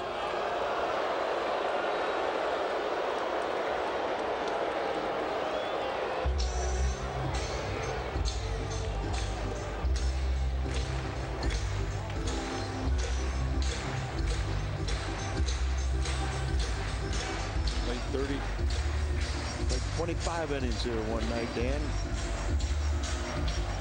I don't think we'd be able to do that. There's not enough players for this evening. 3-2. A walk. Here comes Delgado again.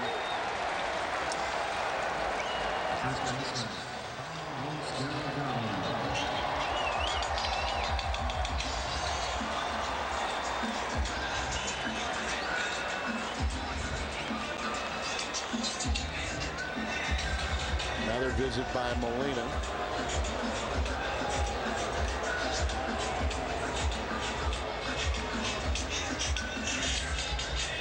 Delgado came up with runners at first and second back in the 10th and grounded into a double play against Franklin. He's 2 for 6, a pair of home runs. Solo shot in the 3rd and a 2-run homer in the 6th. Wright is the winning run standing at first. Outfield is deep. First pitch, a strike.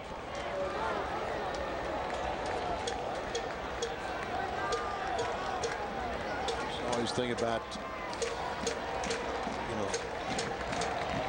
sliders from Jimenez, but he's made some good pitches with a changeup tonight. 5 career walk-offs. I think it'd be more than that, wouldn't you? Yeah. 452 home runs. He's got 8 home runs in his career against the Cardinals, 23 RBIs. He's hit 3 in the last 2 days. Hit 1 back in St. Louis.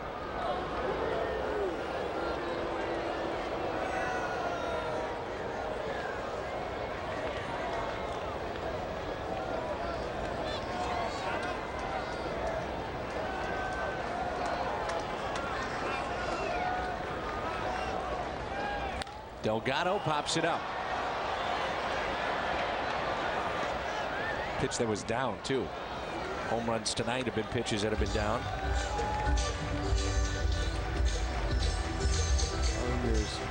Swinging the bat like he is. It really doesn't matter.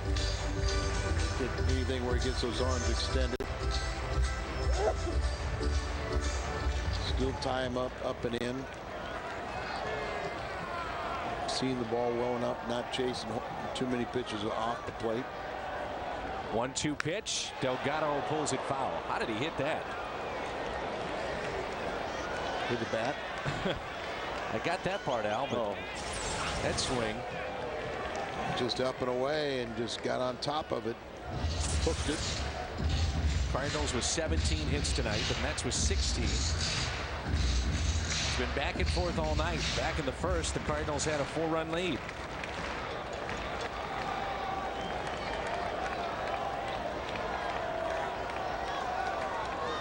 Everything's a final in the National League with the exception of Arizona and San Francisco and Washington and the Dodgers.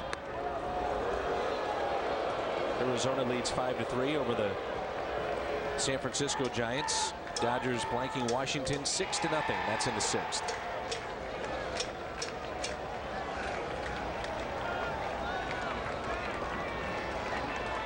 One-two pitch.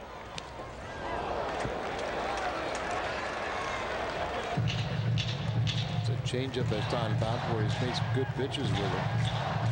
Florida trying to win this game to stay 2 ahead of Florida. New York trying to win this game, stay 2 ahead of Florida and Philadelphia. Cardinals trying to pick up a game. Here's a 1-2. Bounced, and Molina nicely done to keep it in front.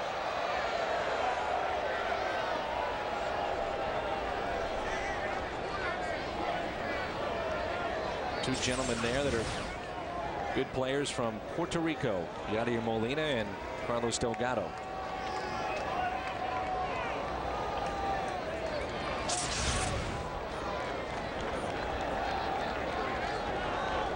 Two balls, 2 strikes. Beltran on deck.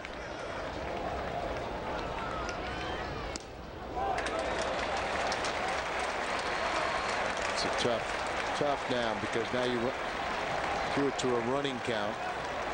2 outs. Wright's going to be going on the pitch and puts one in the gap and sure, it goes. That's it. One of the things you must avoid.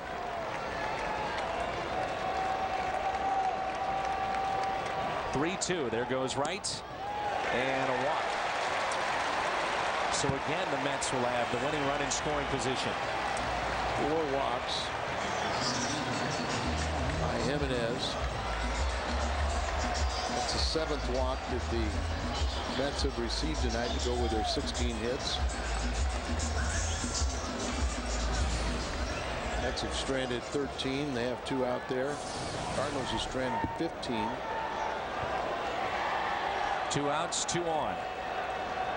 Beltran looks at a ball in.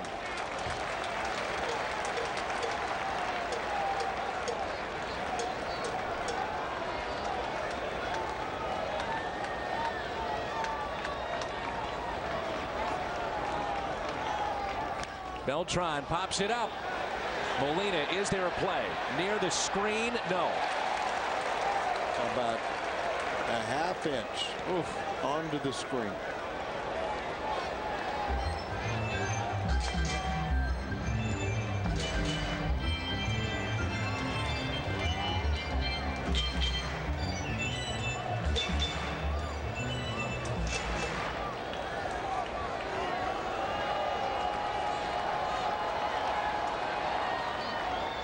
Beltran, a swing and a miss.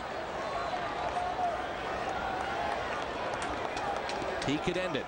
And that 25-inning game here with Shea.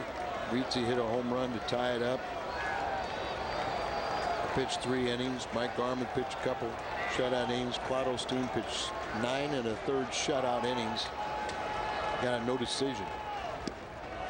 And Sonny Siebert of St. Louis came in and picked up the win. Just after Brock had broken the record. Broke the record in St. Louis. Hui Kuhn was in attendance. They kept on showing him every single frame, sitting in the front row, and he couldn't leave. Beltran, a ground ball that's foul.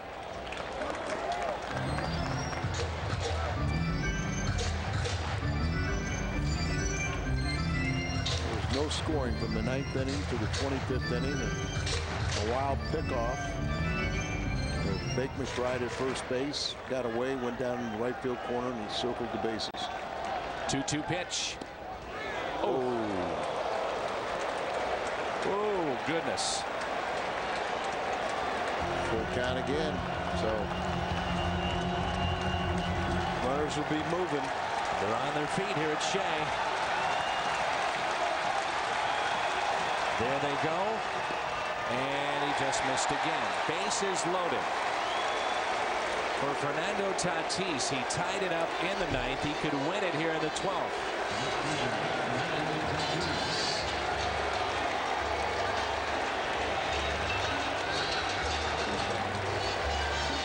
Two pitches thrown. Only run that matters, David Wright.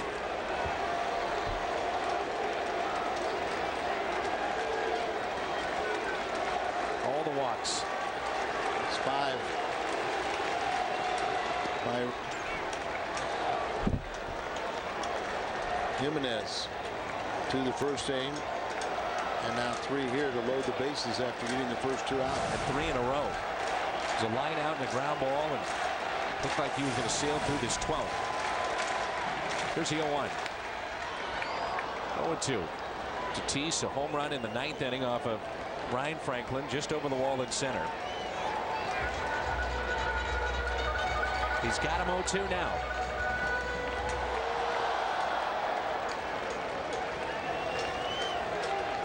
When he retires, Tatis will be very frustrated. Straining 16. Tatis looks at a ball outside.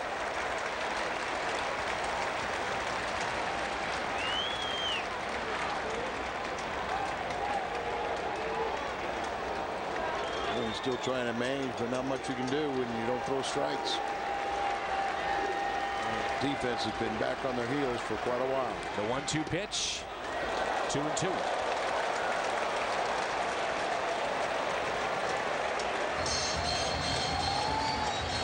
Guys on the bench trying to clap, trying to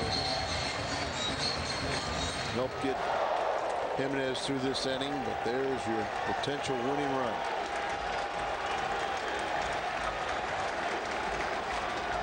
Tatis, a broken bat. Jimenez had to avoid the bat. They strand the bases loaded.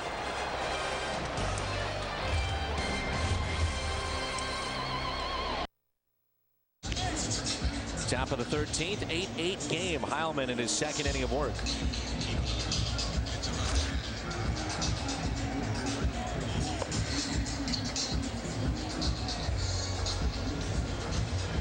Tatis tied it up, had a chance to win it. The bases loaded, couldn't do it. Yadier Molina leads it off. How about that? The Mets 1 for 16 with runners in scoring position.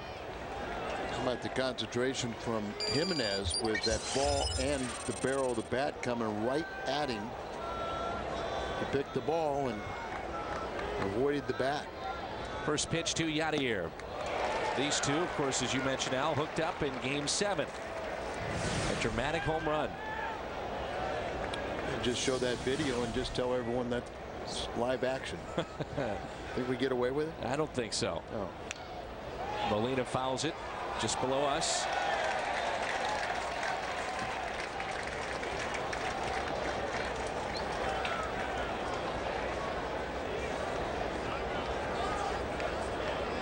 Menace 5 walks in his couple of innings, but he gets out of the jam. 1 for 16 are the Mets. Check swing.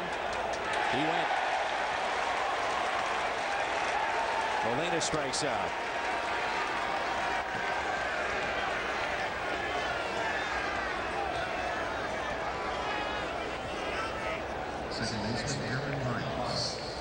Here's Miles. He's singled with an RBI, a couple of RBIs tonight. Also had a double and an RBI in the 6th. 2 for 5. Keep him in this game so he can pitch. May need him. May need him. I think you'd have to say the Cardinals are in the better position, at least having arms down there available. Obviously, Heilman is the last one left, and you wonder how long he could go. And no one left on their bench, and they're down to the last reliever. Or is it they're getting deep down and take one of their starters and have them ready? It looks like Brad Thompson, I think, is throwing in the Cardinal bullpen. He pitched 2 innings in last night's game, but sometimes a sinker baller, the more tired they are, the better they are. Rounder hit left side. David Wright to his left. 2 outs.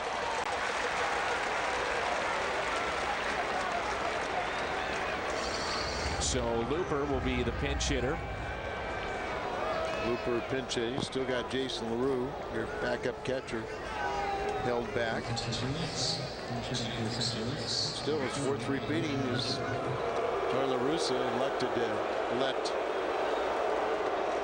Isringhausen hit for himself with 2 outs and runners at 2nd and 3rd.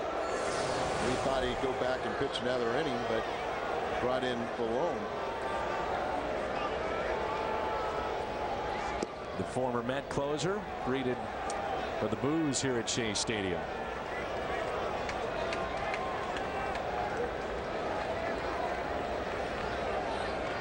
Here's the 0-1 pitch to Looper, trying to extend this inning to Asturis.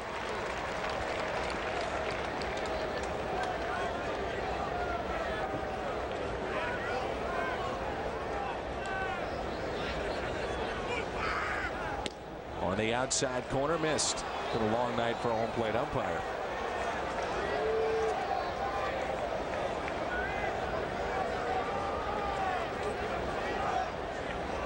For 1 for 4 as a pinch hitter this year. 2-1 pitch. 2-2. Looper 12 for 37 overall, a .324 average. Jerry Manuel has a decision coming up. He's got his pitcher due up 3rd. Looper strikes out. Bottom of the 13th, rolls in when we come back to Shea. Bottom of 13, and it's 8-8 between the Cardinals and the Mets. Brad Thompson is the new pitcher for St. Louis. Thompson pitched in game 1 of the series. Cardinals in the bullpen have Randy Flores still left. Thompson, 2 innings last night, couple of hits, a run that was earned. He struck out 2. Schneider will be the hitter for the Mets. This be the old adage that you got a sinker baller, you want to have them tired. And Brad, with those 2 innings last night, get out there, worn out, you stay on top of that sinker, and you get a lot of ground balls. He's ranked 2nd among National League pitchers with a minimum of 30 chances in grounding into double play percentage. They got a stat for everything now, don't they? Yes, they do. Schneider on the first pitch. That'll help the cause. Pujols is there. He'll step on the bag. He had the second baseman Reyes, and Heilman will have to be the hitter and hit for himself. He's on deck.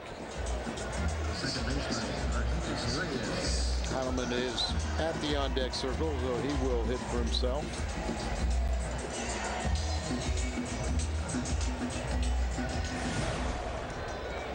Reyes 1 for 6. He did homer last night. It's his first home run and better in the year.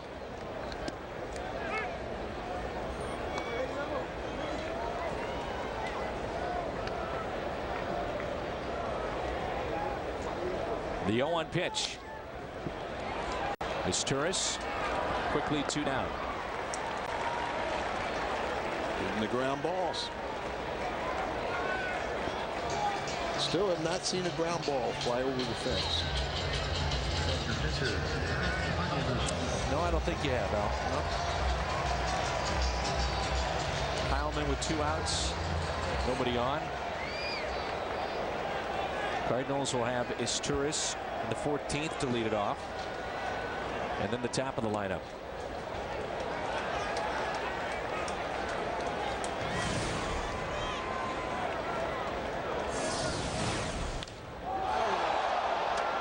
In the air out to left.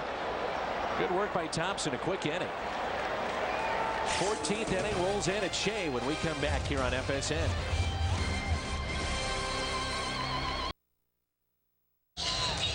Eight game, top of 14 as Turris will lead it off. Mets about hit the Cardinals, or rather the Cardinals about hit the Mets, excuse me, 17-16. Heilman still in the ball game. Last reliever left for Jerry Manuel.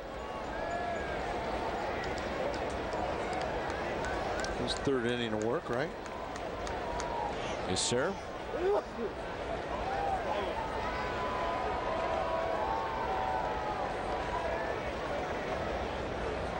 Turris showing bunt and pushes it foul.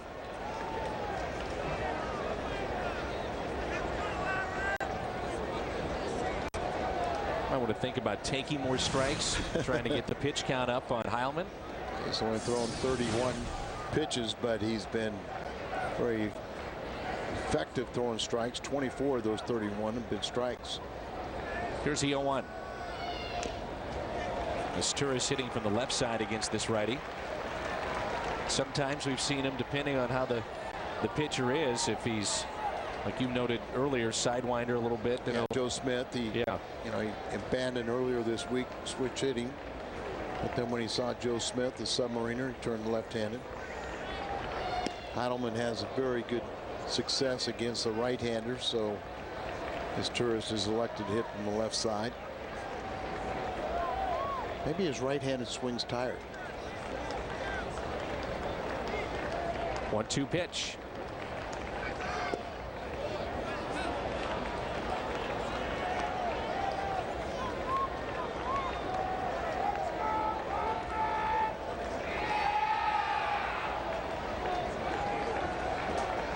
.1201 here in New York. The 2-2.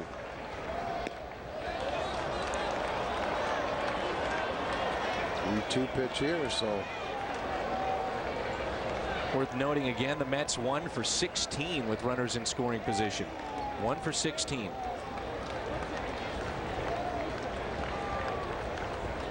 Turris had a base hit in the 9th.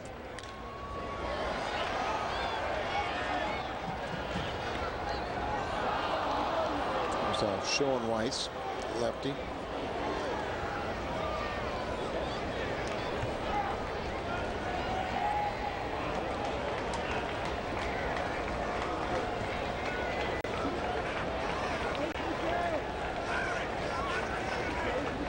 The 3-2.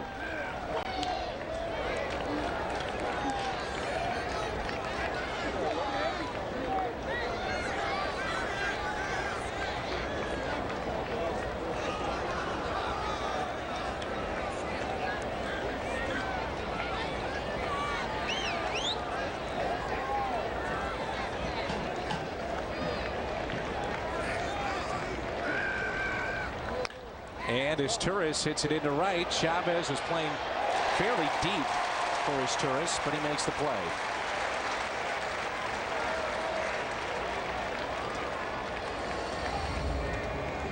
Heilman has faced 9 guys now so Turris flies out. 3-2 pitch, elevated the ball a little bit, get the fly ball, and should come down. Schumacher greeted Heilman with a base hit. Start out the 12th inning. Cardinals had 2 hits that inning. Schumacher's had a nice night. 5 hits, all singles.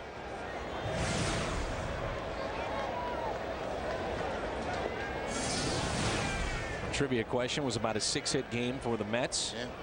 Edgardo Alfonso back in 1999. And this is one right here for the Cardinals. 6-hit game for Skip Schumacher. They don't happen often, and I don't think I can remember a Cardinal getting a 6-hit game.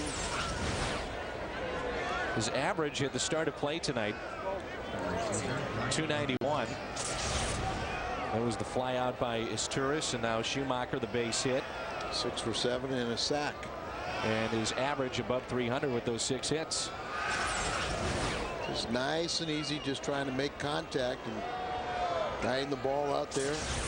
All 6 signals.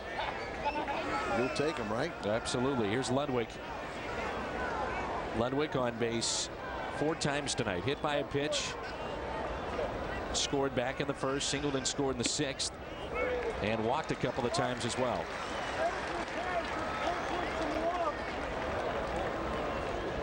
So career high 6-hit game for Schumacher.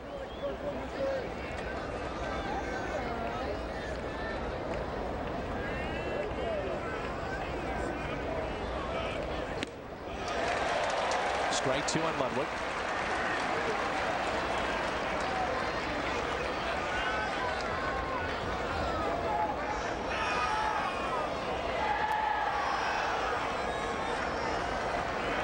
Short turnaround for both these teams for game 3 tomorrow. Loge and Santana 0-2. Got it. Wanted it more outside. Left it over the middle of the plate, and a strikeout of Ludwig. Swing at this pitch. Kind of a hanging breaking ball right there, but couldn't pull the trigger and picks up the strikeout. He struck out. Heidelman struck out Ludwig twice. Albert got a base hit, and he faced him back in the 12th inning. He's broke out of it a little bit with his 4 hits tonight. 2 outs and a runner at first for Pujols.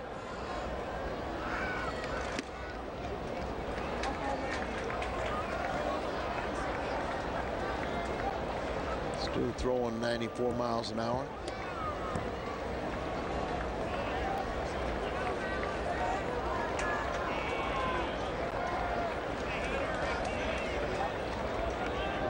No pitch.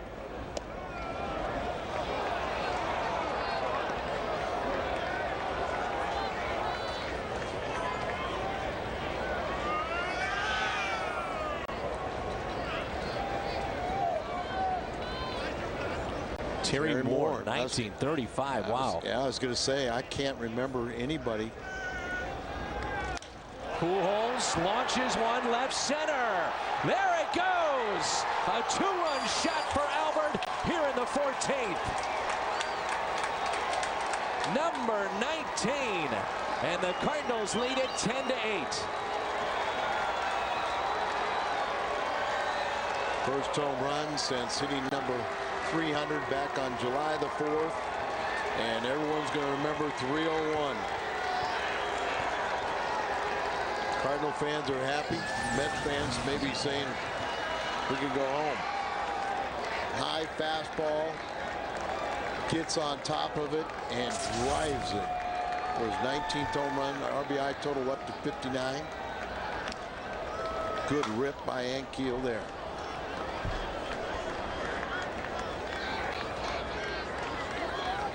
Thank you, Albert. Not over, but you feel a little more comfortable.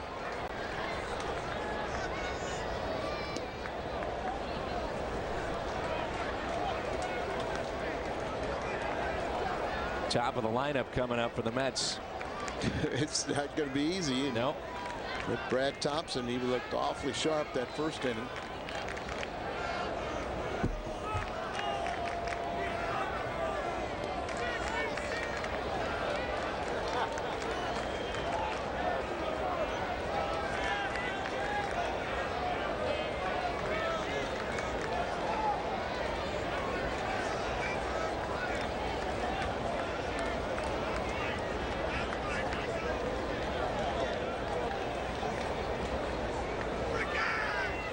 And Keel, a foul ball and strike 2.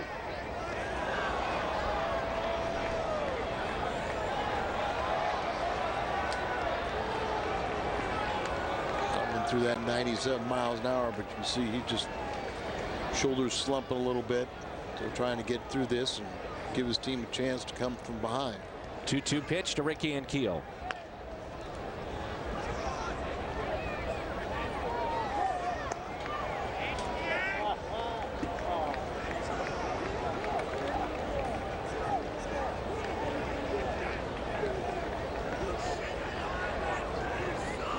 American League action is over. In the 9th inning at San Francisco, with Arizona leading 5-3.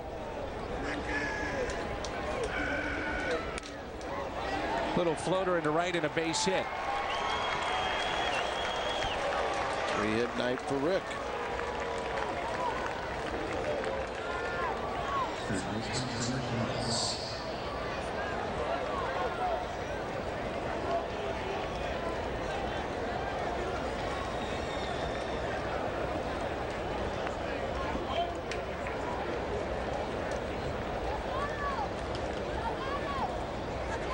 Here's Troy Gloss.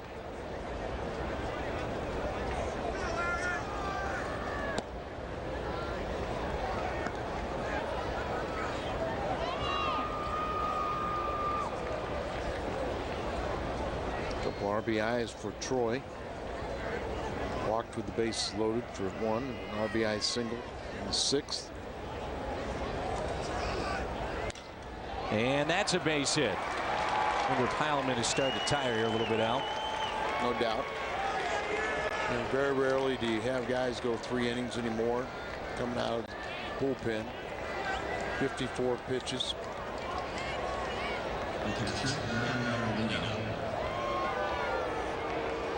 More than the pitching coach out to talk to him. In-game box scores: Schumacher first since 1935. 6-hit day for the Cardinals. 6 for 7. Albert Pujols 5 for 8.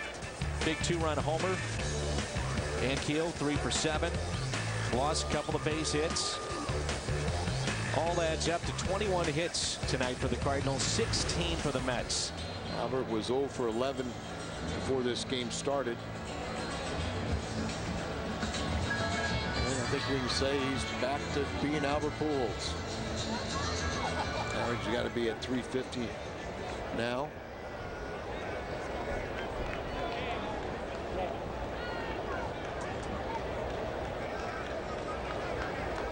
One guy left in the bullpen for the Cardinals, and that's Randy Flores.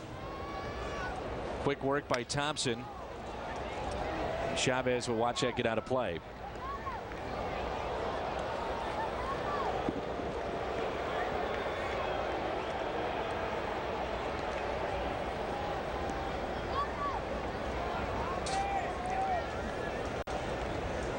Wouldn't hurt to have another run or two. And the way things have gone, you are correct. We'll take it. We don't want anything near a 1-run game.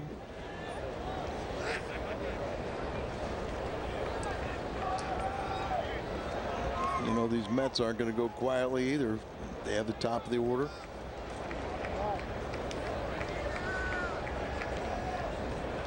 Oh, 1-2 Molina with runners at first and second. Broken bat.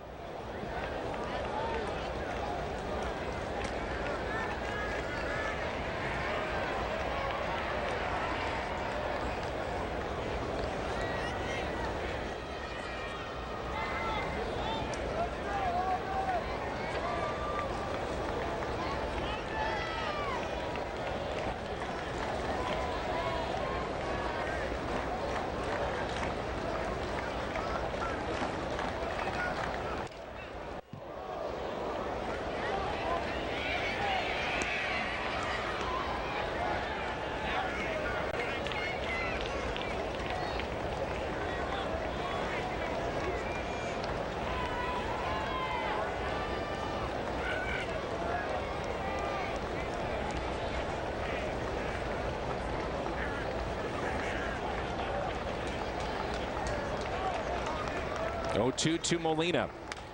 Hung it. Reyes going out. Makes the catch. Albert Pujols with number 19. His first since the 4th of July. Will it be a game winner? 10-8 St. Louis.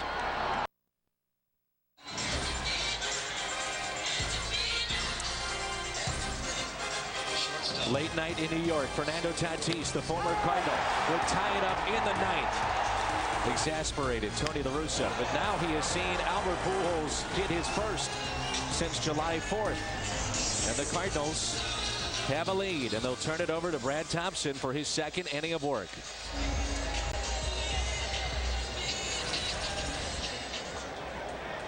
A 21 hits, yeah, 16 for the Mets, 21 for St. Louis, combined 18 runs. And the top of the lineup for the Mets. Cardinals have walked 8 batters in this game. Again, the Mets 1 for 16 with runners in scoring position. Cardinals have had 21 hits. They've also received 5 walks and 2 hit batters on top of that.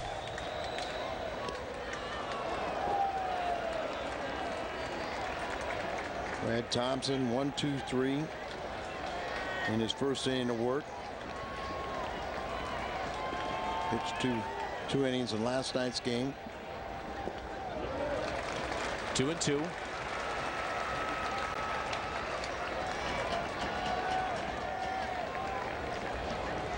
The Cardinals hold on. It snaps their losing streak at 5. Gain a game on Chicago. 2-2. In the air, going out is Torres. Nice play. Good angle for the shortstop, and he makes it. New York with a loss would drop a game in the standings to Florida and Philadelphia. They'd both be 1 back.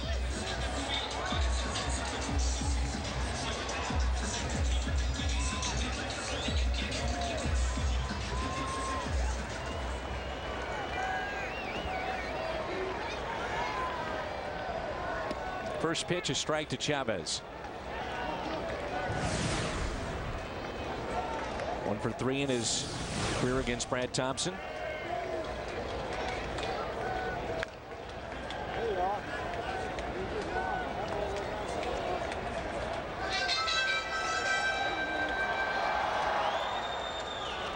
Thompson lined for his 3rd victory in 5 decisions.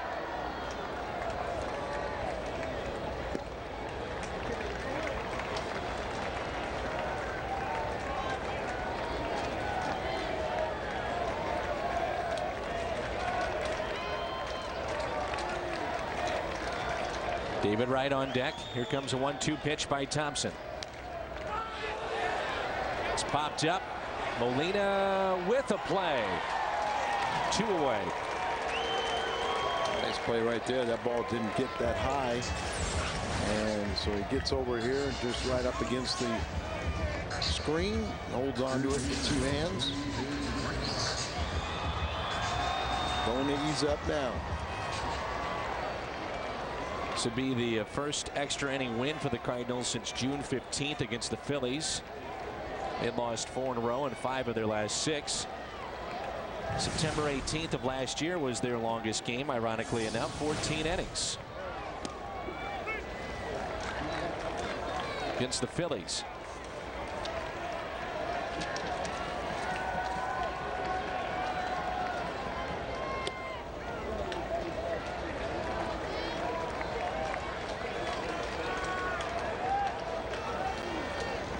Nice to see a victory by the bullpen too.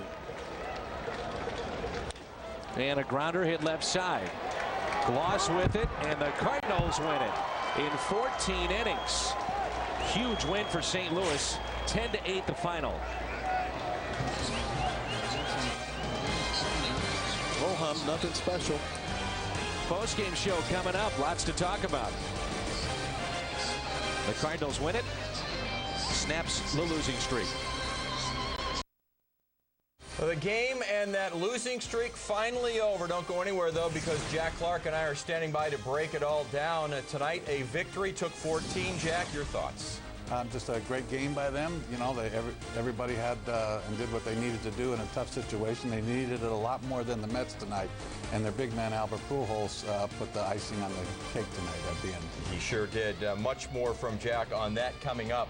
Plus, the Cardinals are in their worst funk of the season, and despite shakiness from Joel Pinheiro, they were able to end that losing streak. Plus, the Cardinals made their first deadline deal of the season. We'll give you the who and the where, and we'll take you inside the Cardinal clubhouse there at Shea. Reaction from Tony La Russa and the players. Happy 65th birthday, Mick Jagger. You can always get what you want on U.S. Cellular. Cardinals Live after the 14-inning win.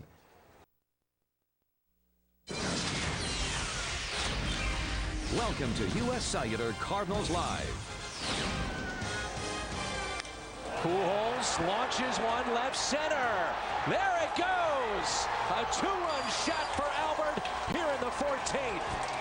All's right in Cardinal Nation. Albert Pujols ends his 17-game homerless drought, a 5-game losing streak, and the long night at Shea Stadium with the home run in the 14th. Hello, everybody. Welcome inside our FSN Midwest studio in St. Louis. It's the post-game edition of U.S. Cellular Cardinals Live alongside the former Cardinal slugger, Jack Clark. I'm Pat Paris. Coming up, we'll break down tonight's game and go inside the Cardinal clubhouse there at Shea Stadium in New York. Plus, the Anthony Reyes era in St. Louis has come to an end. We'll give you the details and tell you what this means for the Cardinals. We'll also talk about Chris Carpenter. Let's head back to Shea Stadium in a moment. We're going to remind you about U.S. Cellular text time.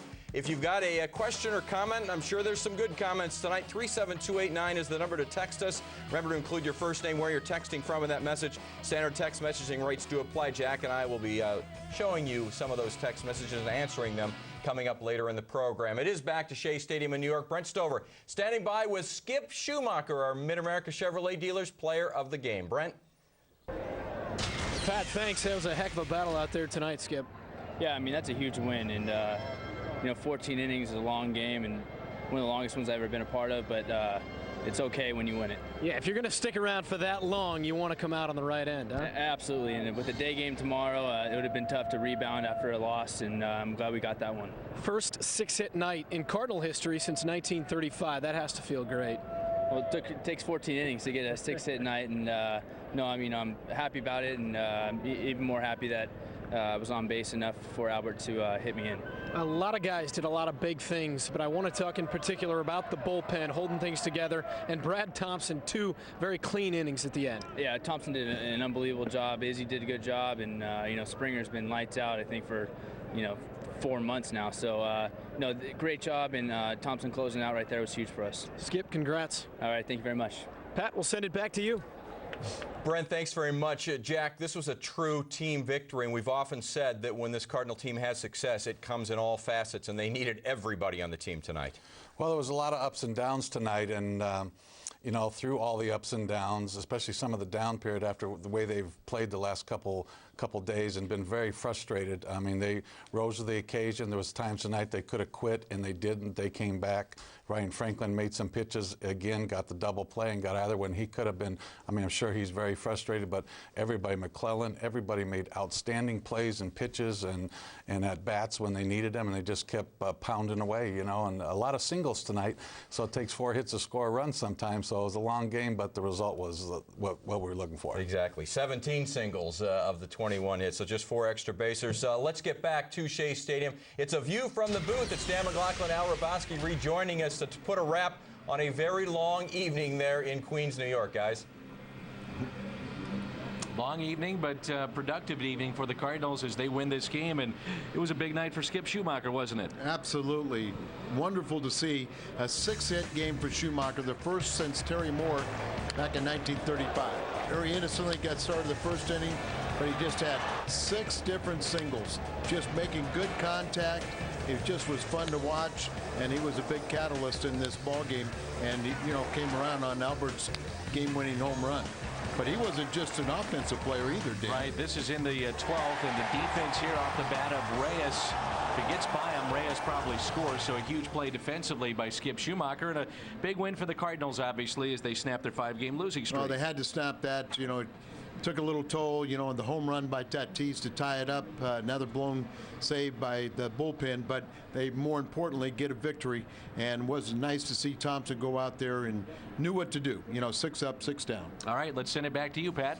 Guys, thank you. We appreciate it. We'll catch up with you Monday when you're in Atlanta. Let's pick up the highlights.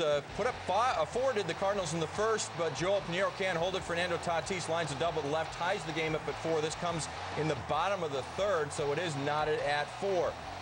Still in the bottom of the to the bottom of fourth now. Jose Reyes leading off, and this one is gone off Pinheiro. 5-4 Mets, his 12th of the season, no doubt about it. And Pinheiro struggling. Top of the 6th, 1-out runner on. Runners on first and second for Pujols. Albert singles up the middle, ties the game, his 57th RBI as Ludwig makes it to third base. Later that inning, 2 outs, run around the corners for Troy Gloss, hits a dribble down the third baseline. Ludwig does score. David Wright has no place. 6-5. Cards retake the lead. Next batter, Yadier Molina singles to left. Another run comes in. 7-5 Redbirds. Next guy, Aaron Miles, doubles to left. It's 8-5 St. Louis. They build back up to a 3-run lead. But in the bottom of the 6th, 2 outs and a runner on for Carlos Delgado. Smokes this one off. Ron Vallone's second homer of the night. Delgado 22 on the year. Cuts the lead to 8-7. Bottom 9 now. Cling to the 1-run lead. Fernando Tatis. He'll face Ryan Franklin. And this one is deep to center field. Just out of the reach of Rick Ankiel. Over the wall. Solo shot ties it at 8. Franklin's 6th blown save, just that close to being caught, but instead we go to extra innings. Bottom of the 12th, Jose Reyes leads off with a liner to left, but check out Skip Schumacher, the diving catch. Not only 6 hits tonight, but that diving grab. Top of the 14th, Schumacher up, and he lines a single to center. A career-high 6-hit night for Schumacher, becomes the first Cardinals you mentioned since Terry Moore in 1935. And then with 2 outs in the 14th, it's Albert Pujols crushing the Aaron Heilman pitch. 2-run shot gives the Cards a 10-8 lead, and it snaps a 17-game homerless streak for Pujols. He powers the Cardinals to a 10-8, 14-inning win, putting an end to that 5-game skid and kind of rejuvenating this Cardinals team that now, by the way, moves within 3 games of the Cubs, who lost earlier today. And so you go through a 5-game skid, but you find yourself just 3 games out of first place because you get a very, very important win tonight, Jack. You and I were talking several times. We're thinking, well, if they can just somehow win this game, then all will be forgotten. You can kind of push this 5-gamer behind you rather quickly because you're still in contention here. Well, they're still in contention, and they really haven't lost anything by having that skid. So they're right where they need to be, and it looks like they got their big bat going again tonight in Albert Pujols. So, you know, hopefully he'll be more relaxed now and can go and have a good road trip, because they kind of they really feed off him. And if he's swinging the bat, getting his base hits, using the whole field the way he can, and feeling like he can drive the ball again, then, you know, he's going to be dangerous to the point that everybody else is going to be a lot better. Well, in the last 5 games, all 5 losses, Albert Pujols was 2 for 19. But, Jack, we noticed tonight, right away in that first at-bat, that he came through and seemed like he was seeing the ball better as we see him hit one the opposite way, and a little misplayed out there, but certainly Albert will take it off the wall. Well, absolutely. And it was good to see him go the other way, you know, and stay inside the baseball. And, you know, his hits were up the middle and driving the ball the other way. Another beautiful swing right through the ball. And, you know, that locks you in until something comes up. He's a little tied up there, but again, pushes it, shoves it out there. And so, you know, he's pretty locked in. Then this ball right here is gone. Right, he knows it right away when he hit it. And, you know, that's a good way to go into the game tomorrow. It's a short night, and they're coming back pretty quick, and that's a pretty good one for not only Albert Pujols, but the whole team to feed off of. And they came, you know, Ankiel and everybody came up behind him again and got some base hits and kept it going. That's exactly right, and our Jack in the Box food for thought shows just that. We talk about as goes Albert Pujols, so goes this offense. Well, you see the numbers, starting with Skip Schumacher, the 6-for-7 night. He kind of kidded it takes 14 innings to get 6 hits, but anyway you do it, that's a remarkable night for him. And everybody there in the position players getting at least a hit, and most of them with multiple hits. We also talked about just 17 of the hits were singles of the 21 hits. But anyway, you can do it. Certainly, it's the Cardinals feeling very good about themselves tonight, and you think that the Mets, who've been on a roll, don't feel quite as good because you play that late into the night, that long of a ball game, and yeah, the team that loses it can't feel good about having a short night rest and playing a day game tomorrow. Well, that's true, but you know the Cardinals needed this game a lot more than the Mets did. So it was excellent to see them come through and just keep battling. And everybody in that team, we talk a lot about team concept. Tony talks a lot about team, but that truly was a team win tonight. Everybody contributed. Guys got down and came back and did something to help the team stay in the game, battle, keep going until an opportunity came around and they finally had their man up there and he came through the way he has many times before. We will continue here on U.S. Cellular Cardinals Live. Of course, we'll take you back to Shea. More player reaction. Tony La Russa's thoughts as well. We'll talk about Joel Pinheiro. Not everything was good tonight. Results now of this weekend's FoxSports.com poll. We were asking how many games Chris Carpenter will win for the Redbirds this season, and 50% say he'll win 3 to 4 games, 5 or more, 42%. So pretty positive on the results. 92% of you think he'll be a very solid contributor once again to the Cardinals starting rotation. And speaking of Carpenter, the former Cy Young Award winner, pitching well enough last night anyway to rejoin the big club coming up this next week. Carpenter scheduled to come off the disabled list Wednesday and start Game 3 in Atlanta. The former Cy Young Award winner, last appearing in Major League Baseball game on opening day of '07 against the Mets. Cardinals are happy to welcome back their ace.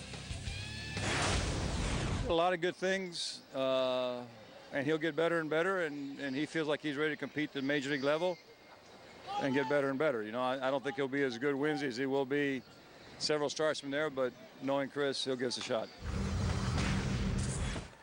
Well, from a pitcher who's on his way back to one who's on his way out, the Cardinals trading right-hander Anthony Reyes to the Cleveland Indians earlier today in exchange for minor league reliever Luis Perdomo.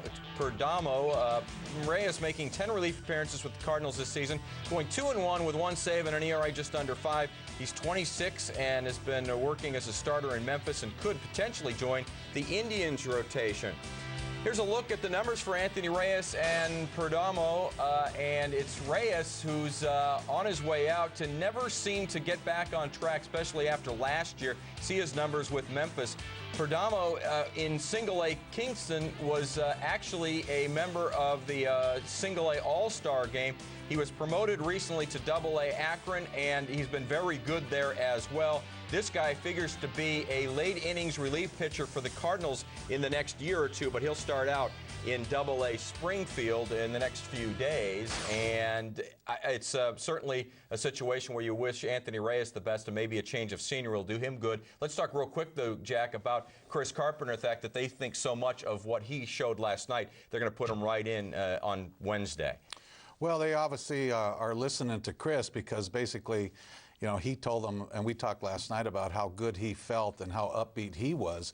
And so basically they're listening to him. Obviously the medical people will be looking at him too, but I guess he was a little stiff today, nothing abnormal. And so he's very excited and ready to go. And we got to be really happy for him and really looking forward to him getting back. And he will give the team a lift.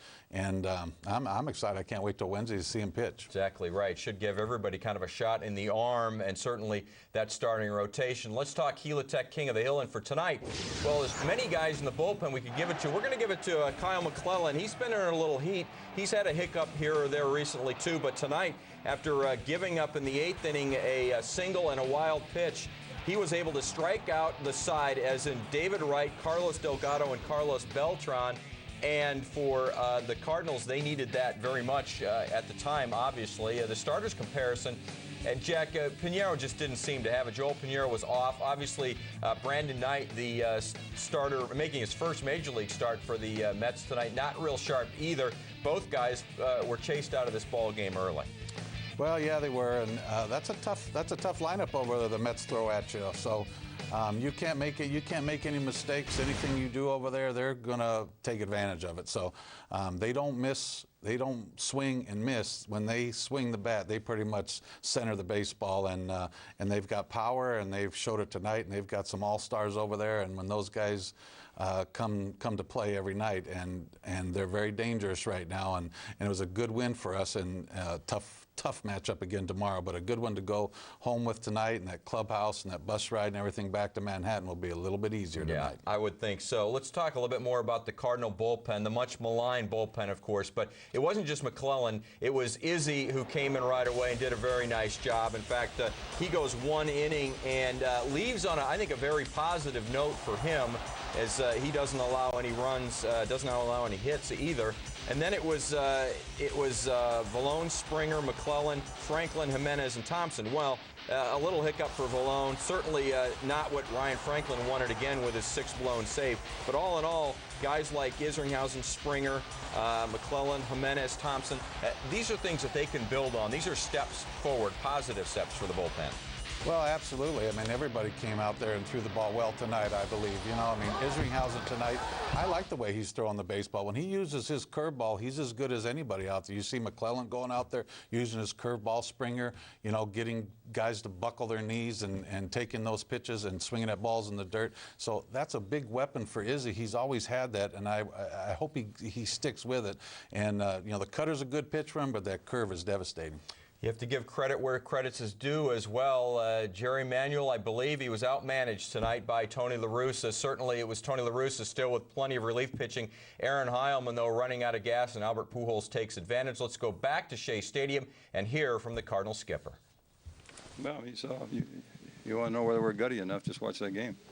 I mean, that was just great guts. And we pulled out a win. Bullpen really held things together for a lot of innings. Yeah, we just, you know, we made a couple mistakes. You know, the home run by off of Vallone and Tatis, but overall, you know, we missed a couple of chances in the 8th and 9th to add a run, and it burned us. But overall, I mean, I don't say anything but just great guts. This was really a great example of the guts of this team. Whether it was the pitching, the defense play Schumacher makes on the leadoff on Reyes there that 1 inning, and to keep playing and get a win out of this. Terrific guts. You know the last guy to have 6 hits as a Cardinal? Terry Moore. I mean, that's to do something nobody's done in this team organization in 73 years. Yeah. Well, hungry hitter. He hit every bit of it, too. We lost all that, but what McClellan did for you. Yeah. I mean, we did, like I say, it just was a really difficult game, but we never hung our head. I mean, even Franklin, you know, he gets a tying home run, he ends up pitching, you know, through the 10th inning, and I think, you know, Dunk made a nice triple on Jimenez that got him back in a groove, and so he gave us some really good innings. I mean, it was just really a gut check. You called, I think the word was rough night last night for Albert, and happened to Willie Mays, and he has a night like tonight where. She's just, you know, when I see a game like that, I say he's tied for first with the great players that are playing today, and somebody says, well, give me an example. Check today out. You know, he turned a page on yesterday, he analyzed what he did wrong, and he made adjustments, and had a huge day. Albert Pujols certainly had a huge day. Still more to come on U.S. Cellular Cardinals Live. We're going to hear from a member of that Cardinals bullpen, Russ Springer. Stick around, much more to come. Cardinals milestone this date in 1998. Mark McGwire crushes his 44th homer of the season off Colorado Rockies starter John Thompson over the bleachers at Coors Field. With his 44th long ball, McGwire surpasses Johnny Mize as the all-time single-season home run leader. We know the rest of the story from there. McGwire would finish the season with 70 home runs. Of course, a home run tonight provided by Albert Pujols in the top of the 14th, the 2-run job. That's the difference in a 10-8 extra inning win for the Cardinals at Shea Stadium. Let's go back there now, go inside the Cardinal clubhouse, and hear from Russ Springer, one of several Cardinal relievers doing their job tonight. Heck of a job of the bullpen. A lot of innings and a lot of outs recorded. Yeah. What do we end up throwing 10 innings as a bullpen? But you know, sometimes that happens. You know, you got to go out there, especially on a road like this. They're hitting in the bottom of the inning. You got to dig down and try to put up a 0. You got some key outs. McClellan got 3 big strikeouts in the 8th. Yeah, once he got a runner on and then went through the, you know, struck out the meat of the order. You know, that's a pretty good day for him. Proud of a young guy like Thompson too. Thompson he threw last night and then had a chance to come back and contribute today and threw up 2 big 0s. You always have your thumb on the pulse of things. This This is an important win for this ball club. Yeah, if you're going to go extra innings, you got to win the games, you know, especially coming off some losses like we just did. And, you know, supposedly every extra inning game, you know, it's going to take something out of your team physically, so you want to come away with a victory. It completely changes the complexion going forward till tomorrow, right? Yeah, we'll just get here tomorrow. We've got an early game tomorrow, and we'll end the night on a high note and come in tomorrow and see who's available in the, you know, in the pen, and let everybody get enough rest. And we got Loesch going tomorrow. That's going to help, and hopefully everything will fall into place. And we'll head to Atlanta.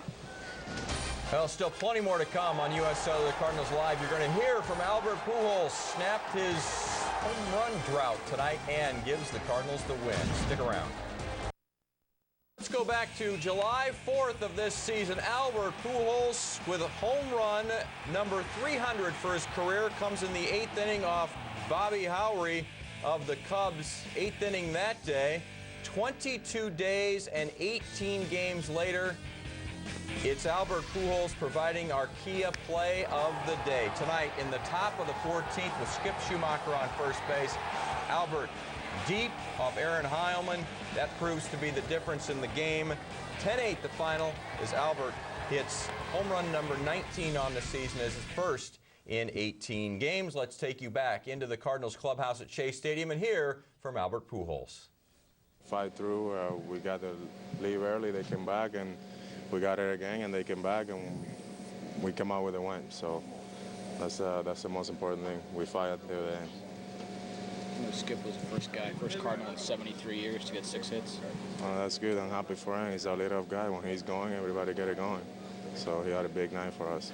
Albert, you got your touch late, but Tony talked about this being a gutty win here tonight. That's the way he said it. Yeah, it's a good win. You know, the way to come out, you know, and fight like we did, and come out to the end with a win and stop our losing streak, I think is huge. And, you know, I think sometimes things like they can get a ball clock going, so we're looking forward to, you know, to come back tomorrow. We're facing a pretty good pitcher, and hopefully we can jump right away like we did in the first inning and score some run.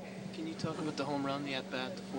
I got a good pitcher here, and I put my best swing of the night, and I'm glad I went out of the park. So that's it, pretty much. You know, I wasn't out there to try to hit the ball out of the park. I was out there to try to drive the ball to the middle, and because I'm stronger now, I put a good swing, and it went out. Albert, you said that was a big key for you, not that you were worried about not going for a while without home runs, but the swings, having good swings. I don't care about you guys are the one that tripping. When did I say that I'm a home run hitter? I'm a line drive hitter with power, so I don't care about the home run. So every time somebody in the media say something stupid and talk about home runs, I always come up and the next day he's something. So I thank Joe Stroud for popping his mouth out about me going 70-some or bad without getting a home run. So I just let you guys play with it and have fun with it, and that's it.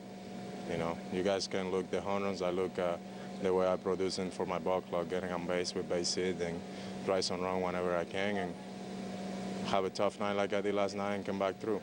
Albert, when you play that long, is it especially satisfying to be able to get that kind of hit and win the game as much as went into that? Well, it's satisfying to get the win, you know, because obviously it stopped the losing streak, and you know, it's a long night, but we just need to forget about it and come back tomorrow and try to do the best that we can to try to win the series. You know, we haven't won a series in a while, so we need to win one tomorrow. Because there were so many things that went into that win, including your hit. I mean, there was a lot of crazy things happen. I mean, our pitching, obviously, Thursday the last 4 innings, obviously, they stand up and make some good pitch for us and get out of some good jams. You know, they have a great ball club. It's pretty tough out there. You have to play 27 hours. Those guys are going to give up. So I give a lot of credit to the manager, Manuel, and freaking the veteran guys that they got around. I mean, the kid, Jose Reyes, he's a really special kid, man. It's unbelievable, you know. It's fun to watch him to play the game the right way. And David Wright and Beltran and Delgado and Chavez, I mean, those guys, they don't give up. And it's really exciting when you see a ball club and play to a ball club against like that. And, you know, if you get beat by a ball club like that really plays the game the right way, you know, you tip your cap. So, I mean, last night was a tough loss. I mean, yesterday or 2 days ago, because today's a new day. And then, you know, to come back and win again today, it was huge for us. There's Albert's comments. It's a U.S. Cellular text time right now. Carl and DePere, after Pujols' homer, can we rest assured that his power stroke is here to stay? We thank Carl for that comment, but I don't think Albert Pujols would appreciate that comment. Jack, we understand that not all the time are you up there just trying to hit home runs, and we know that Albert, first and foremost, is trying to help his team win the game. He doesn't care, he says, about the home runs, but I think it's just important that we talk about droughts that he seems to go through, and the drought is over. Doesn't necessarily mean it's going to, he's going to go on this long streak. Your thoughts about Albert's comments about not caring about home runs? Well, I think he's just, again, it's been very frustrating the last couple, 2 or 3 days, and nobody wants to not have that kind of stroke where you feel like you can drive the ball out of the ballpark. To Albert's credit, he's one of the best hitters in the game, and he gets pitched tougher than other guys, and he doesn't get those pitches all the time. So as a result, sometimes those power numbers are going to be down because he has to take his walks, he has to take his singles to get himself in position to go ahead and get something. And then he usually only gets one pitch, and he has to hit that pitch and not miss it. So it's a fine line, and for a perfectionist and somebody that's as great as he is and has been and continues to want to be, and like we said the other day, even though he wasn't hitting well, he was still playing outstanding defense and thinking about doing things to help his team. So he wants to be a team player. He is a team player, and he's one of the best baseball players in the game today, and we're very fortunate to have him. And he's going to hit his home runs. I know what he's saying. He's not a Mark McGwire home run hitter that hits high towering home runs. He's capable of hitting them, but he just wants to hit the ball hard and drive the ball in the gaps, and when he misses it, actually, is probably when the ball goes out of the ballpark, he just hits the bottom side of the baseball a little bit. Well, and to address Carl and his text a little more closely, and that's the fact that Albert had such a good night at the plate, as we documented with the video earlier in the show, and they were really good at bats, which we hadn't seen the last couple of games. And so regardless of the power stroke, just his stroke is back, and that's the important thing. Well, we talked about that a little bit last night too, as far as him staying inside the baseball. When he stays inside the baseball, that's Albert Pujols, because he's so quick and he's plenty fast enough. He doesn't have to worry about trying to clear out, to pull the ball, to hit the ball down the line. He has to try to worry about being so quick that he pulls the ball, hits a foul, and doesn't hit it fair for strike one or strike two. So when he's doing that, he puts the pressure on the other team, because there's no room for error, and he uses the whole field so well. When I say use the whole field, I'm talking about from right center to left center field. If you see him hitting balls from right field line to left, then that swing's a little too big and a little too long, as he was doing the last few days. You saw a lot of foul balls down the right field line for strike one or strike two, and then balls in the dirt or chasing pitches. That's not him. That's getting out around the ball, and he just needs to stay on that straight line and trust everything. Like good hitters always say, trust your hands, let it happen. You see Delgado, Pujols, you put those guys in that category. Those are guys that are 300, Delgado 450 some home runs. Pujols will be there, and that's how you get there, by just trust. 453 and counting for Delgado. Let's hope he doesn't get one tomorrow. Seen enough of Carlos Delgado. When we come back on U.S. Cellular Cardinals Live, more from Shea Stadium. We'll hear from Kyle McClellan and Brad Thompson. Plus, we'll talk about the Cubs coming up.